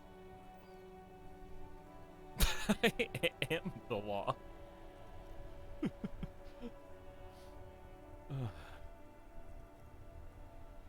Alfred Artie, thanks for 35 months of sub, by the way. You came in at a really interesting time. Etalyx, what the hell, says Alfred Artie. Hey, I'm not the developer of this game, okay? I'm just playing this messed up character who's getting in over his head. He's got amnesia. He doesn't remember anything.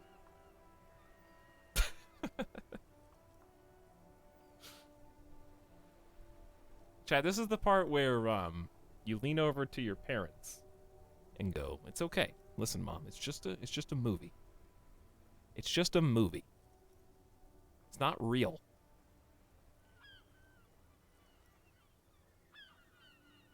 No need to, you can let go of the armrests.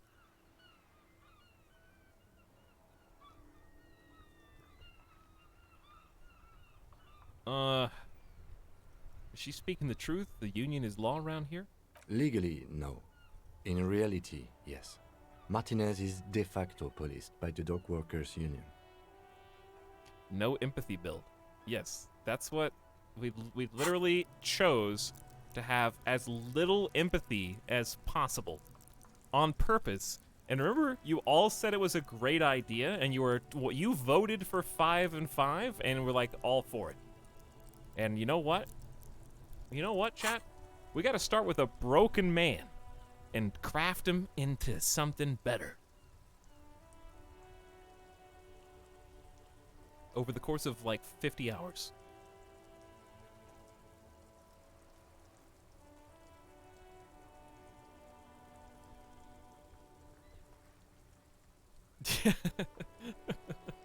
Alright, tell me, why exactly did you let a corpse hang in your own backyard for weeks instead of calling us? I didn't want to get in trouble with the others. Push her further. Show her the error of her ways. Oh my god. Authority. I don't have any authority. I have, like, one authority. Let me get this straight. You ignored the law to save your own skin? Nah, I wouldn't be that mean to Sylvie. What others? The other people who live around here. Local people. I didn't want trouble. What trouble? You don't live here. You don't understand. Squealing is frowned upon here. Everything is dealt with, well, by the Union, internally. Please, I just didn't want any trouble. I see. Don't worry about it. I understand. You do? Oh. What else can I do for you? Do you know who made the call? No, sorry. I don't. Not a lot of people have phones around here. Copper thieves take the wires. People don't have the money to have the cables put in again.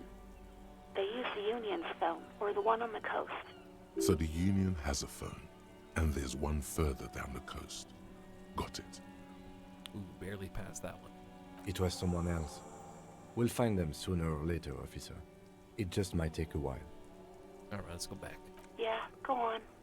You hear the call breaking up on the other end of the radio, and then the already familiar voice. Anything else I can help you with, officer? Talk to Gart, Lieutenant Love. Gart plus Sylvie equals question mark. Something's going on here. You need to help a brother out with his love woes. Go to Gart and give him some solid advice. Tell him how it is. With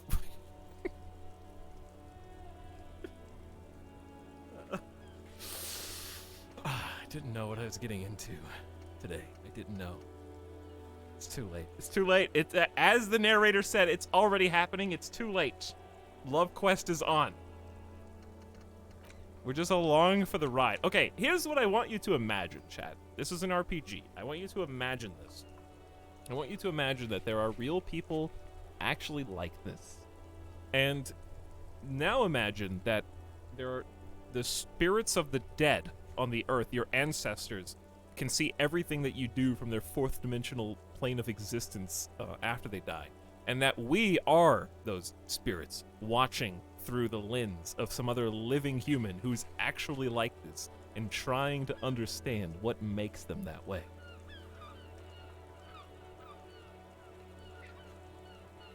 And that we're just observing.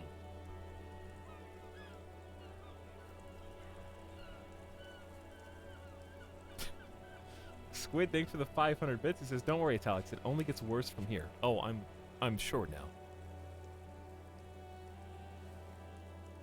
Playing this game is like hanging out with a sort of crazy friend who manages to turn a fun night out into some sort of mild crime spree without you realizing that it's happening before it's too late.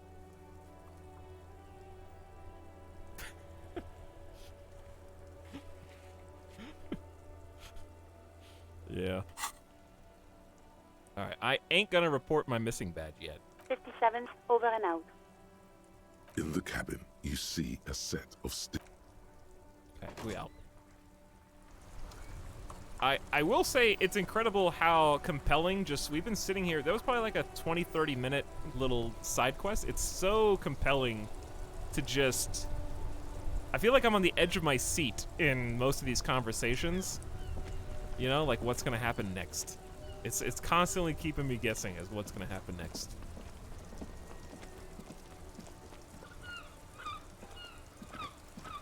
And it's just dialogue and conversations, which is precisely what I wanted. Disco Elysium is almost like it's striking the same chords in my mind almost as like a modern sorcery. It feels like sorcery to me, but like kind of fucked up. Well, sorcery was too, but more so in this. And I feel like I'm definitely not the hero of this story now. More like the tragic main character.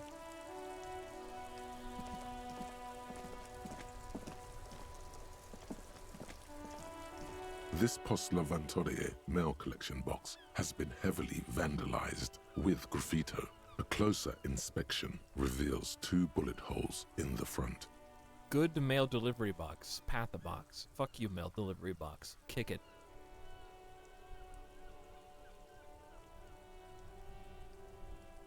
Well, the guy that just double middle fingered Gart and is going to turn around and go have a bro talk with him would probably just kick it.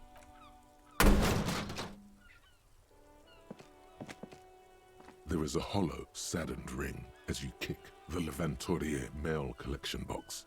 It sounds betrayed, in disbelief even.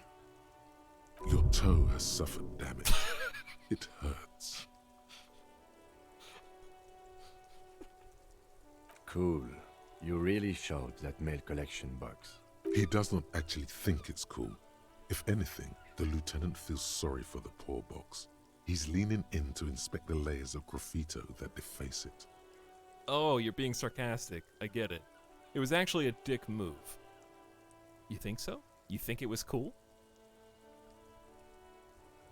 Oh, you're being sarcastic. The lieutenant pats the box, ever so slightly.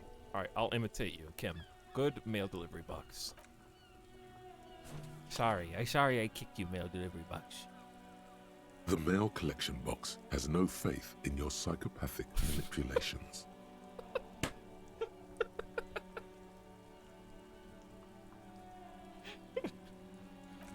Leave.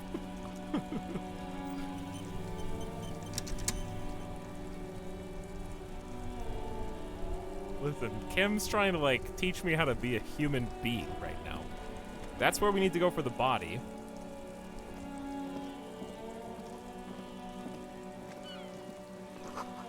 Book has a rose, a pistol, and a half-naked dame on its cover. On the cover stands a very muscular man surrounded by flames.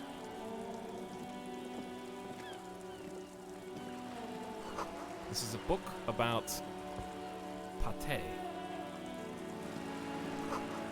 You really don't understand what this book is about, nor does it seem important.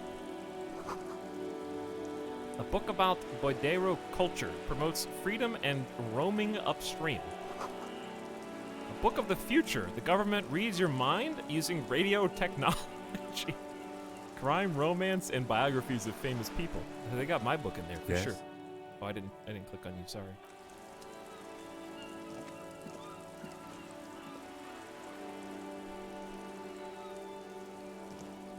Hello, sir. Step right in. The store is open. A young girl with chubby red cheeks waves at you, smiling. Her nose is also red from the cold. I am the law. Hi. Are you interested in a new and exciting book? She stomps her feet to get warmer. What kind of store is this anyway? It's a bookstore, sir. We sell books, postcards, and some board games. Board games? It's called Crime, Romance, and Biographies of Famous People. Dude, board games. Whoa, whoa, whoa, whoa. Hold your horses, little girl. What? What is a book? Dude, I'm supposed to be so smart? What is a postcard? Don't be ridiculous. I know all these things. Well, okay, we gotta... Apparently I don't know what this is. What is a... Which of these? Board game. Board games are like little games on a table, made to pass the time. There are several different ones, but sailors here mostly buy cards. What is a postcard? A postcard is a small cardboard picture. You can write a few words on the other side and send it to your friend or beloved. I mean, I know what a book is. Thanks. My pleasure. Anything else you'd like to know? Can I ask you some questions? Okay, sir. I'll try to answer any questions you have. I hope they're about books. Why are you the nicest person in the game? What is romance? Okay, this is funny for two reasons. Number one, because of who's asking it, who has zero empathy. Number two, it's because she's a small child who is probably the person that should be asking me. So I think I'm gonna go with that first. It's the type of book where there's a rich lady and she has to choose between the good man and the bad man. She smiles at the thought, perhaps imagining herself in that situation. Or there could be a story about a poor lady getting a rich man. It's about man and lady business, sir. What about a poor man getting a rich lady? What about when both of the men are bad? What about when everyone is poor? What about a book where the man and lady business doesn't work out at all?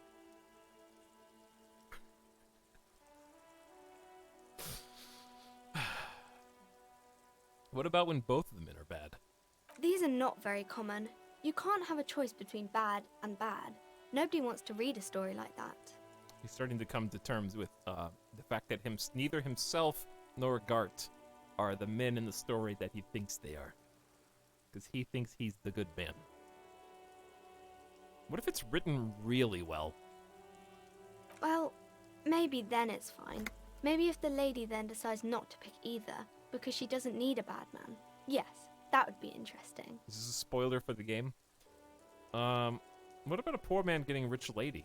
It happens, but usually the guy gets rich in the process. Or should actually be rich himself, but has lost his family property unjustly, like during the revolution or something. I see. Those are unhappy books, for most of the pages. People sad about what they have lost, but then it all turns out just fine in the end. Of course it does. What if everyone's poor? That's really not a proper romance story. That's more like everyday life. Yeah, poor people are boring. I guess, yes. People in books are always very interesting, especially the romance people. Like, I have $2. But I definitely am worth more than that as a superstar. What about where the man and lady business doesn't work out at all? I haven't read many of those. Maybe you should ask Mum. Yeah, you think she has one about an excruciatingly painful breakup? Maybe I will ask your mom. I'm sure she can help out. Anything else you're curious about? That's enough romance for me. I had other questions. Maybe some about other books? What's your name, helpful girl? My name is Annette, sir. My mum, her name is Plaisance. She owns the store. She's inside minding the register or organising the stock. The girl gazes at the window, then suddenly jolts, her eyes wide as if recalling something. Feel free to step in and browse our wares. You're standing out here in the cold because... I'm signalling that the store is open. Otherwise, people might not know. They'd miss out on the crime, romance, and biographies of famous people. That is the title of the store, yes. I should have a word with the store owner, maybe? Such a good trooper you are, already learning the value of hard work. I could help by brutally dismantling the free market. I don't think my character would care. I should have a word with the store owner, maybe. Oh, no, sir. I'm happy to help Mum by luring in customers. Besides, I have some hot juice in my vacuum bottle to keep warm. Shouldn't you be at school or something? I do my studies at home at the moment. I have to help Mum keep this place running. School is stupid. You're lucky to not be there. Spoken like a true drama nerd. Mum says it's necessary to do both because it builds character. Mum says a proper worker is dutiful. That's how you get ahead in life. You succeed. And how's the business going? Mum says it's peachy. She was a little afraid at first. There's talk about this house being cursed. I'm sure there's nothing to worry about. Okay, I probably would pick that because I want to say cursed in what way, but I think it would take a little psyche to even... I think I have too much intellect to even give curses a second thought, honestly. Good to hear it's going well. I'm sure there's nothing to worry about. She waits for you to say something. What about this crime business? Crime fiction is about murders or burglaries or things like that, and the work of a policeman or a private detective who's trying to solve a crime and catch the criminals. Wait, not crime fiction. I need to know what crime is. No! I am too intellectual not to know what crime is.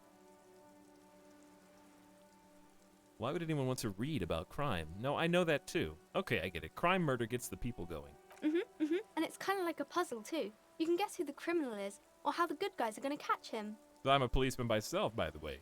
You don't look much like a policeman. She examines you as if to find something policeman-like. Huh, well, what does a cop look like then? Okay, then maybe I'm not a policeman? Or should stop being one.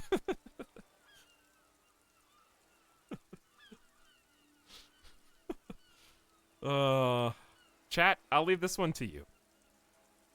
Are you ready? You only have 15 seconds to choose. It's a two-choice answer, all right? You gotta click on the screen. Go.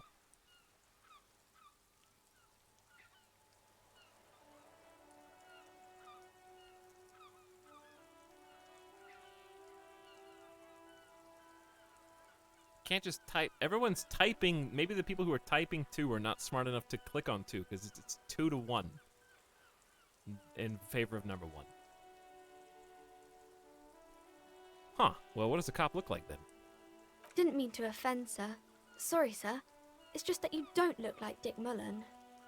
She points to a book cover on which you see a strapping Vespertine officer. He stands grimly over the body of a dead woman.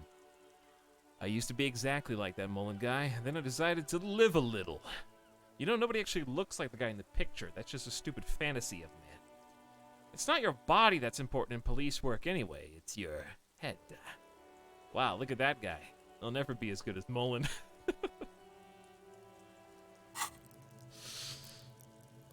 I do have low morale, but I am extremely physically fit somehow, so I think I would have a little confidence in myself. I'd probably do the intellectual one. 3, it's not the body that's important in police work anyway. It's your... Well, I do have good body stats, too. Maybe put the little... Maybe use intellectual annoyance to put the little girl in her place. That's a stupid fantasy of a man. She looks at Dick Mullen, frowning. Oh no. I'm breaking the little girl's spirit and belief in books and fiction. Uh-oh. He isn't even drawn right. He isn't even drawn right. This is not how human shoulders work. The perspective is all wrong. She examines the picture, trying to find whatever is wrong with it. She then shrugs and puts the book aside, unconvinced. That's just no way to comp. I can do it way better than Dick Mullen. Sure you can, sir. He's just a fictional character. He'll be no match for you. Maybe you can show me some real police work, sir. Like in the books. Composure challenging. 12. 28% chance. Okay. I'm gonna deduce something now.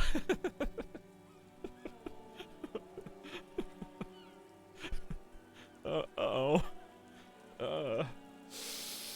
+1, afraid of the curse.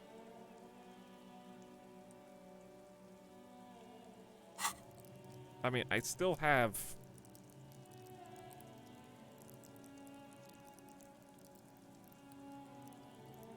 I could put a... I still got a point. I still have a point I could spend wherever I want. I'm just hoarding it.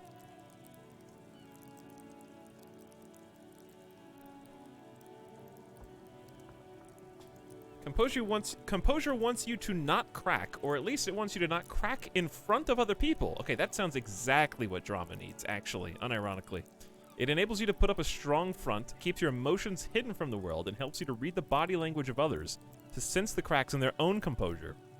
As well, it keeps you looking good while you do it. You'll rock that disco outfit a lot more if you don't slouch. At high levels, composure makes you tuck your gut in and maintain a stern expression. Even lying in bed late at night when no one else can see you, you have to keep it up. You'll never be able to stop. With low composure, though, you'll always be the first to crack. Every cop's got a point when all that fear and rage comes spilling out. And the ones who unleash it don't stay on the force much longer. Perhaps worse still, you won't even make the ranks of fashion police.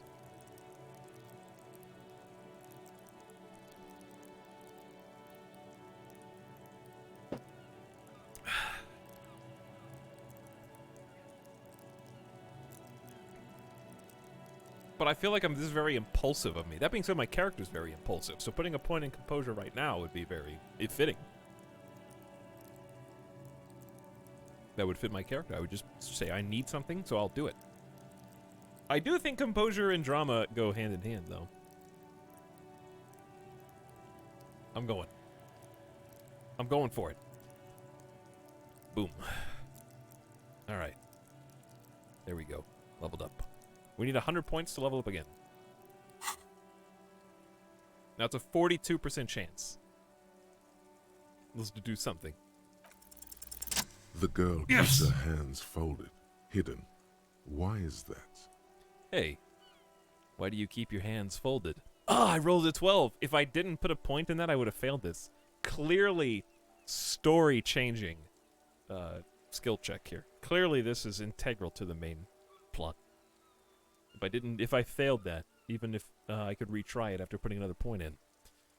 I don't need to. I only need to do it once. Hey, why do you keep your hands folded? What do you mean, sir? You don't need to be worried. I'm here to help. Actually, I'd rather not deduce anything. Every time I deduce, people get hurt. Listen, you don't need to be worried. I'm here to help. She looks around anxiously. Her hands remain folded in front of her. She doesn't want to show them. What's wrong with your hands? The lieutenant stands by, looking at the two of you with little interest. You heard me. Hands up. You're under arrest. Listen, it's okay. She brings out her reddened hands, her nails frayed, nearly chewed down to the flesh. You bite your nails. And you knew this from me keeping my hands folded? She shoots you a suspicious glance. It's super simple for a detective such as myself. Well, that proves nothing. Anyone could do an easy deduction like that. Her eyes flash with defiance. She's not impressed. Want more? Bet I can figure out why you bite your nails. You think so? Fine. Do better. Deduce something about me. Ugh! Do I put the ball in her court, or do I test myself again? In theory, if drama gives you the ability to lie, then I should be able to put it on her. But I did just put a point in composure. Okay, I'm gonna let chat decide, or help me decide as well. What do you guys think? Here, you're gonna have 15 seconds. You'll see it on screen before I click it, but click your screen and help me pick. Go. You should have a pop-up on your screen that only lasts for 15 seconds. Typing it in chat does nothing. Okay, chat believes in me. I like that you're getting into an argument over your skills with a little girl. Yeah, I think it's perfectly in character. Alright, want more? But I can figure out why you bite your nails. I got a few reasons in mind. She nods, half provocative, half enthusiastic. You're uptight because of your mother and the pressure she's putting on you. Rats have been nibbling on your fingers, child labor in dismal working conditions. Chewed on nails means you're recycling your body material. It's an intense dedication to the way of business. There are no riches without personal sacrifice.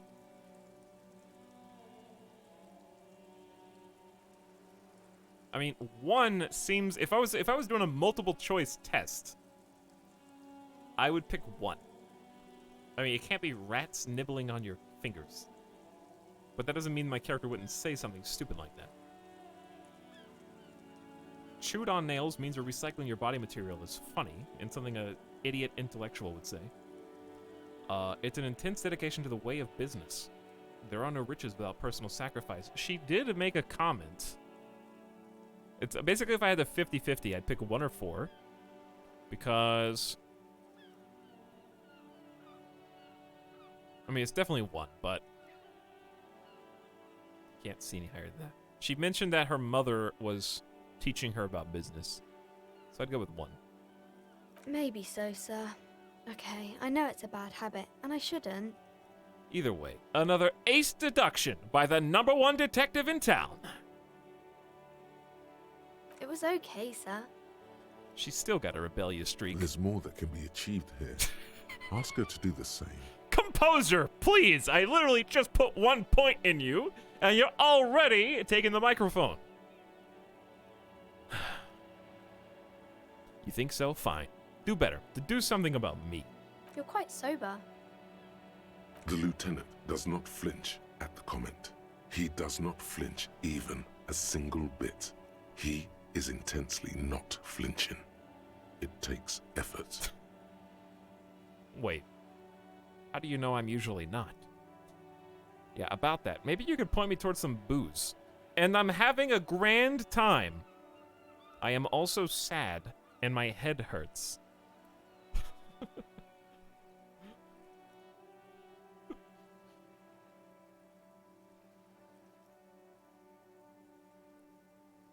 I do need to find some booze.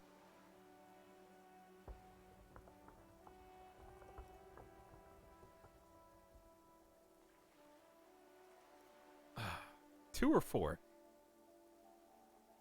3, because you're a master thespian.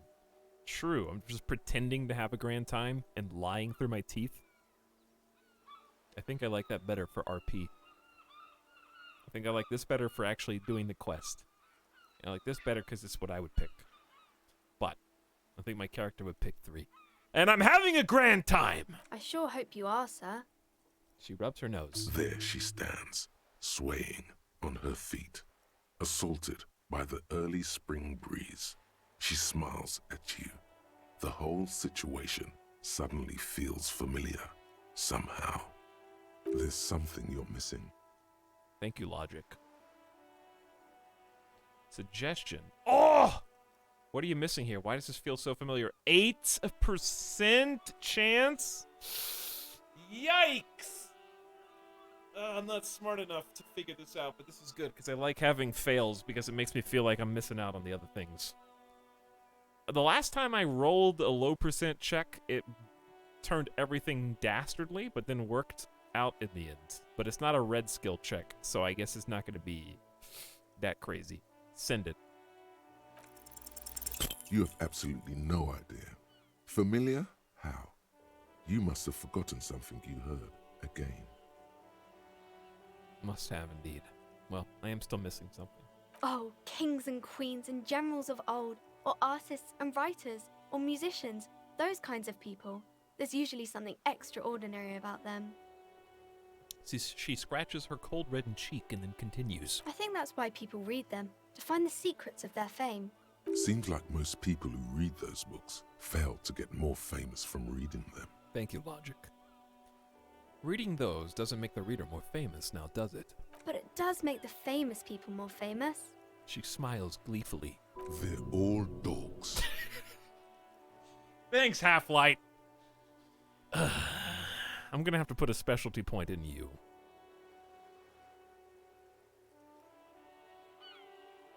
Fame sounds delicious. Maybe someone will write a book about me one day. These famous people sound like a bunch of dorks. I guess if I want to be a superstar, I probably want to be famous, yeah? Maybe someone will write a book about me one day. Why would they do that, sir? Because I'll be a superstar cop in the papers and everything. That'll show them. That's so cool. Maybe they'll make you a book cover picture and everything. Standing over a dead body, holding a gun. Okay, bye. See you around the net. It was nice to meet you. Sorry about the flashlight. Alright, the flashlight's actually starting to bother me now.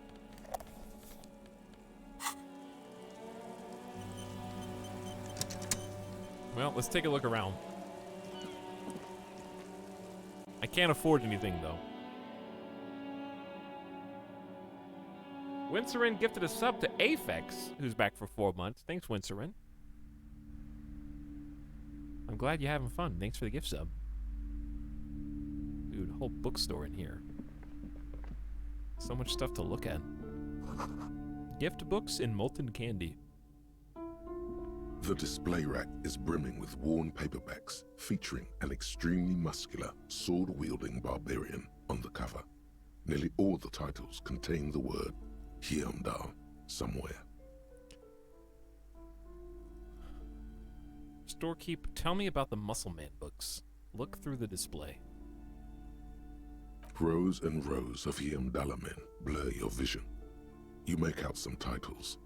Man from Hyundai and the Mammoth Riders. Man from Hyundai, Return to Hyundai. And the Solipsistic, Man from Hyundai and the Hyundai Man. Good God, how many are there? Maybe 100. Man from Hyundai and the Sages at the End of the World. Man from Hyundai and the False God.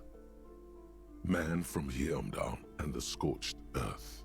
Man from Hyundai, the Hyundai colonies. Man from Hyundai and the Swamp Beast. Man from Hyundai and the Snow Crabs. Dude, snow crabs.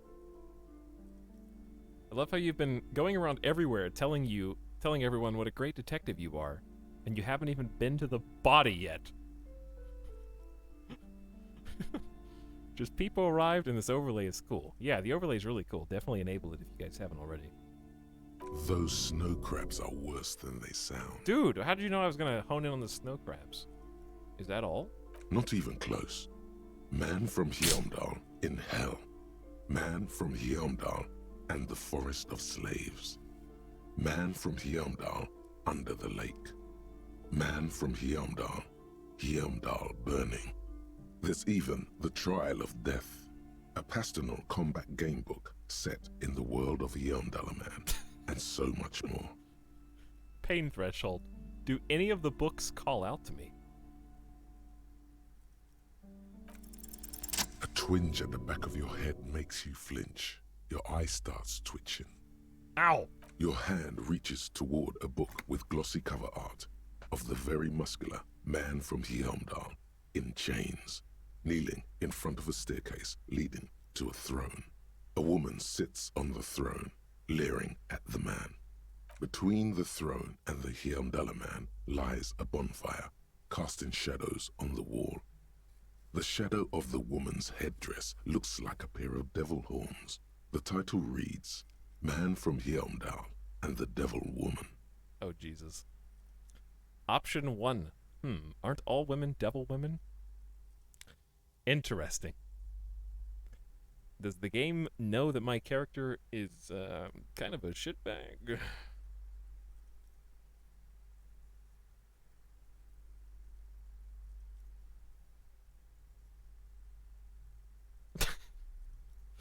Interesting. The display rack before you is burdened under piles of Man from Heimdall novels. For $9, I want to buy The Man from Heimdall and The Devil Woman. This did pop out to me due to pain threshold. We're gonna have to come back and maybe buy this one. Storekeep, hey, can you tell me about the Muscle Man books? This one called out to me. Oh, Man from Heimdall. A very popular series of adventure novels. They're awfully immoral and violent books. Why are they so popular? Blood and violence, scantily clad women, epic narratives, all those mystical things he encounters. They're bound to grab those with little imagination and nothing to do. Sounds good. Which one should I start with? What does it matter? They're all the same. However, the customer is always right, they say. If you're a novice of the series, I'd recommend Heimdallaman, The Man from Heimdall. It's supposed to be a good introduction to the series. Now there's 2 books I can buy.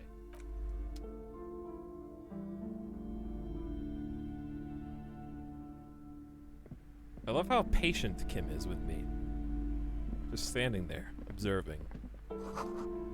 Old sports magazines tucked away in a dark corner. This is so comfy. This actually is a really comfy game. In a messed up kind of way.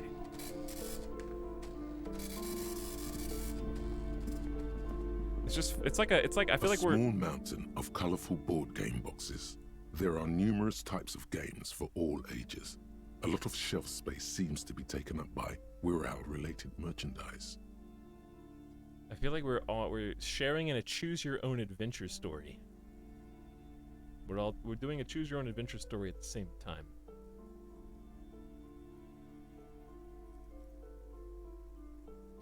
Storekeep, what board games do you have here? Let's look through the pile first. An endless variety of source books, lore books, and codices litter the table. The topmost book is titled Welkin Compendium, 2nd edition. There's also a large hardbound tome with intricate cover art, The Hunters of Katawak, Boreal Creature Compendium, and a Pick Your Path adventure game book titled That's what we're doing. Tales of Wirral, Cavern of Velkrag. We're doing a pick-your-own-adventure book. I also really enjoyed the fail state of the, like, knocking out yourself, tripping over the wheelchair, and, like, going back to the void. It felt like a choose-your-own-adventure book taking you to a end-of-story page. Books in a board game section? Who wants to read books? Thanks, conceptualization. Maybe I'm not into all this Binoclard stuff. Anything that really catches my eye. There's a box that says Wirral, 3rd edition Mega Setting Supplements Module.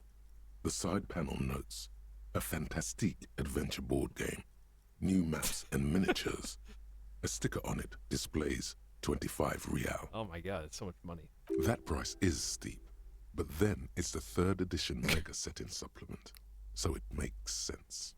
Nonsense for anemic Binoclards. Dude, logic and physical instrument are at war.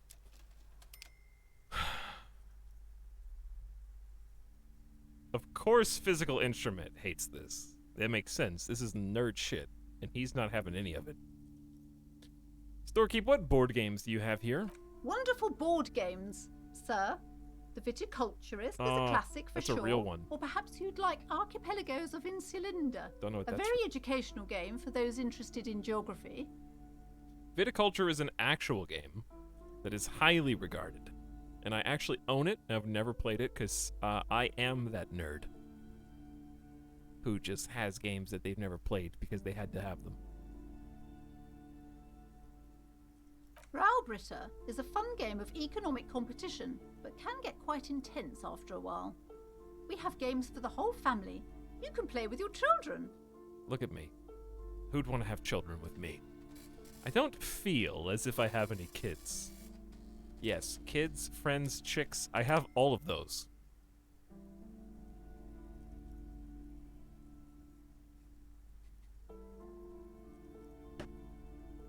I don't feel as if I have any kids. Friends are technically like family. She fiddles with her pendant, thinking. For playing with friends, I'd recommend Suzerainty. It's a civilization building game where you build a civilization, then set off to brutally colonize and repress other civilizations. It'll cost 12 real. What about all these Wirral things? Lousy auras there. No, role-playing games are popular among those types. You know, who are into those kind of things. Personally, I don't like it. Not at all. I've heard they turn people into occult enthusiasts. That they have rituals where they try to summon entities. Highly immoral stuff. You can still buy them, though. She looks at the table, crossing her arms.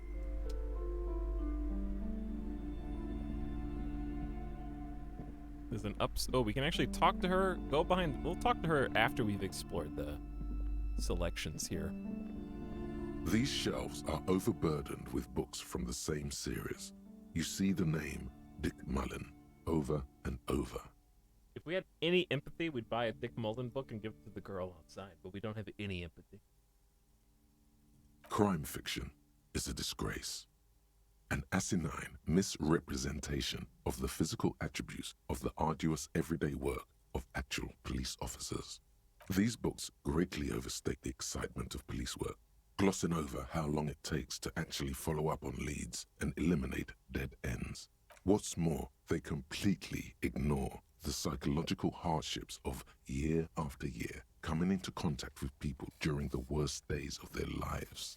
Not a single mention of all the stress this work creates upon the officer's family. Detective fiction just doesn't tell the truth at all. Now, would you like a list of all the books found on the shelf? Sure thing. You see Dick Mullen on the job. Get Me Mullen. The Stalwart Adventures of Richard P. Mullen. Dick Mullen and the Murder in the Orchard. The Sordid Affair of Dick Mullen. A killing is declared. Dick Mullen in the Murder House. The Final Case of Dick Mullen. An obvious lie. Dick Mullen in the Clock Tower. The Ordeals of Dick Mullen. Dauntless Dick.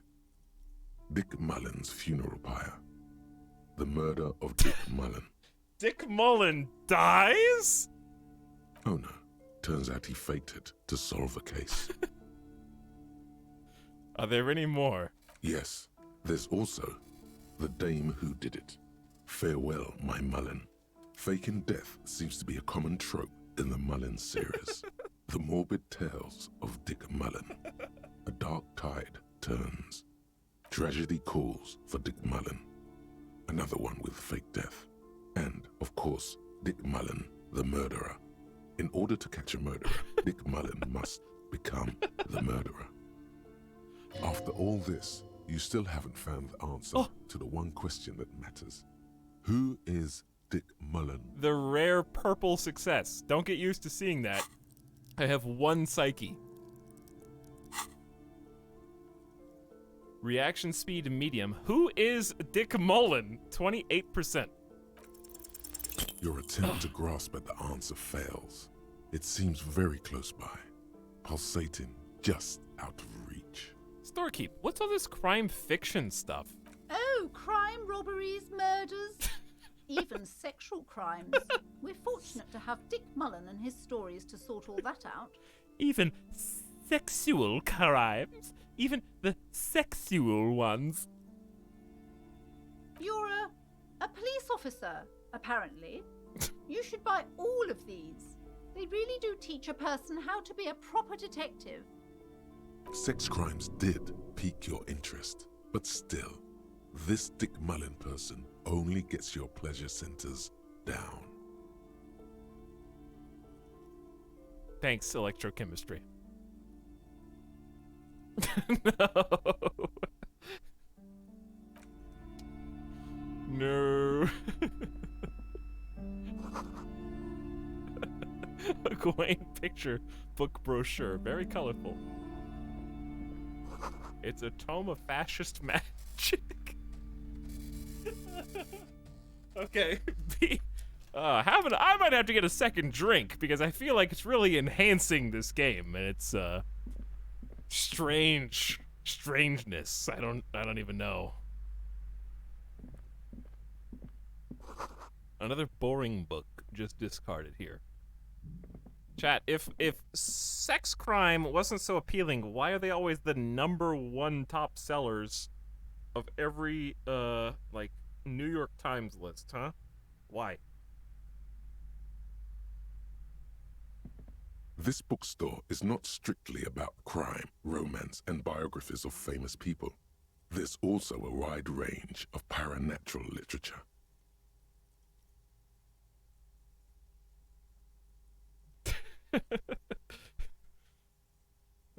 All right. Paranormal books.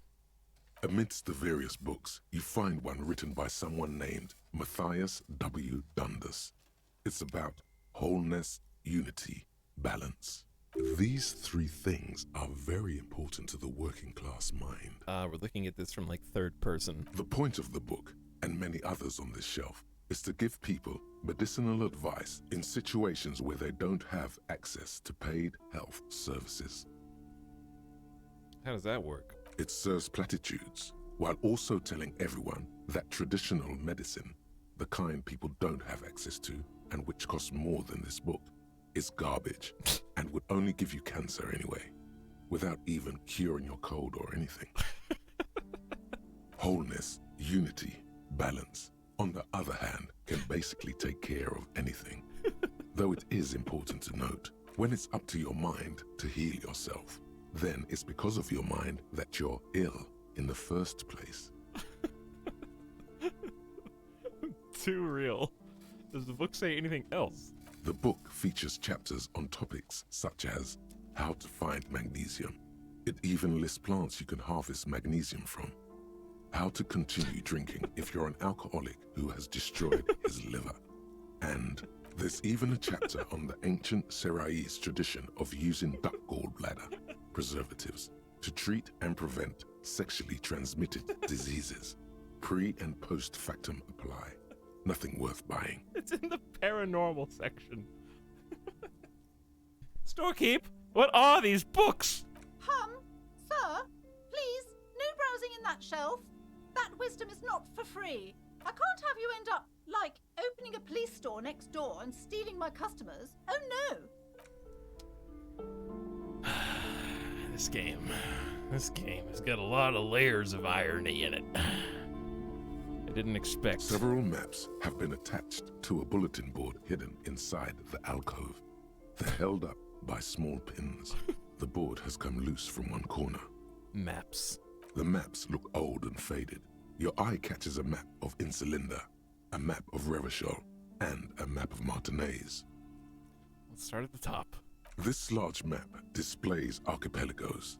You see a constellation of small dots on the light blue emptiness of the Insulindic Ocean. The largest in the northeast is La Caillou. You are here. Another far away in the southwest, Seminese Islands, Ile de Fantôme. Okay, we're in La Caillou. Ozon, Laurentide, Fas à la Mer, Archipelagos, North Arcade Islands. All just specks of dust on the vastness of the Insulindic. On the edges of the map, the color fades into a blur of dotted lines, black and white, disintegrating into mathematics. Wow, it's the first time I've seen visual calculus. In the northeast, a dust mite stands on the north coast of Caillou. In a bookstore, it's you. Thanks, Inland Empire. Did you just call me a speck of dust? Another purple success somehow. I think we're getting lucky. Radiating outwards from you, the suzerain Revachol. With a radius of 80 kilometers, still, the crown jewel of this Isola would be barely visible. Thanks, Shivers. Squint first. Can you see cities on the islands? You can, on Caillou, Revachol, a single black star, on Ozon, Fondelier, and Vimandu, on archipelagos, Croyan Moran, Villiers, on Seminine, Olduvai, and on Laurentide, Deora of the Seven Seas. 850 million people live on these little dots, an oceanic world of culture and commerce torn apart by history. 850 million people? The ocean breaks apart into a tangle of cosines and azimuths, all pointing into pale nothingness. Muindi is the north azimuth. Grad is the northeast azimuth. Samara is the east azimuth. Seo is the west azimuth. Isolas, they're called. There we go. Look that up earlier. Connections to other worlds. Words Bro. past the Insulindian, unknown to you. You only know you've never been there. Okay. We've never been to worlds past Insulindian. You have little idea what they are. Distant stars, gods, but looking at them makes you feel almost non-existent. Whatever they are, the Isolas are immeasurably large compared to you, and very, very far away. 17. We've never rolled a 17. We probably just have to have points in Encyclopedia specifically to even come close. Perhaps they are gods, gods of distance and outer dust. Ooh, same for conceptualization. Big time. I don't think we've seen impossible checks yet. The north coast of a verdant island is shattered by the delta of a river. It is the River Esperance. Countless bridges put the shards back together, connecting city blocks to river islands. La Delta says a great artificial heart in the center, teeming with life forms and construction. To the east, rolling hillsides, Le Jardin, Stella Marie, the suburbs of Saint-Baptiste, swallowed up into the megacity. They sound rich to you. This is Rivershell East. Dude, I didn't know that they were gonna have so many, they've got the whole map plotted out for this, made-up world that, mirrors our world, but, different history. What did they, there's so much stuff.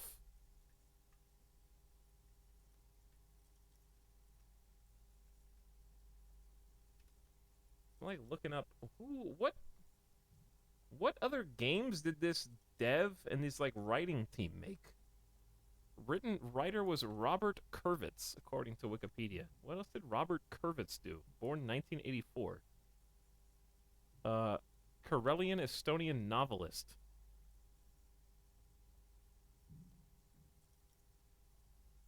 He published a novel in 2013 set in a fictional world. Started the video game development in 2016. Played tabletop games for much of his life. Kurvitz used world-building techniques derived from Dungeons & Dragons, though writing in worlds far different from those presented in the game. Well, okay, that's all he's got. Dude just came out of nowhere. Hudon, it's somewhere to live. Not bad. Then there's Jamrock. It's bad. People shouldn't live there, but they do. Then Forberg. It's almost as bad, and much larger. Then Coal City. It's the worst. West of the river. Okay, so let me process some of this. There's a verdant island shattered by the delta of a river, the River Esperance. Countless bridges connect the shards. La Delta, artificial heart in the center teeming with life forms and construction. A rich megacity, and then west of that is the super slums. You feel you're just west of Coal City, somewhere above Jamrock and close to Coal City. Just west of Coal City. So Coal City's the worst. We're above Jamrock and close to Coal City, so we're close to the worst. It's not really a map. It's a tourist thing. A picture postcard with buildings on it, drawn from an isometric perspective. A date in the upper right corner says 48. Still, it's detailed. Could be pretty useful for scouting ahead. You see the jagged boxes of an industrial harbor, even the whirling in rags there. Ooh. I could buy a map of the island we're on. Storekeep, can I buy these maps? I'm sorry, officer. The map of Martinez is the only one available. The other two are not for sale anymore. And besides, you could scarcely afford them. They're quite valuable, though they might not look it. The map of Martinez is 90 cents, though. 90 cents? I can afford that, dude! Why is the one of Martinez so cheap? That old thing. It's an out-of-date map of a tourist location that never was nor came to be. From when some design studio people tried to spruce the place up 4 or 5 years ago. They also renovated the horse statue, set up those coin-operated viewers, and designed the new street lamps. The place does not look like a successful tourist trap, does it? What happened then? They didn't get that far, for some reason.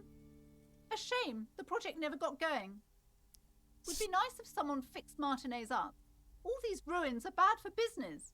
Steal it. 8%. No, I'm not going to try and steal it on an 8% chance. We got to RP at some point. I'll buy the map for 90 cents. Always good to be informed of your surroundings.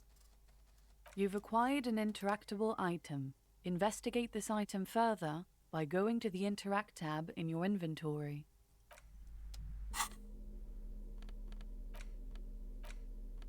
A worn and torn map of the Martinez area dating 48. The title on the top reads, Bienvenue à Ravachol.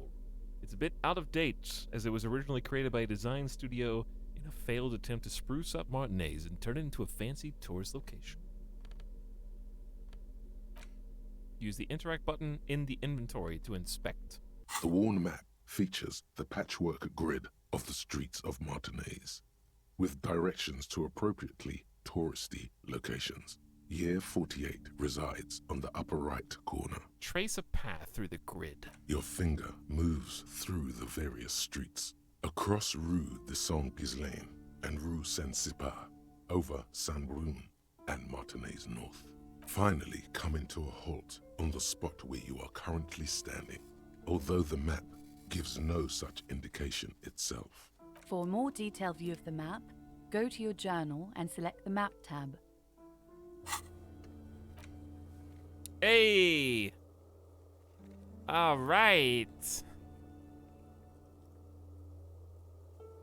Check this out. The church? Why is there a giant egg? Fisherman shacks with a huge egg. A Ferris wheel. The statue that we were at. The piers. The party going on over there.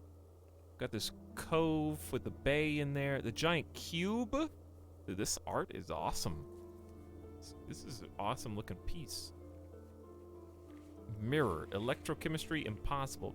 Wait, mirrors. Oh, right. Sleeping dock worker. Physical instrument challenge. Oh, these are the things that we failed, potentially. Or that we could power up.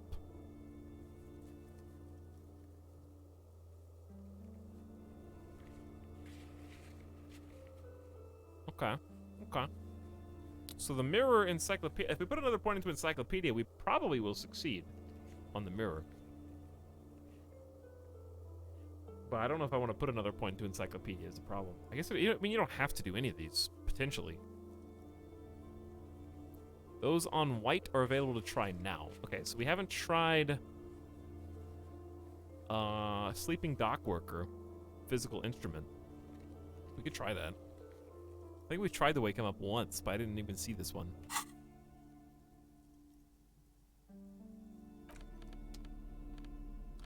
Very cool.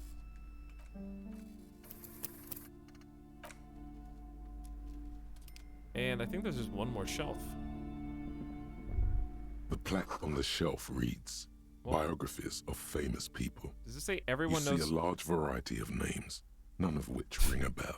Everyone knows the most interesting thing about fascists is their magic. The plaque on the shelf reads, Biographies of famous people. Browsing through all the books with all their names makes your head spin. None of these seem important or relevant. It's all just vapid egoism. Suddenly, a particularly odd title catches your eye. It reads, High Speed Love, The Tragic True Love Story of Jacob Irv and Alfie Delatraz by one Cecilia Averbrook. What's it about? High-Speed Love chronicles the romance between two of the finest tip-top tournée racers in history.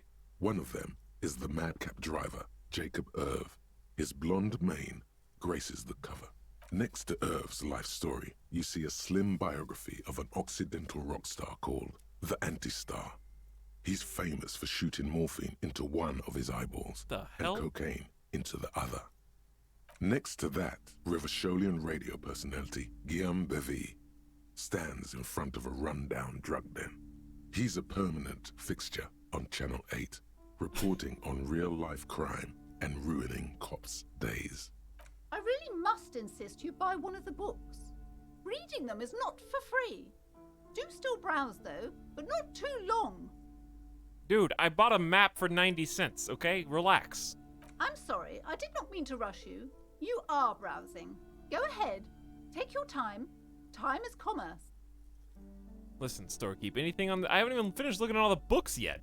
I would say... The Greatest Innocence. Yes, most certainly. It's an important educational tool, delving into the depths of history, religion, and their relation to innocentic power.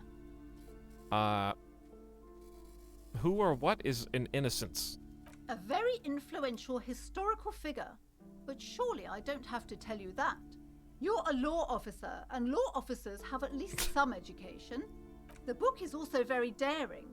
The author aims to re-examine the universal understandings of the innocentic system, creating a fresh vantage point and a shift in the tired order of things. I thought it was about which of these Innocences is the coolest and the greatest. So, you recommend it? Listen, I thought it was about which one of these is the coolest and the greatest. Perhaps for a layman, deep analysis is necessary to peel back the multi-layered meanings. Do her words seem vague and abstract to you?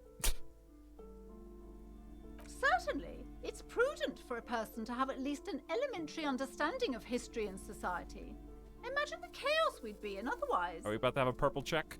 You feel like you should get this one. Definitely. It's important somehow. There's something personal inside. Dude, how have we... Is it even possible for us to roll under an 8? We've rolled 8 on every Inland Empire that we've seen. It's 470. I'm interested in the Greatest Innocence book. But it's locked. Alright, well, we'll have to come back. I think that's everything in the shop outside of just talking to her. And this curtain.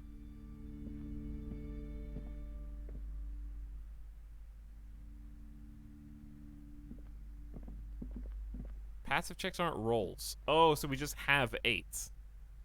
How do we have less than 8 then on anything? I have 2. So I'm confused how I'm getting an 8.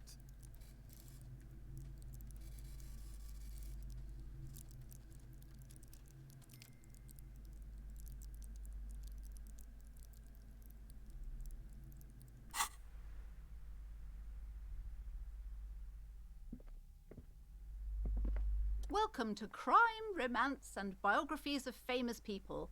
My name is Plaisance. Thank you for introducing yourself after getting all this, this knowledge to me. There are constant rolls for all kinds of stats. It's actually insane how much you can miss based on your skills. Well, that's fine. I prefer not to tell me when I failed something, which is pretty genius on the game's part. Because then it makes it feel like you're not missing anything, even if you may be. Be welcome, and please take responsibility for the energy you bring into this space. Before we go on, you seem to be well off enough. Could you give me some money? I feel there won't be an opportune moment to ask later.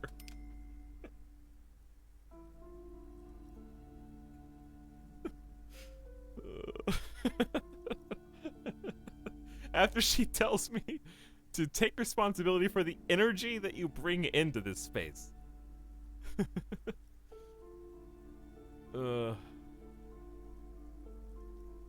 So, are you the owner of this store? I am. the proudest owner of our little shop of culture.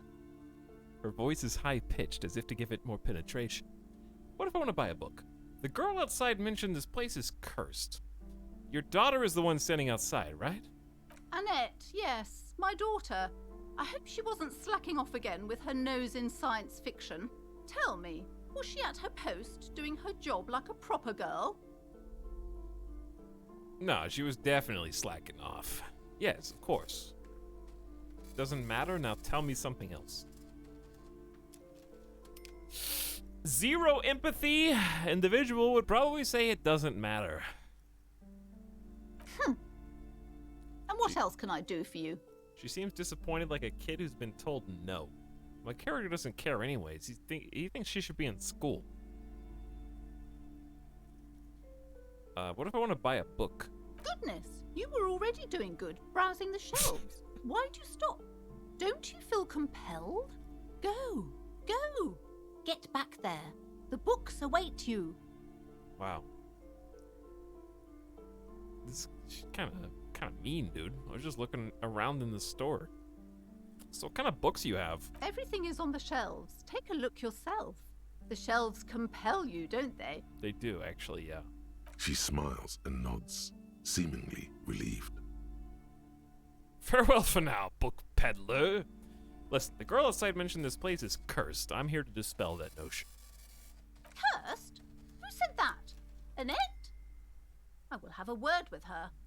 This place is not cursed. It has a robustly magnetic energy. Good for commercial activity. My business is thriving, sir. What in God's name is she talking about? Thanks, Rhetoric. Snitch. Let's go see what's back here then, if there's nothing that matters. Something's odd back here. You see a set of tattered curtains blocking the way to another room. A strange cage-like trinket dangles from the curtains. What? Excuse me, officer. The back room is strictly for employees only.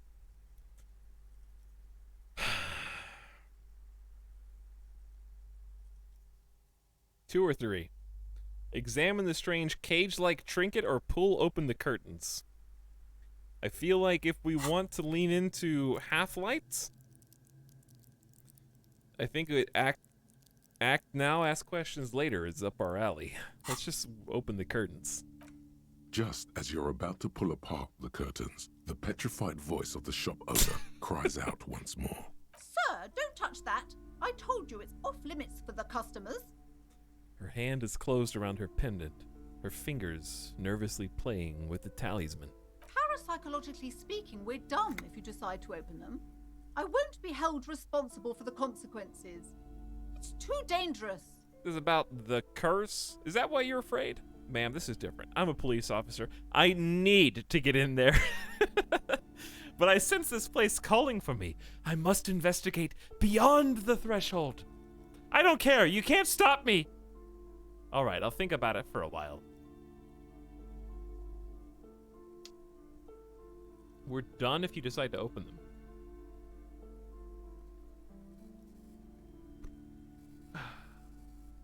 But then what if she doesn't let me buy any books afterwards? All right, chat. You guys want to vote? I don't know. I think it's going to split the vote. I think 3 is the thespian cop. Yes.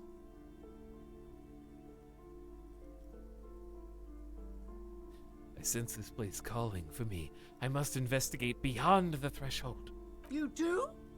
My God, even more reasons not to mess with the curtains. Just step away, dear sir.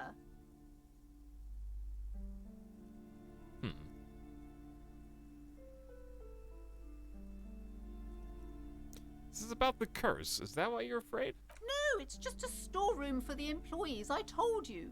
Now please step away from the curtains. She's almost begging you. Okay, well, it's got to be a 4 or a 5.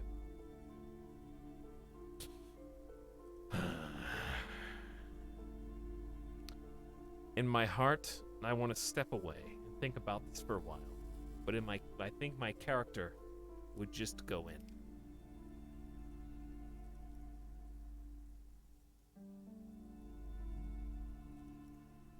That being said, Even though I'm not empathetic, I am smart, and I could use logic to determine that I might be able to get my way if I come back at a later point. Thank you. Let's just talk about this first, all right? There's no reason for you to venture into the unknown. Talking is always good. There we go. Go see what she has to say. Exactly. Facts and logic. Lies. Rip them open, we say. Uh-oh. Rhetoric and Half-Life are fighting. You see a tattered set of curtains and a polyhedron-shaped cage-like trinket. The voices in my head are fighting. Rip them apart, this time for real. Examine the strange cage-like trinket. Shopkeeper, what's behind the curtains? Nothing. Now please go back to browsing the books.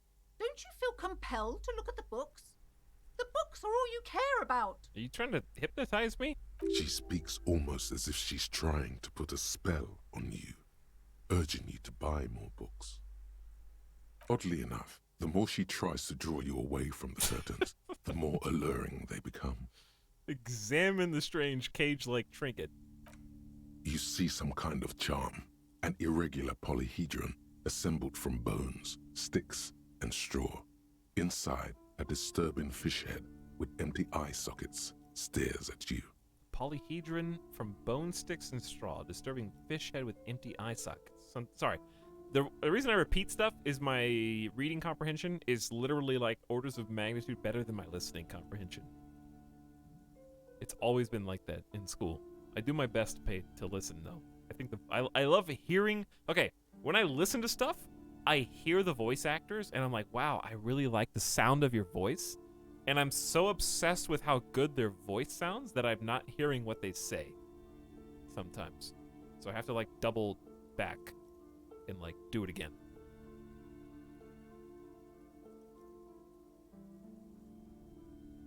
This is a traditional Seminese ward, meant to provide protection against ill luck, bad dreams, curses, and other supernatural scourges. Thanks, Encyclopedia. And who are the Seminese? Inhabitants of Ile de Fantôme, the Seminine Islands down south. Aside from poking at it suspiciously, there is nothing else to do with the fish head charm at this time. The curtains remain shut before you. I think I have to rip it open. I mean, the voices of Half-Light are telling me the paranoia needs to be acted upon. And I agree. However, before we reveal what's on the other side of the curtains, I mean, I gave her a chance to tell me what's on the other side of the curtains. I'm gonna BRB. I'm gonna get a refill. I'm gonna get a refill real quick. Okay? And then we'll find out. For real.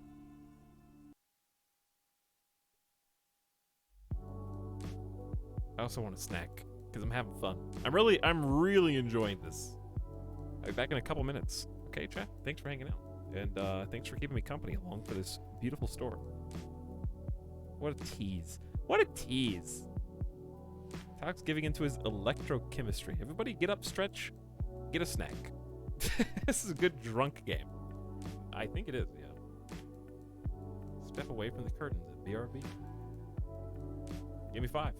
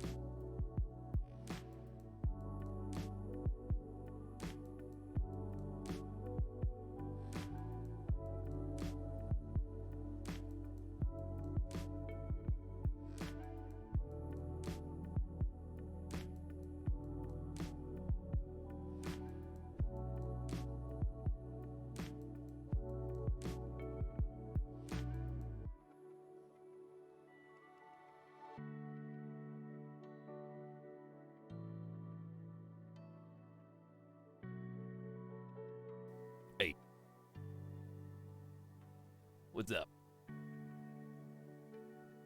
Just got here. Is this guy really still in the character creator? Technically, aren't we all still in the character creator? The character creator of life. Still trying to figure out what we're gonna be.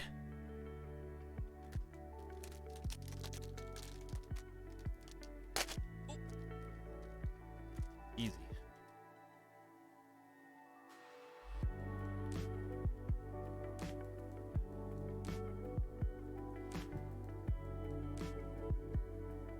Hang on. I gotta do some gamer strike.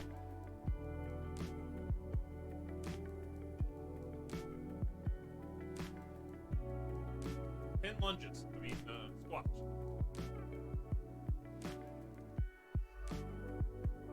Make it 15.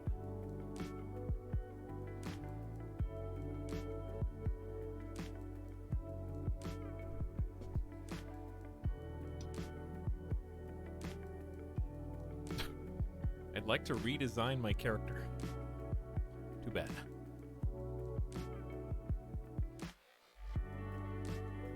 No do-overs. I got some yogurt pretzels. You guys want any?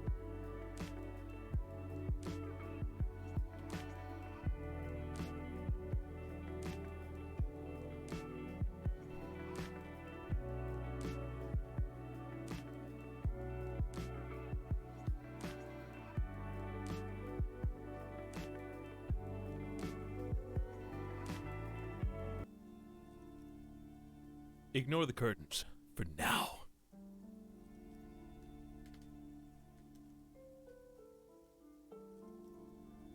What type of yogurt? I mean, I guess just yogurt. I don't know. It's just yogurt pretzels. Etalyx has been worth the long wait. Thanks for finally playing Disco Elysium. Well, I think it was worth waiting until the game was fully voice acted. I didn't know it was going to be fully voice acted, but I definitely am enjoying it more than I would have if I played it at launch. At least for streams.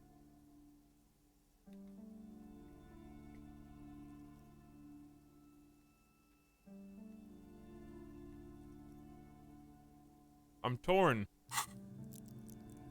On the one hand, Half-Life.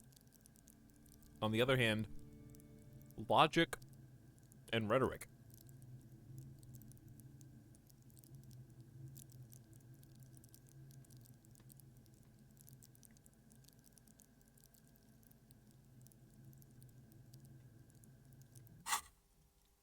And she's been very clear that once I open them, there's no going back. And I feel like that's the only thing staying my hand. So I'll give her one more chance. Hello again, esteemed officer, and welcome to Crime, Romance, and Biographies of Famous People. Why are you so uptight about those curtains? I just want to know what's on the other side. I already told you, it's just a storage room for employees. I don't understand why it's so important to you. Just let it go, officer. Go buy some goddamn books. You're supposed to be drawn to the books. Okay, now... She recites it like it's a poem, or like she's playing a role she's grown tired of. Why are you still talking about the books? Are you trying to put a spell on me? If it's just a storage room, why does it have a Simonese ward protecting it? If it's just a storage room, it wouldn't hurt if I just peeked inside. It's not like it's cursed, right? Why does it have a Simonese ward protecting it? It's just for decoration. She wavers under your gaze. Mouth pressed into a tight-lipped smile. Then something breaks. Okay, fine. It's because this place is cursed. Just like Annette said. They don't call it the doomed commercial area for nothing. Are you happy now, officer? Happy that you've ruined everything? She closes her eyes and starts mumbling something to her pendant.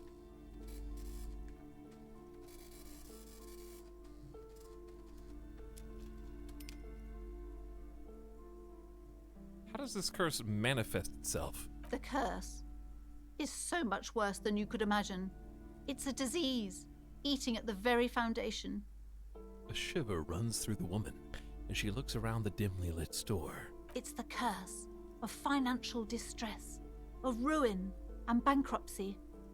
She peers at the curtains again. Okay, I'm a little confused. What does that mean?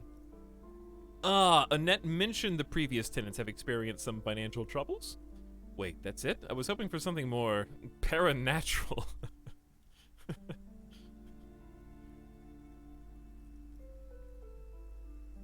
2. It's not just that, officer. We're dealing with something supernatural here. It's the cacodemons, feeding off bad business practices and disappointing income statements. There's something wrong with this building, I can tell you. Ever since I arrived, I've sensed an eerie, lingering presence, as if I was unwanted here. I don't think the curse is real. I just want you to let me in there.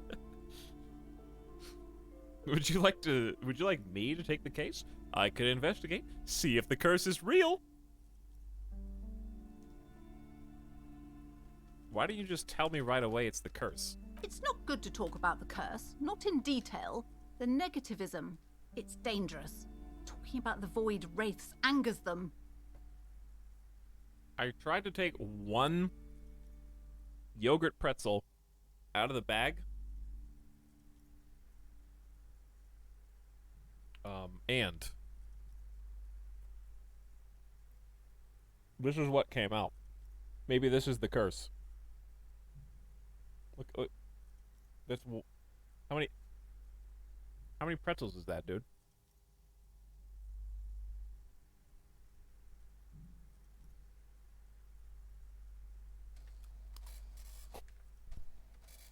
Oh my God! It's everywhere.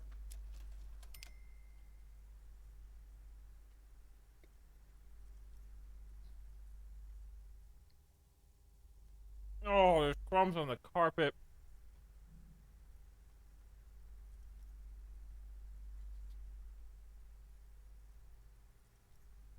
Oh. It's splintered into like 100 pieces. It's on my pants. It's melting into my pants.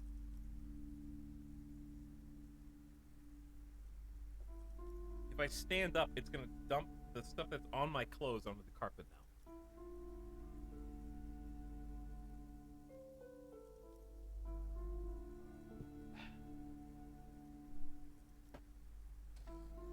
Hold on.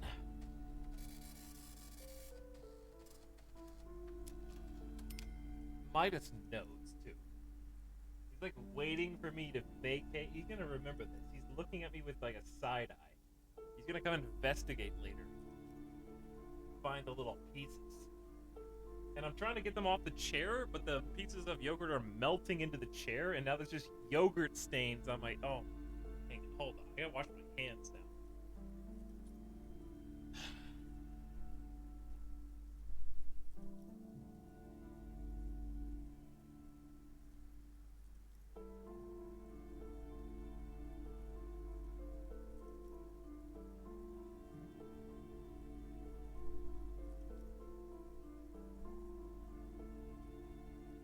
I did what I could do.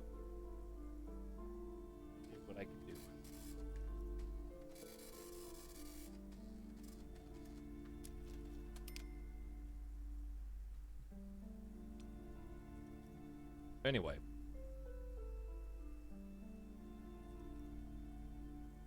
Don't talk about the curse. Talking about the void race angers them. Wow. Void raves. You have new words. Such wraiths may prove a formidable enemy. Suit up. Can you guys stop arguing with each other? Suit up. Have you sought help from anyone? Yes, I've contacted numerous parapsychologists and even a pair of Simonese mediators. They provided me with the wards. She nods at the cage-like trinket. The wards help to keep the doom at bay and protect us against the darkness that lies further in the building. Even though now I fear, it's not enough. The darkness that lies further in the building. Is your pendant part of the wards as well? Oh, this? No, it's a special Himian amulet, blessed by desert pygmy shamans, with a spell of compulsion. It's to compel people to buy books. Of course, that makes a lot of sense given how adamant you've been. There are numerous spells cast throughout the store. I had the books anointed with a different inducement spell, for example. It's guaranteed to boost sales 15%. Desert pygmy shamans. That sounds like a rather questionable way to describe a group of people. Would you like me to take the case? I could investigate and see if the curse is real. Most certainly not. I don't want anyone who's not familiar with the Uh-oh. psychic arts to get involved in this mess. Stay away. I'm gonna have to prove I'm Leave not. the spirits be, so they can return to their slumber. My liege, you know what this case calls for? A para-detective. Drama! It does! 92% chance. Convince her to let you investigate the doomed commercial area. It's my time to shine. It's exactly what we've trained to do. Yes. Time to fire up the old lie machine. Bro! That was our time to shine, dude.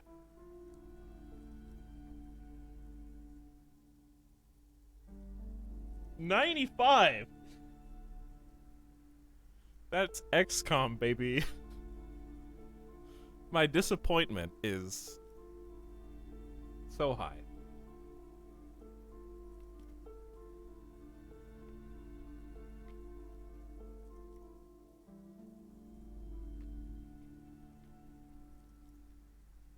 Do you know how me and my partner are known to our colleagues back at the station?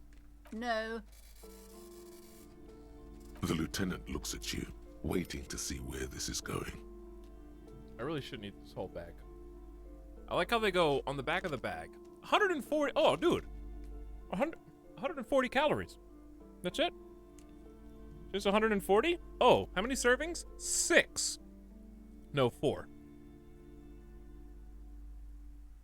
1, 2, 3, 4, 4, 8, 12, 16. That's 5. It's just 560 calories in one bag. One bag. There's only a couple left. I gotta save these. That's too many. That's a lot of calories, dude. I will say, it may have worked to sober me up a little bit. Cheers, chat. Round 2.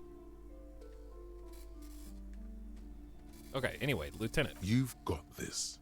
Just go with it. This is elegant. Crime Bros. Not at Kim. We're called Crime Bros, my partner and I. Wait, that's it? I don't want to say that. Listen, I'm supposed to have 5 intelligence. I don't want to say that. Stop being such a fussy prude.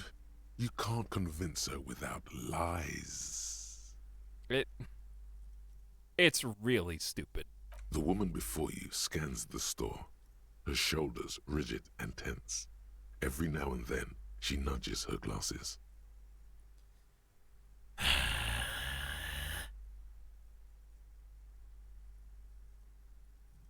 Are they really gonna make me put another point into drama to unlock this again?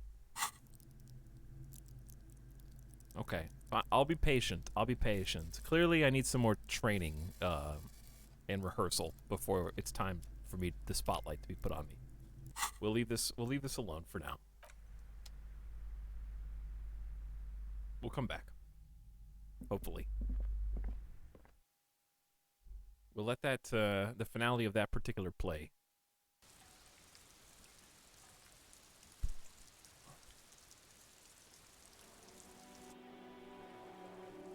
My character is dumb, but he's also too smart to go with the Crime Bros as his main line. Your entire life led up to that moment and you blew it. Yes. Actually, yes.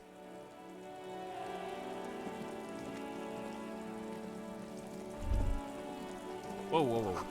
The book is titled Man from Hjelmdal and the Wildfire.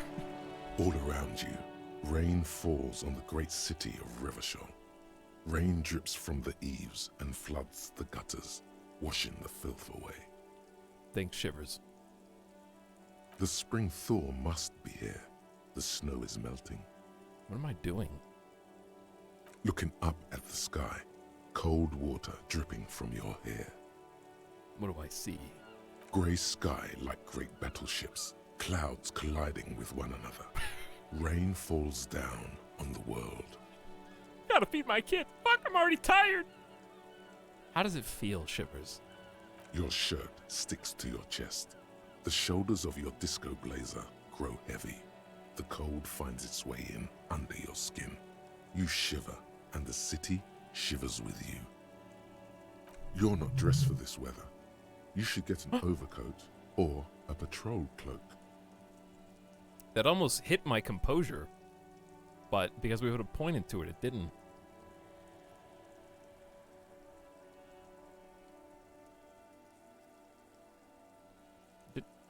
Didn't we already do this? What's in the west? Sheets of rain over the water. A flight of stairs leading into the ocean. Wave after wave washing the coast of Martinaise, with its motorboats and gently swaying reeds. The ruins of a half-sunken sea fort crumble on an inlet beyond the Bay of Revachol. Ghosts rise into the sky. Who are you, ghosts? What's down the shore? Run your fingers through your dampened hair. That's very, dramatic. This one didn't get caught. Your hair is an oily mess, flecked with ash from neighboring coal plants. Smokestacks rise somewhere in the distance.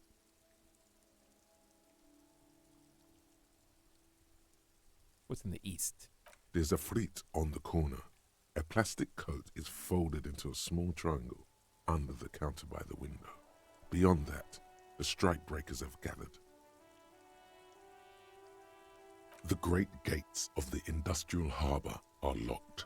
A chill runs down your back. You shudder like an animal trying to shake water from its hide. Shake your shoulders again. You shudder, looking down at your feet.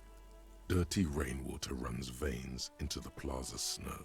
Two green snakeskin shoes stand at attention on the mosaic paving of the plaza. What is below? Collapsed storm drains, old sewage systems flooded with rainwater. Hidden weapon caches from the Revolution. Doors leading down to Le Royaume. The catacombs to which, for 3 centuries, they delivered the blue-blooded dead. What is in the north? Tower blocks crowd one another. 4.46mm bullets still lodged in their war-torn stone walls. Hallways collapse from the mortar hits of a war that was lost long ago. Clotheslines go to waste in the rain. Radios play. The news at noon. Rhetoric success. Well, the news at noon. Well, a yard. Rain falls onto the roof of a woodshed. Coal leaks into a puddle beneath a dead man's feet. He swings from a tree, bloated. Droplets of rain slip from his cold cheeks. oh, that's, the body. We still have to go investigate the body. What's in the south? A traffic jam. Rain thrumming on the roofs of motor vehicles. Inside, drivers watch water streaming down their windshields. The statue of a king shudders. He too is cold. The canal bridge has been raised. What's on the other side of the canal? The road ascends. A raised motorway loops above the ghetto. Beneath its concrete columns, a sea of rooftops, woodwork, and tar stretches northward. 4-story buildings as far as the rain can fall. The snows melt in Jamrock. What is Jamrock? Revachol is the capital of the world. Jamrock is the capital of Revachol. Droplets form on your eyelashes. It's home. Where's the hood? Where's the hood? Where's the hood at?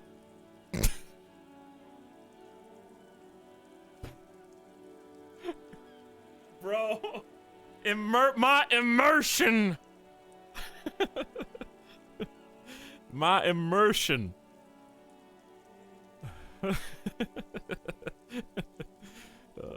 You gotta do it.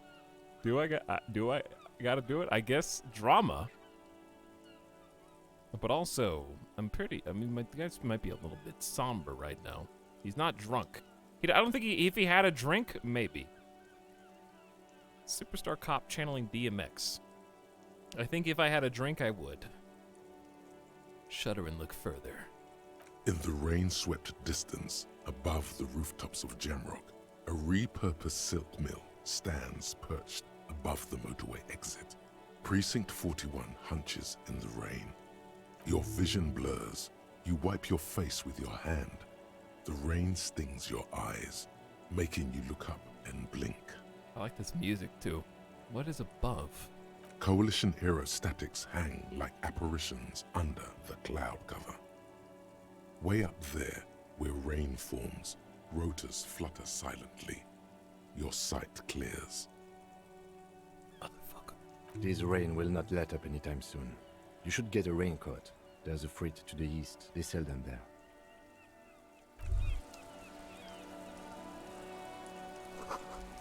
The book appears to be erotica, but without erotica. Okay. Hi, Ace Detective. Are you here for more books? Bye. Chat, it's already 12:36, dude. Time's flying in this game, even though it's not. It's almost real time, actually. We don't have any more smokes power.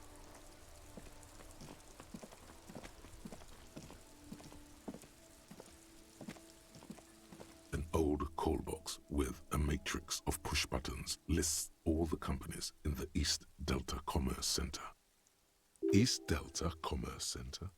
This must be the name of the doomed commercial area. Oh my god, what is all this? Main Hall Building A? Anne Orlando. Boxing for young athletes in the gym. 24-hour window. Emma's Fashion. Fabron's Taxi. Slipstream SCA. Fortress Accident SCA. Revachol Ice City. Main Hall. Whirling and Rags. Building B. East Delta Pinball. Or the empty card. Let's do pinball. Silence. No one answers your call. That's sad. What about the empty card? This button looks new, but someone has removed the name card. Nothing happens when you try to ring it. Huh. This button looks new. It's probably not connected yet. Kim steps back, inspecting the other names. I'll come back to this. Let's go get a raincoat. They said to the east, right?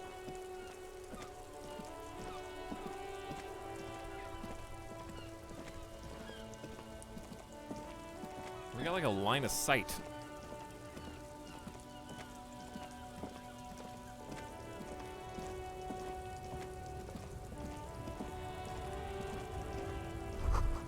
Hey, this is it. 3 T's, how idiomatic.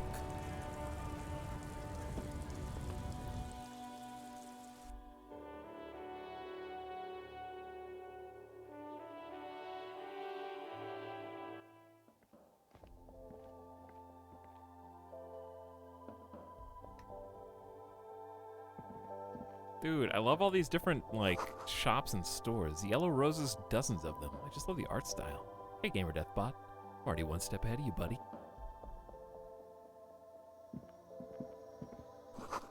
A melancholy pop song plays on the radio. Welcome to Frit. Feel free to look around or something. Everything is out on the shelves. She returns to her magazine, that hat. What's that magazine she's reading? Before we go on, what is this, Frit? Listen, conceptualization. What magazine are you reading? You mean this?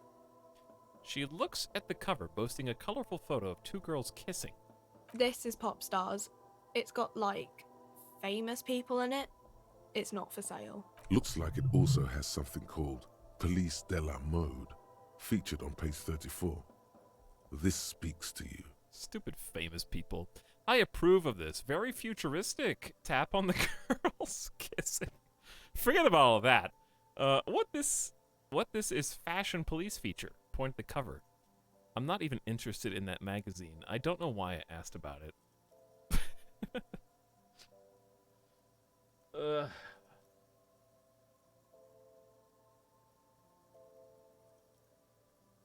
Chat, I'm going to let you choose, okay? Get ready to click on the screen. You only have 15 seconds to pick. Okay, you ready? Here you go.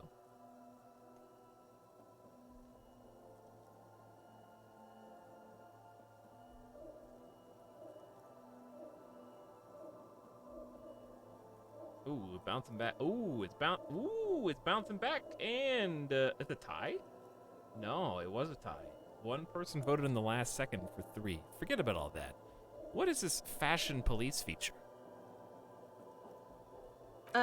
It's where they rate different outfits famous people wear. It's kind of funny. They're kind of mean. It's about who's the most stylish. Who's numero uno guy in there right now? And does he look like this? Point at yourself. Point to her hat. I bet your hat would take the prize. So who's the most stylish there? It can't be from anyone from here. Who's the numero uno guy in there right now? And does he look like this? Her lazy eyes scan up and down your body, assessing the situation. No, I don't think so. We are not the fashion police. We're the real police. But we could be the fashion police, Kim. I mean, the bomber jacket and the Pokeball thing going on there. It's very becoming. Before we go, what is this Frit? I don't know. Frit? And what is a Frit? A 7-Eleven grocery store. Why is it written with 3 T's? I think they think that the extra T makes it funkier. It doesn't. She chews on her gum with disgust. The story goes that normal Fritta, with 2 T's, a men's workwear shop in Vredefort, was already taken. So when Fritta Retail Inc. grew into a multinational corporation, they had to add an extra letter to avoid trademark infringement.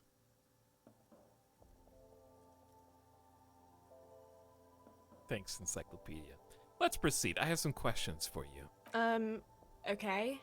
I'm not really supposed to be chatting to anyone, but... Can you tell me anything about the dead body? I don't really know anything. I mean, I know it's there, but I haven't seen it, so... This voice actress is perfect for this character. Did you know the man who died? How long has it been there? What do you think happened? Thanks for your help. Just go straight to the end. Did you know the man who died? Not really. Not really. Does it mean you knew him a little? No. I didn't know him at all. How long has it been there? I don't know, really long. What do you think happened to him? I don't know. No need to worry. It's just standard procedure for us to ask around. If you hear anything, let us know, okay? Thanks, Kim. Okay. Thanks for your help. Uh-huh. I'm finally here to watch this illegal game. Hey, 3, 2, 1. This is an illegal in Australia game. Sorry I missed some subs earlier. Marky Mark gifted 5 subs right around the time I BRB'd, I guess. What's up? Gyro Man, PK Cannonball, God of Oreos. The God of Oreos. And Gunther Papa and Soxanobe. 3 of you here for a second month. Short and Saucy also says this lady only uses words with lots of syllables. Kind of like the narrator as well. What's up, Short and Saucy? Bowden Z-Wolf as well with the Etalyx for 16 months. Howdy. Welcome to stream, guys.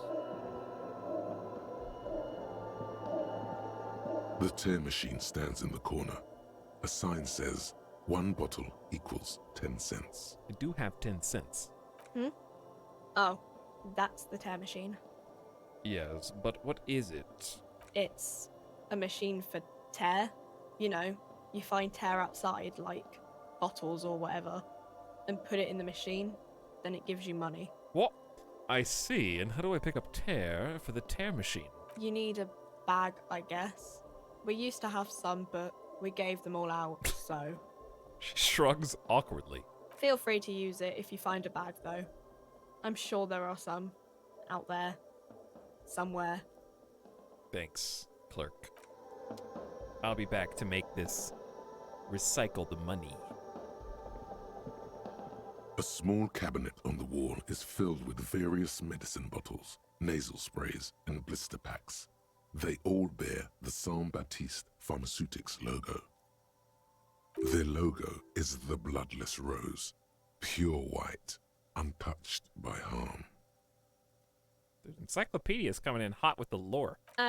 Just ask me if you need anything from Saint Baptiste. We don't stock prescription meds, but we do have Nosafed, Duramine, Magnesium, and Hypnogamma. And what do those do? Or can I just have some? +1 health, +3 health, +1 morale, +3 morale. What do these do? I don't know. Let's see. Nosafed is a nasal spray. Duramine is a really good painkiller. Magnesium is a dietary supplement. Hypnogamma is... She stops. I don't really know what Hypnogamma is. I guess it makes you feel less shit. It's recommended to use after lots of partying, studying, or exercising. Thank you for explaining this. Uh-huh. Why is Frit Clerk my favorite character in the game now? This is my current favorite character out of everyone we've met so far. Oh, I could have asked. A small cabinet. Saint Baptiste. You know, the pharmaceuticals company. Okay. Saint Baptiste Pharmaceuticals. The one that sells meds out of Saint Baptiste. That one. There.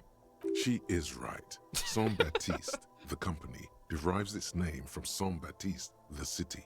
Itself so named because that's what it is. A rare case where that really is the full etymological history. As far as almost anyone knows, at least. Thanks, Encyclopedia. Imagine walking into a store and being like, who is aspirin?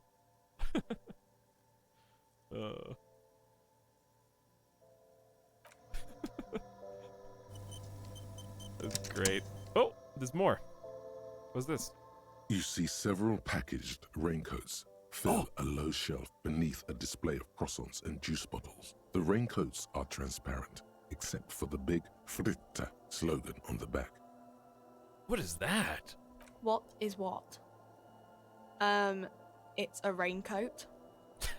If you want to buy one, then it's only 4 real.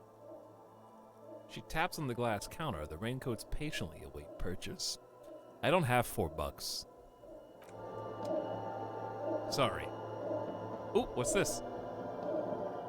A colorful display of cigarettes and alcohol bottles line the shop wall, inviting you closer. There, in that dark green glass, all in vain.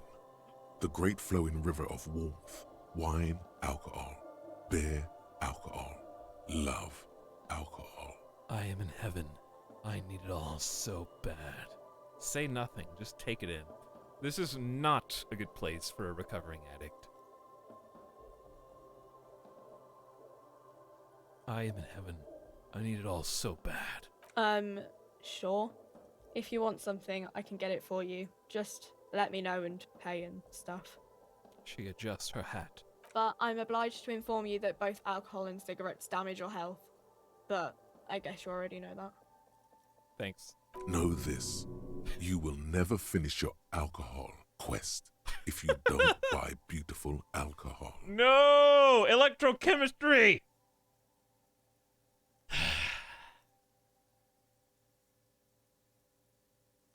Why do you taunt me so? Electrochemistry metagaming. Please, tell me more about these products. The Pale Age vodka is special, I guess. It's stored in pale for a couple of years, which makes it super expensive and super strong. What is pale? You know.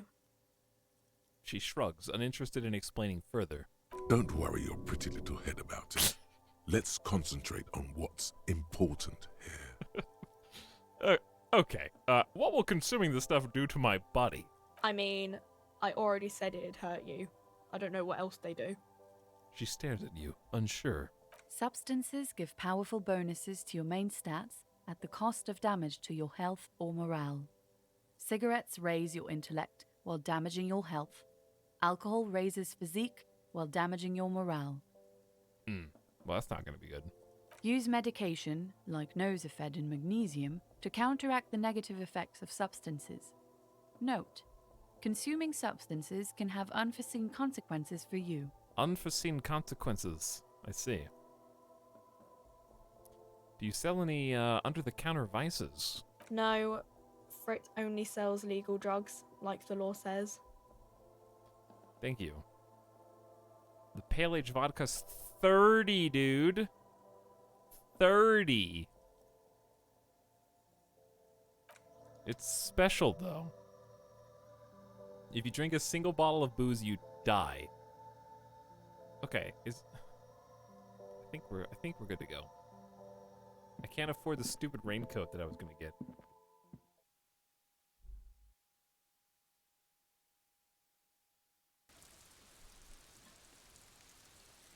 Low on health. Put points into endurance. No, we're good on health. The rain's getting more, and it's really coming down on here.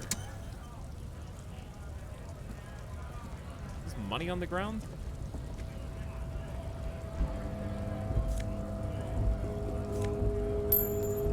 Dude, I'm rich.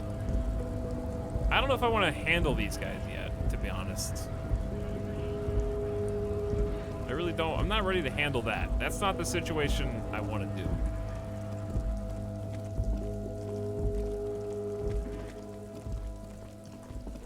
I think I want to go deeper in here. We already checked out some of this stuff.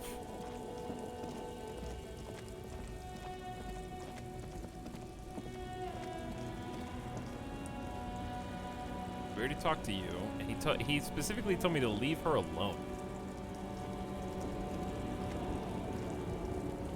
For now, at least.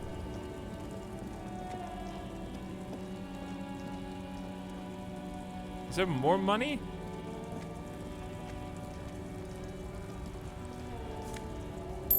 $0.60, dude.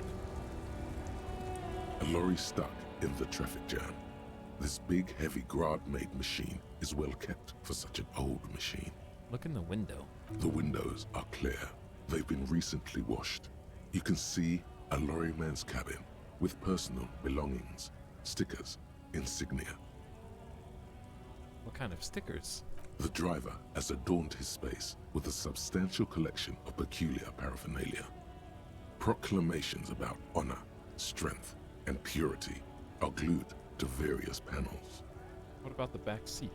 The back end of the cabin is a small perch to sleep, large ashtrays. There are several suns and wheels sewn into the curtains. A book with ragged edges catches your notice. The front cover features a large, muscular man. The title reads, Man from Eamdal in the Lost City of the Pygmies.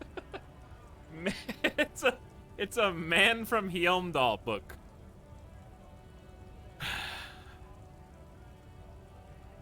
It all goes full circle. Racist nationalist paraphernalia. Not unusual in this part of town. This is our guy. The lieutenant nods toward the racist lorry driver. Ah, it's his thingy. You think this lorry belongs to our tough guy? Likely, yes. This guy's proud of who he is. Drapes it all over his machine. He was acting tough before. This probably scared him a bit. Who knows when it will come in handy? A slightly scared, racist lorryman. Thanks, Half-Light. Even Half-Light is pissed off at this guy. When Half-Light thinks you suck, that's really bad, because Half-Light is arguably the worst of the 6 primary physique traits. You've really sunk to new lows there. Half-Light's the kind of guy that'll beat you up on suspicion of your involvement with paranoid fear of impending violence.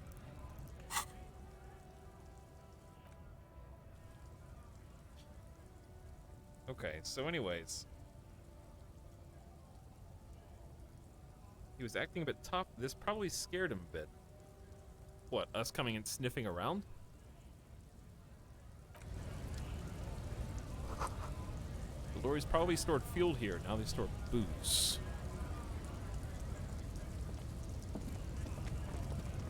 I haven't even looked at the body yet, dude. It's 1 o'clock. It's 1 o'clock p.m. We need to look at the body.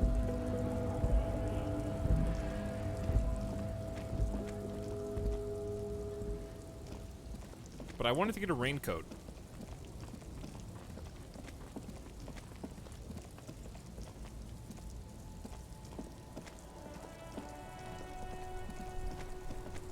Never look at the body. Talk to... Oh, dude, Love! I completely forgot about Lieutenant Love. All right, we're gonna handle Lieutenant Love first.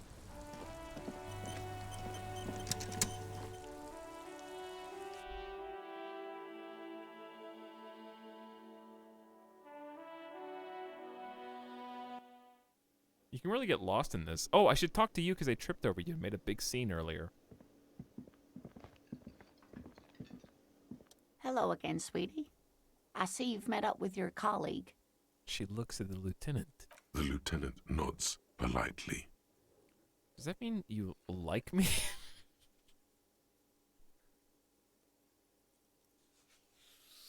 How come every time I play a game with dialogue choices, I always get baited into trying to romance every single character in the entire game?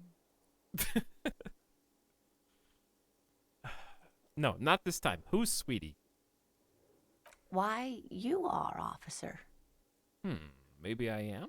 And have you found anyone to be sweet to? She smiles conspiratorially. No, I am done with mating rituals this time around.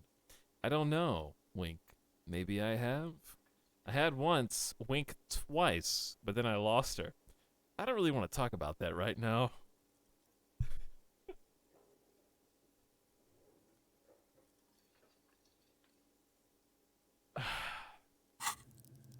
With psyche. This is just morale. This is just hunches and gut feelings. Understanding others, authority, connecting to your fellow cop culture, charming men and women playing the puppet master. Okay. I don't see, a drama would probably pick I had once, but then I lost her. You must forgive me. I'm getting so scatterbrained. I completely forgot to introduce myself. I'm Lena. My husband Morel and I are staying with our friend Gary just down the street, but I come here for tea when they're away. Her eyes glitter over the rims of her glasses as she looks up, smiling. This Lena is wacky enough for the motley crew. Hire her on the spot.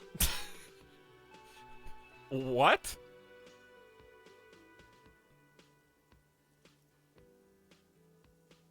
You seem to be in a chair. How do you like to roll with me? Oh my god. I don't know if you've noticed, but I don't know where I am or what I'm doing or anything. Are you okay? I'm very sorry I crashed into you earlier. I don't know what got into me. Sweetie needs money. Do sweeties get money?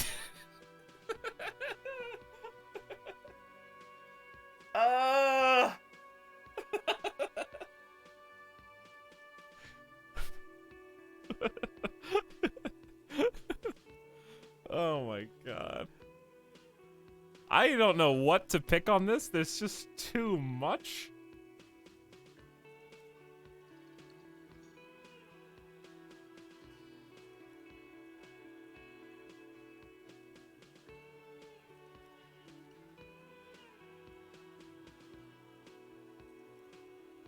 Hobocop energy, yes. Very much Hobocop energy there.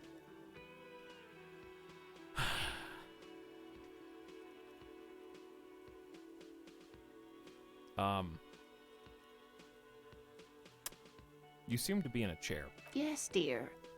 I'm a paraplegic. A paraplegic is someone with limited or no ability to use the lower half of their body. Paraplegia is caused by spinal cord injuries, like falling from a great height, or a grenade explosion. A grenade? Did you fight in a war? I'm sorry. It was rude of me to mention the wheelchair. Let's move on. A grenade. Did you fight in a war? I'm not stupid enough to pick this, but I feel like my character would try to turn it into an intentional joke that's not funny. No, dear. I'm not quite that old. Although I was injured in the line of duty. Were you a tightrope walker? A mountaineer? I feel like I was in a war. Were you a tightrope walker? Nothing so extravagant, dear. Though what young girl doesn't dream of soaring over a crowd? What did you do then?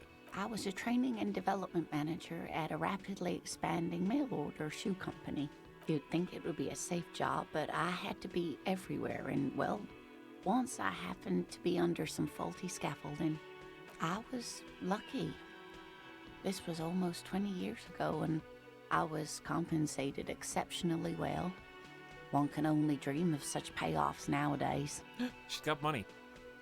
She runs her hand over the chrome wheels of her chair. Thanks for clearing that up for me. Let's move on. I have no empathy. None. No problem. She nods, smiling up at you from behind her glasses. Sweeties need money. Do sweeties get money?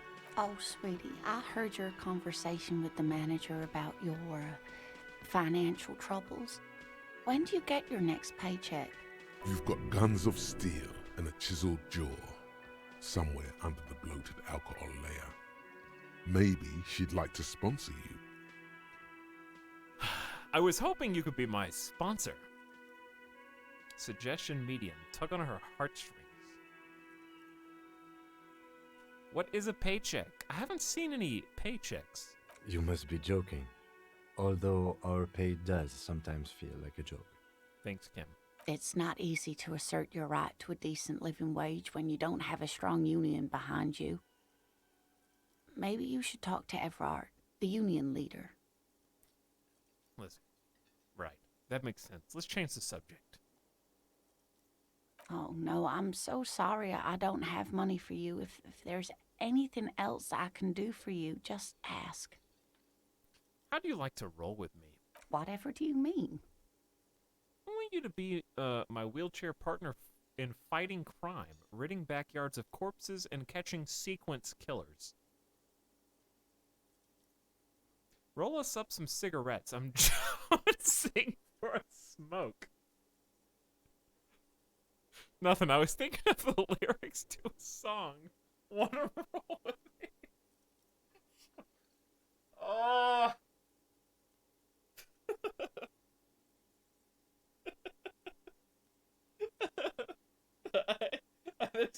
There's no good answer here, dude. Oh. I love what a train wreck the main character is.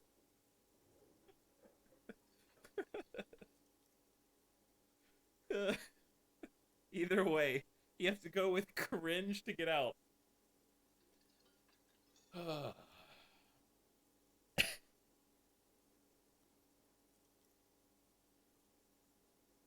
I think my best stat being drama with the I'm really leaning into drama, I know, but it's got to be number one. I want you to be my wheelchair partner in fighting crime, ridding backyards of corpses, and catching sequence killers. Sequence killers? Oh my. But I think you already have a partner, sweetie. She sounds impressed. A partner who needs you to help him get a corpse down from a tree. Kim, of course. I forgot I had you. I know. But there are also side mysteries, sequence killers, and forays into the paranatural.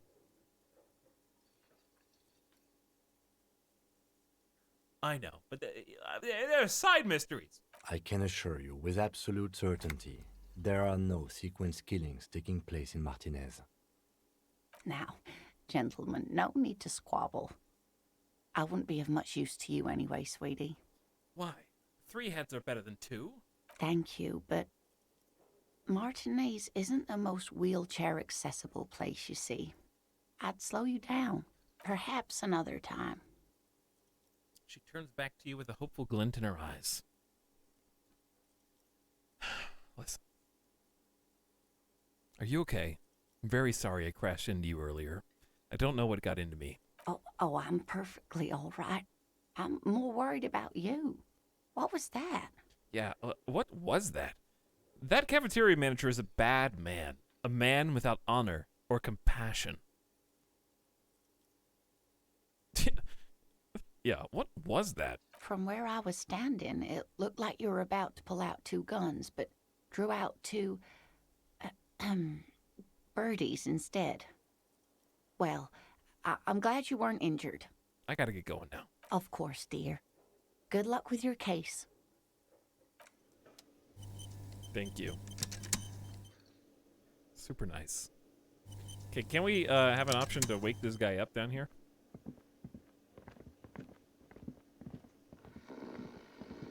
The worker is in a deep slumber. Physical instrument challenging, wake him up. +1, ruckus talking to Gart, crashed into wheelchair. Why are we getting a bonus from crashing into the wheelchair? Physical instrument is well on our side now. There is only one way to wake this bone idol from his slumber. Roar like a hurricane. Rip the buildings from the earth. Wake up! This is an order! I am the law! Or no words, just a primordial scream.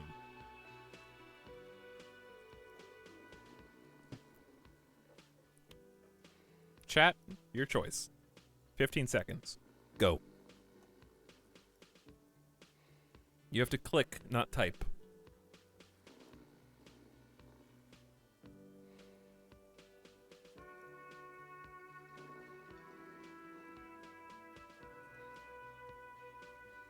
Alright, chat shows no words, just a primordial scream. Why the yelling, man?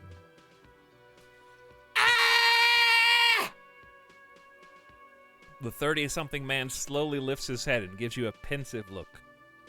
Looks like a sow descendant. A lot of sow dock workers around. You're alive. You looked out for the long count there. I just want to see what would happen if I yelled. Congratulations. You've seen the future. Now, if you excuse me again, officer. The worker sinks back onto the table, ready to continue the nap. See anything interesting in your dreams? Tell me about Wild Pines. Why are you sleeping here while the others are out striking? Who's behind this strike? What about the dead body in the yard? Yours? Points at the bottle and the spilt rum. Indeed. Help yourself to some. Wait. No. Oh, it's empty. Sorry about that, pal. Anything interesting in your dreams? Tell me about the Wild Pines. That's the name of my employer. I work in logistics. How's that going for you? How's it going? Please don't do this. Stop. He lets out a big yawn, then stares at the cafeteria terrace doors. Some fingerprints glisten on the glass. Haven't you noticed what's going on outside? I've almost never been outside. We have been outside. It's a total madhouse! Good. Then you understand the gist of it. We would all be better off without the employers and their employment. For one, I can get some goddamn shut-eye. Right to sleep, I say. Why are you sleeping while everyone else is striking? Nate got it. Majoret's got it. He's guarding the gate. I just getting some sleep. Or was. The way he says Measurehead implies ultimate trust in this head reckoner's physical prowess. He seems like a worthy rival. You should slay him. Dude, physical instrument. Why is physical instrument a Dark Souls boss in my head?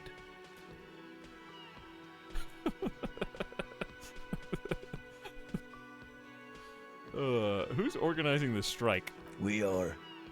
The workers. The union. We know what we need. What's right for us. You mean there's no leader? Okay. I guess there's also Everard. He's in charge of the union. He's smart. Knows how to negotiate. He's got our back.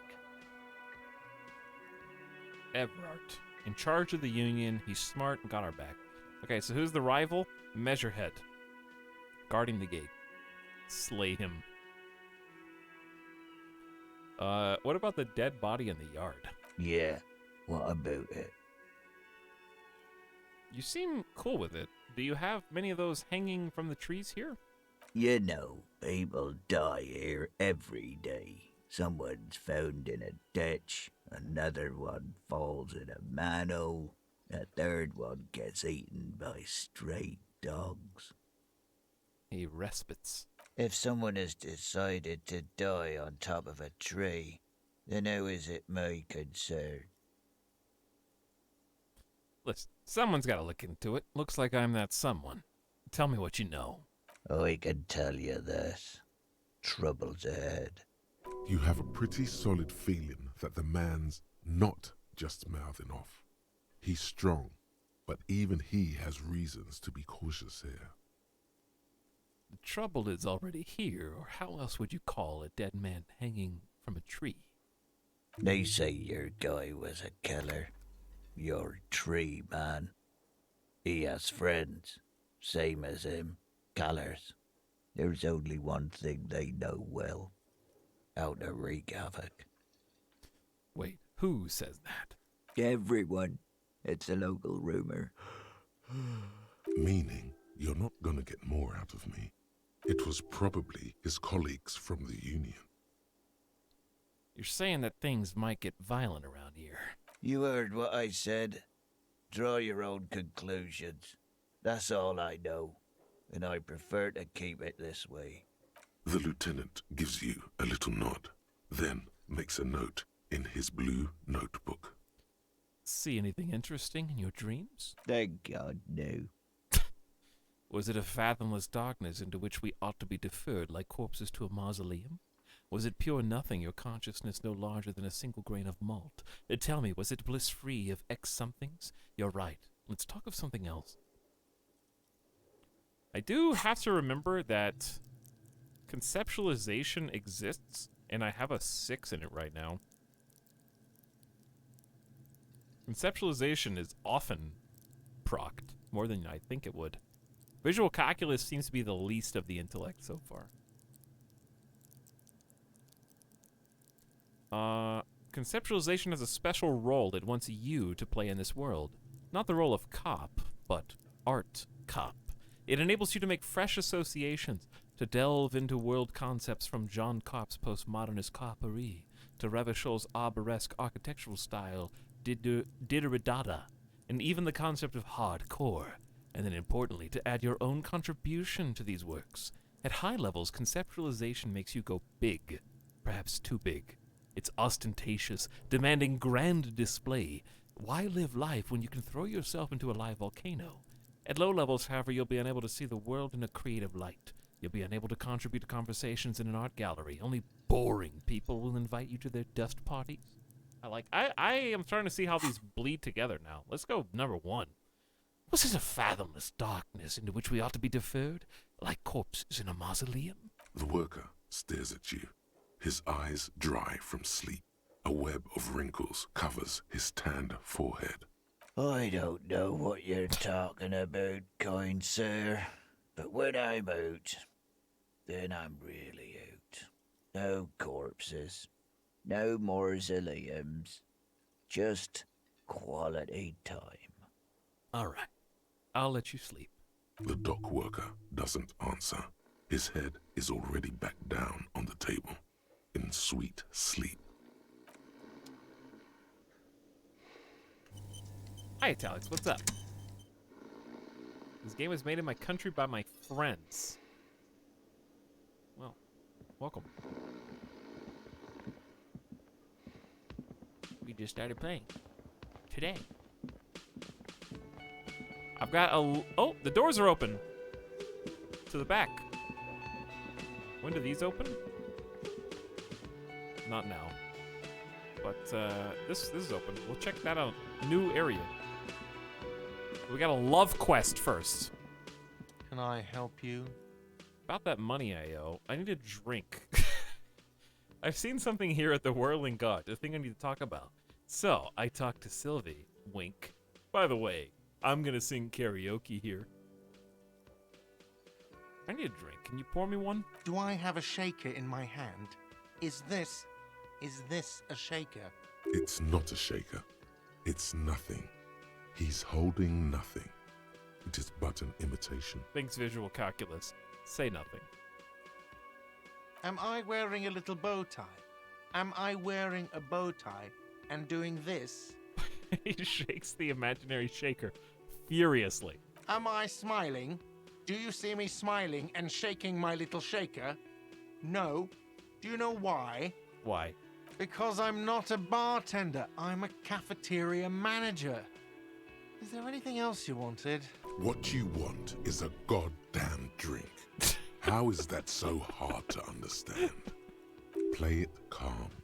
This man needs to understand you need a drink to help the community deal with police stuff. Police stuff? I want a fucking drink, asshole! You don't understand the seriousness of the situation. I'm an alcoholic. I need my fix. I'm an alcohol-operated detective. If you want me to clean up the dead body and solve the case, you need to insert alcohol into my mouth. Fine then, I had something else I needed.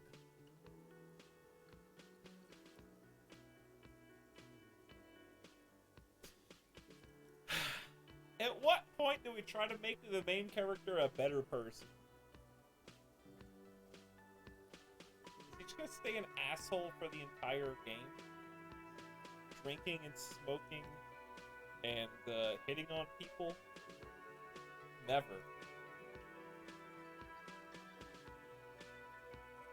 Continuous descent.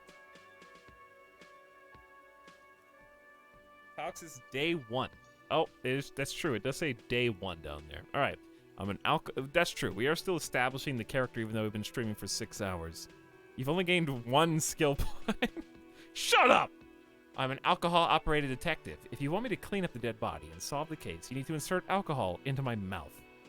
Oh, well, in that case, let me pour you a nice, big, refreshing marinella. Do you want that out of a glass or a pineapple? Pineapple. Don't be an imbecile. I'm not going to serve you a marinella. I have work to do and broken things to fix. If that was all, I'd like to return to it. It's never that easy, is it? So, when I talked to Sylvie... God. He does not look too pleased. It's time for the love quest.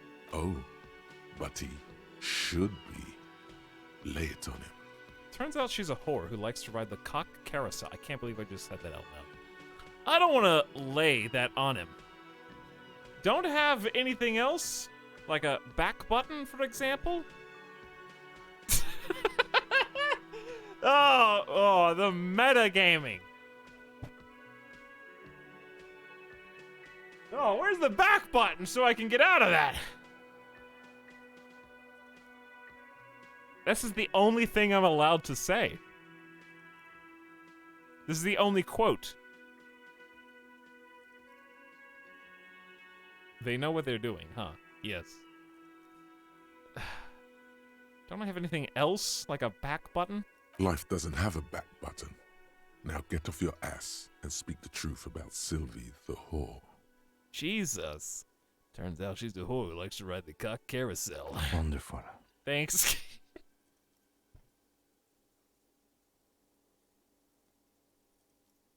It is. It's wonderful. Who are you, empathy? Is this how you act when I only have one empathy? This is who my empathy is? What? What does that mean? Cock carousel? She rides until she's too old to ride it. Then she settles down with...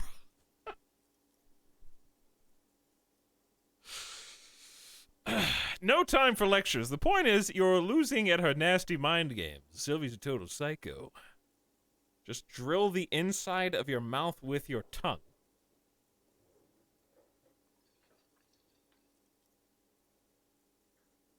No time for lectures. The point is, you're losing at her nasty mind games. God, does it mean you talked to her? What else did she say about me? What else do you need? That was roughly it. You don't want to know.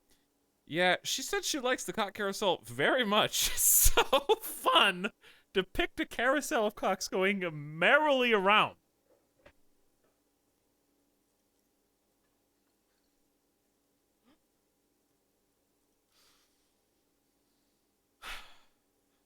I'm washing my hands of this. Chat, you have to click on one of these buttons, and I know what you're gonna click, but I'm putting this on you.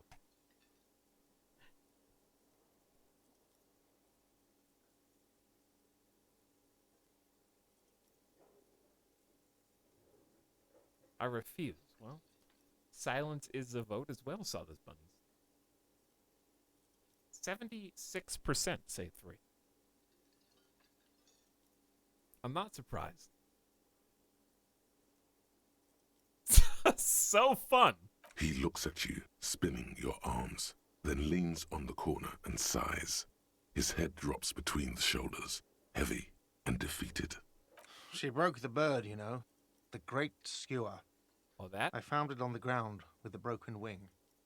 On the morning she left. I should have known. It was her way of telling me to piss off. I should stuff it up my arse.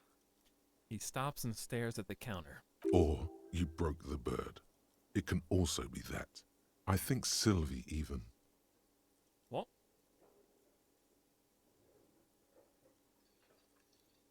Or you broke the bird. Oh, like I could have broke the bird. Yes, the bird is connected to this. It's a symbol of hope, and she broke it. Is empathy disagreeing with logic? Empathy is always going to disagree with logic, because empathy has 1 point. Maybe I broke it?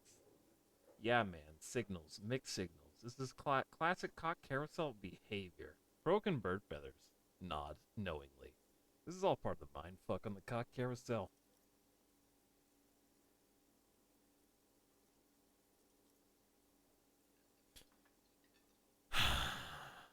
What is this game? It's a very interesting time for you to join. That's what it is. A very interesting time. What's up with these choices? It's my character. My character is fucked.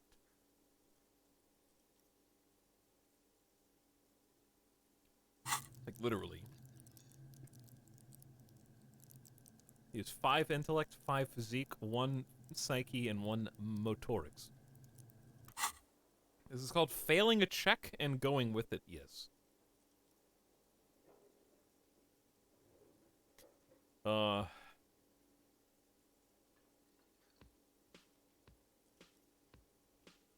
We can still go there is a maybe I broke it.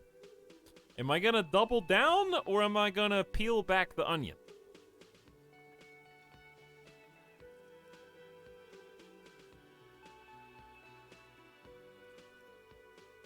If I have no empathy, would I care if I broke it?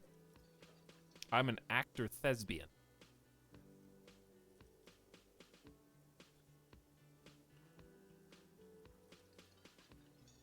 Yeah, man. Signals. Mixed signals. Classic cock carousel behavior. Huh. cock carousel. I think I understand now. That's what they ride until, like, 39. They ride the cock carousel until the clock runs out. Here, have the rest. He gave me booze! Talk to guard Lieutenant Love. I did anything that I needed to do to get... I got Commodore Red. He takes a bottle of wine off the shelf and pours himself a glass. Now, let me have a drink and think about this shit for a moment. On my own. He stares into the blood-red liquid in the cup. And there we have it. Isn't that beautiful? Another situation fixed by Dr. Love. Oh my god.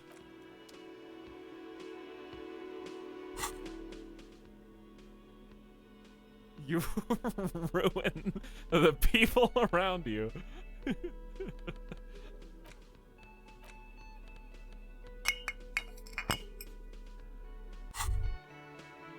Well, hello. Someone seems to have found himself a bottle of alcohol. Here's where the magic happens.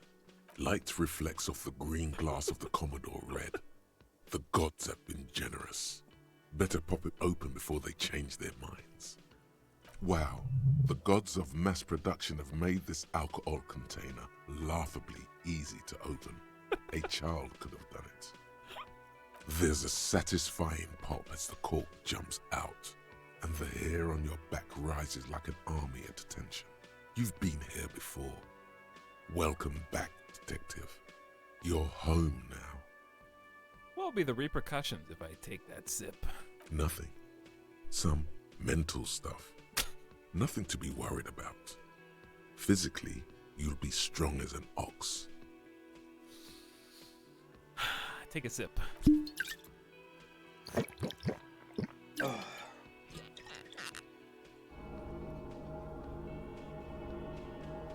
Am I dying?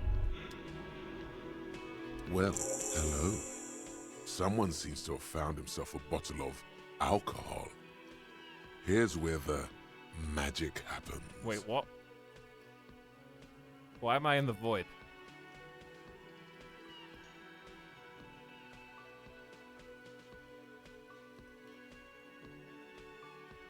Oh, no, you don't. Not this one. That's not you. You... Light reflects off the green... Wow. The gods of mass production have made this alcohol container laughably easy to open. Uh-oh. A child... There's a satisfying pop as the cork jumps out. And the hair on your back, the golden sun melts down your throat. Its rays filling your nostrils with sunshine. Your stomach melts from it into a happy, gooey mess. So does your mind. All the bad things are melting. You're you again. A real cop. A real detective. Incredibly well done. What's going on? In the bottom right corner of the screen, there's an alcohol button. Yeah. Alcohol gives +1 to physique skills. Physical instrument, half light, electrochemistry, endurance, pain threshold, and shivers. This is good before rolling a white check, but damages your morale. And remember... From the void we came, and to the void we must return. Whoa! Despair creeps into you, getting fat on your weakness. Whatever noble intentions you once had as a police officer, it's eating them all up now. You're still coming up with sentences. That's a step up from total annihilation, right? It's happening right now. I'm seriously running out of shits to give. Let the corpses hang on the trees. I quit. I wasted my life protecting humans. They don't deserve it. I'm done. No one even likes cops. I wish I was fucking dead.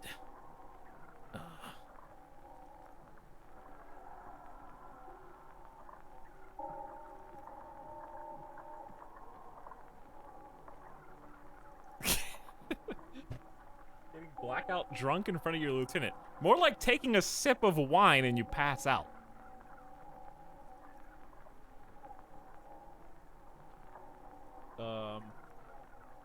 Chat, flavors of fuck me. Chat,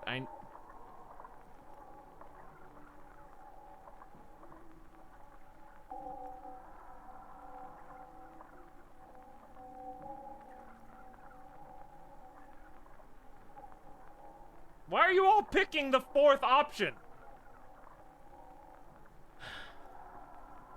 Okay, I wish I was dead. He watches you melt down stoically from behind the lenses of his glasses. Nothing you can say would make you feel any better now. Cop gives up the detective. Cop gives up the detective genre for social realism. Another police officer resigned from the RCM following a nervous breakdown. He now lives under a bridge, drinking and occasionally throwing excrement at passers-by, shouting, "I never loved that woman." When asked to comment, former colleagues objected to the theory that his psychological disintegration was precipitated by his wife leaving him. "It's because the Furrows lost that match," said Captain Ptolemy Price, once the man's superior officer. "It's because he couldn't get a big gun from acquisitions, and anyway, police work really burns you out after a while," Satellite Officer Jean-Vic Mayer, the deranged former cop's partner, commented. Sergeant Matt Torson, another former colleague, did not propose any theories, merely saying, "Whatever happened to him wasn't about birds. He got fucked, that's all."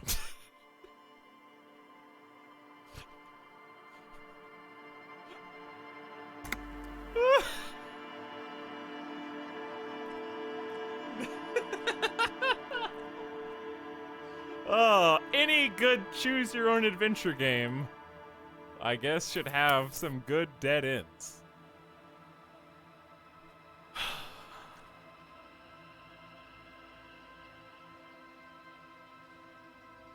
And that is why you never let chat make your choices for you. Good job getting the best ending. What game are you gonna play next?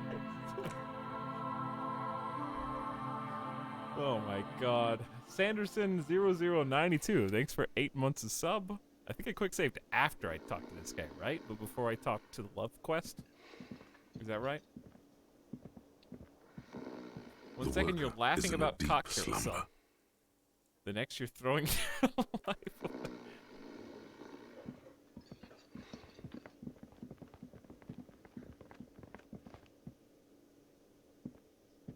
Can I help you? Are we gonna do it the exact same way minus the drinking immediately? Or I guess I could heal. But then that's my only heal. Are we doing everything the exact same way, or are we using save scum technology? It's not save scum if you go to a game over screen, though.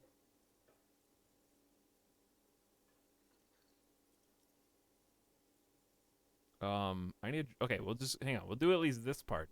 Do I have a It's not a shaker. It's nothing. Am I smiling? Because I'm not a... What you want is a goddamn drink. Well, How it Half-Light, you played got calm. one. This man needs to understand. Oh, well, in that case, let me pour... Don't be an imbecile. I'm not going to serve you a marinella. I have work to do and broken things to fix. Is that... God. Oh, but he should be. Lay it on him. There were two... What was the second morale hit? I mean, I took 2 drinks because the game, like, looped around on accident because I clicked the thing. I don't think there were 2 morale hits if I only drink once. But then, the next time I get into a morale hit, I'm stuck because I don't have any heals. But also, my character would definitely drink in that situation.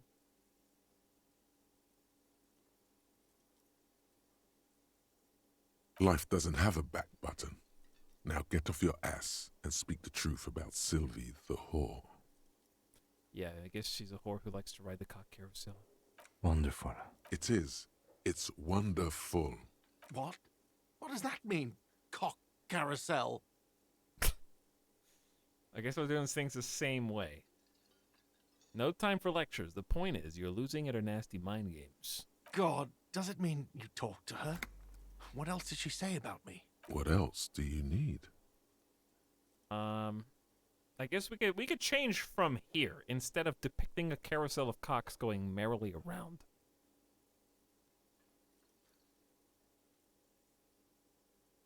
Are we gonna do things the exact same? I guess we'll. Are we doing things the exact same way, chat? Yes or no? So fun. No change.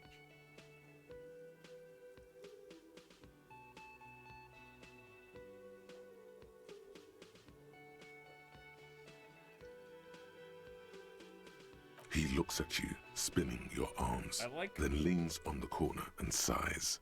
His head drops between the shoulders, heavy and defeated. Permanently ruined Gart.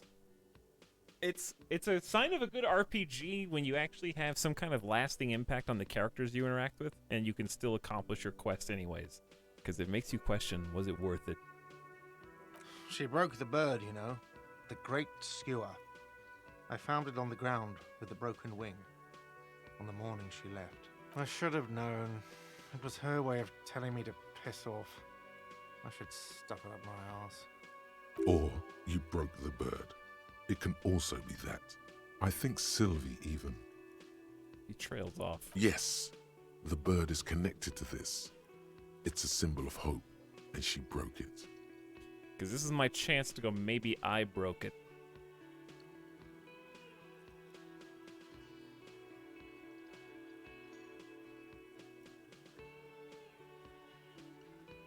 But, yeah, man, signals. It is day one. I have to be a shitbag still.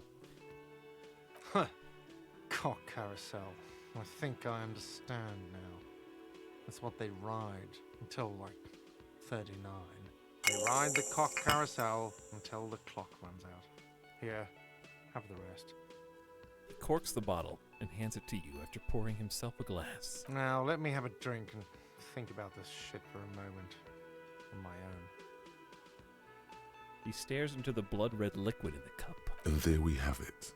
Isn't that beautiful? Another situation fixed by Dr. Love.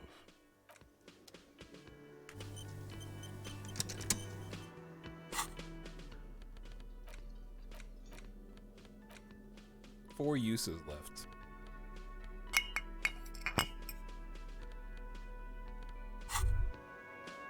Drink button. Well, hello. Still Someone cracks seems to me have up. found himself a bottle of alcohol. Here's where the magic happens. Light reflects off the green glass of the Commodore Red. The gods have been generous. Better pop it open before they change their minds. Wow, the gods of mass Wow. production have made this alcohol container laughably easy to open. A child could have done it. There's a satisfying pop as the cork jumps out, and the hair on your back rises like an army at attention. You've been here before. Welcome back, detective.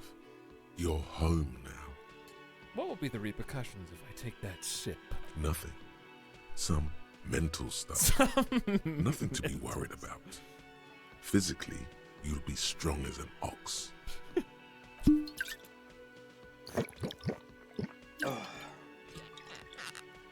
A golden sun melts down your throat. Its rays filling your nostrils with sunshine.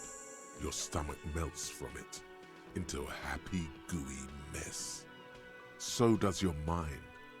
All the bad things are melting. You're you again. A real cop. A real detective. Incredibly well done. Thank you. Electrochemistry is so flattering. In the bottom right corner of the screen. From the void we came, and to the void we must return. Thanks, electrochemistry.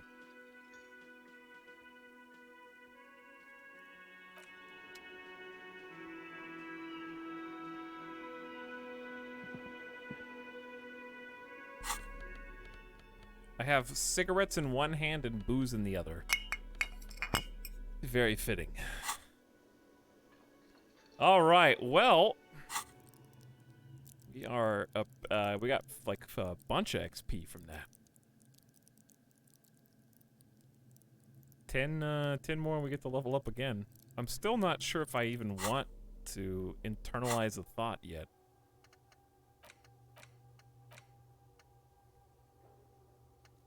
I mean, I guess I could do this -2 logic for an hour and 10 minutes. Isn't that bad? There is an interesting option of just never internalizing any thought, just going as a blank slate for the entire time.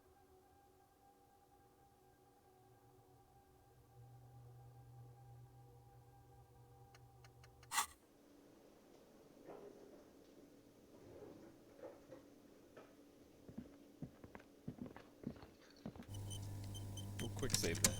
No, I think the narrator's perfect, chat. I don't think that there should be a different voice for each facet, because it's the same internal monologue voice.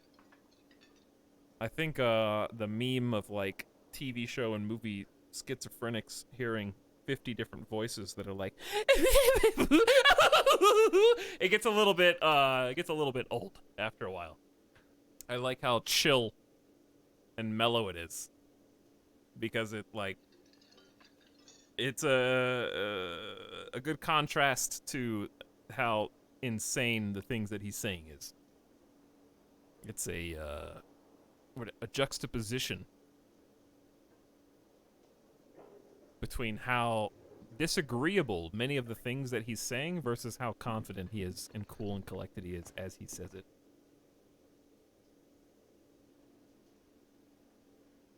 Anyways, I think that's a good stopping point for tonight, chat. Is the up time. It's been 7 hours. We caught up to the game over, and we completed the Dr. Love quest. That way I don't have to do it in front of everybody tomorrow when I play this again and be like, hey, you had to be there. You had to be there to understand why my character is just weird.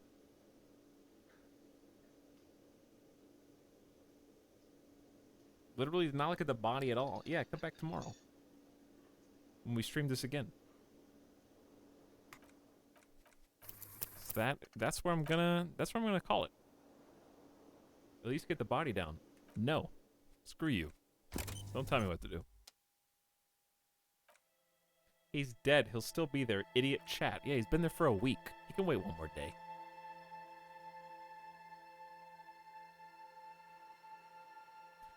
Disco Elysium, as far as streams go, this has been one of my favorite streams of the last month or two, just because I've enjoyed the game so much. I didn't expect it to go this off the rails. Like, the whole game's off the rails, so I'm really enjoying it. And it's a great RPG. It's exactly what I wanted out of Divinity Original Sin 2, actually. It reminds me a lot of Divinity, because I wanted, like, cool dialogue with interesting choices that go different ways and let me make weird characters. I just played 7 hours with no combat whatsoever, and I didn't miss it even a little bit. So I think it's just, not that Divinity is a bad game, I'm not shitting on it, it's just not the kind of RPG that I want to play. I love the choose-your-own-adventure style games. I'm glad you waited for it to be voiced. Reading all that would have been exhausted. Yes, it would be. And the voice acting's great. I think there's a lot of good talent there.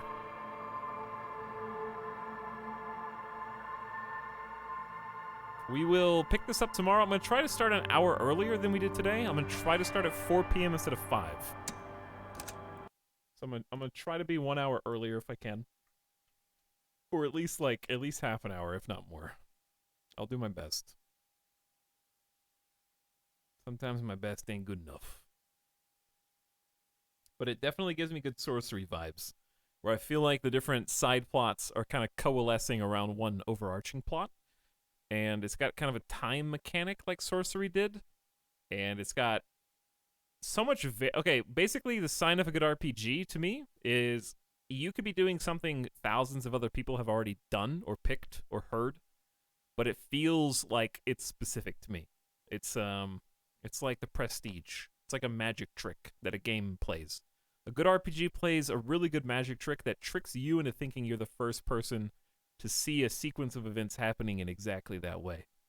And it does a good job of tricking my brain into thinking that.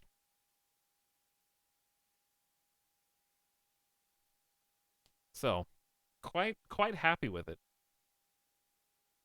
I don't have any complaints, actually.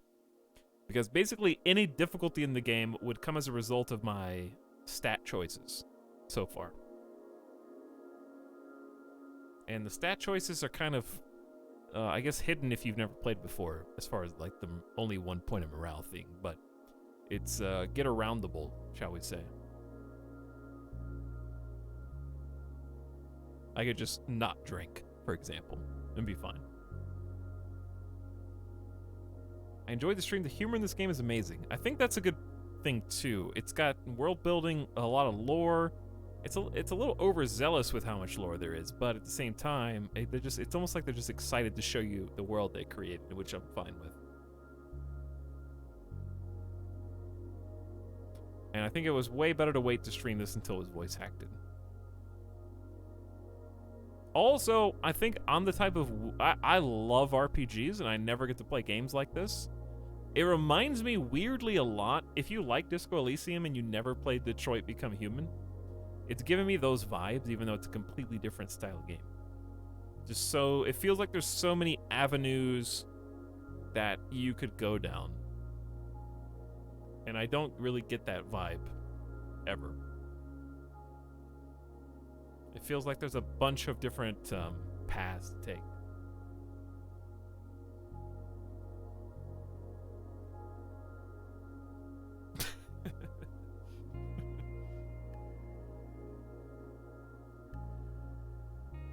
But I love that you could play the campaign in many different ways as well. Like, it's very clear that having Psyche at 1 is having some really gross effects on empathy. And obviously having, like you said, high intellectual skills, giving us these little factoids and points of interjected wisdom. But I like how seamlessly it interacts, where Psyche's not giving me a failed state, they're giving me a alternative state. Like, that's befitting of the value that it's at. It's doing like a failure check behind the scenes and then presenting it as fact. So I guess I just love unreliable narrator, where I can choose kind of which way to push the character, because he himself is hearing the multiple voices represent the multiple choices that I have as a player.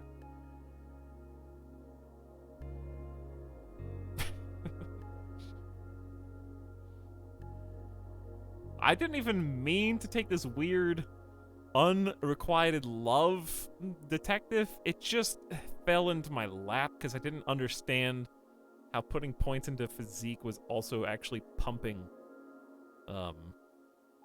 those particular aspects of personality. I was doing it as like an endurance thing, and also the what do you call it? The paranoia. Electrochemistry, baby. But it seems like there's a lot of ways that things could have gone totally different if we had gone with a different stat allocation.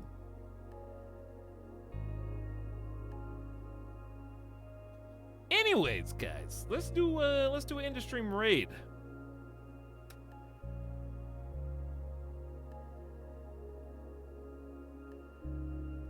I know you guys are excited for some RimWorld, so I'm gonna send you on over to some RimWorld now. Go say hi to Arch Play Stuff, who's playing some RimWorld at this moment. We'll be playing sometime this month, and I've got some ideas for that. We'll see how many of them become reality. For now, I'm gonna figure out what to eat. I honestly need to cook, but I honestly don't want to cook. So if you guys could just come over real quick and cook for me, that'd be great. Thanks. Well, good night, everybody. We'll be back around hopefully 4 p.m. tomorrow to start this up again. I want to play some more Disco Elysium. I honestly think it is a great game to stream. It's just like a big audiobook story that we all get to share and see this weird adventure path. I can almost guarantee that nobody in chat played this exact path. Not that nobody in the world has, but I feel like the path we're taking in the game is polar opposite of what probably most people in chat would actually pursue. But I enjoy seeing how, like, messed up this character can be, and if we can save him by a future point in the game. But anyways, good night for now. Thanks for hanging out. I just like RPing as weirdos and seeing what we can do with them. They're a good slate to carve something out of. Go give Arch Plays stuff some love. Check them out. Give them a follow if you haven't already, chat. And good night for now.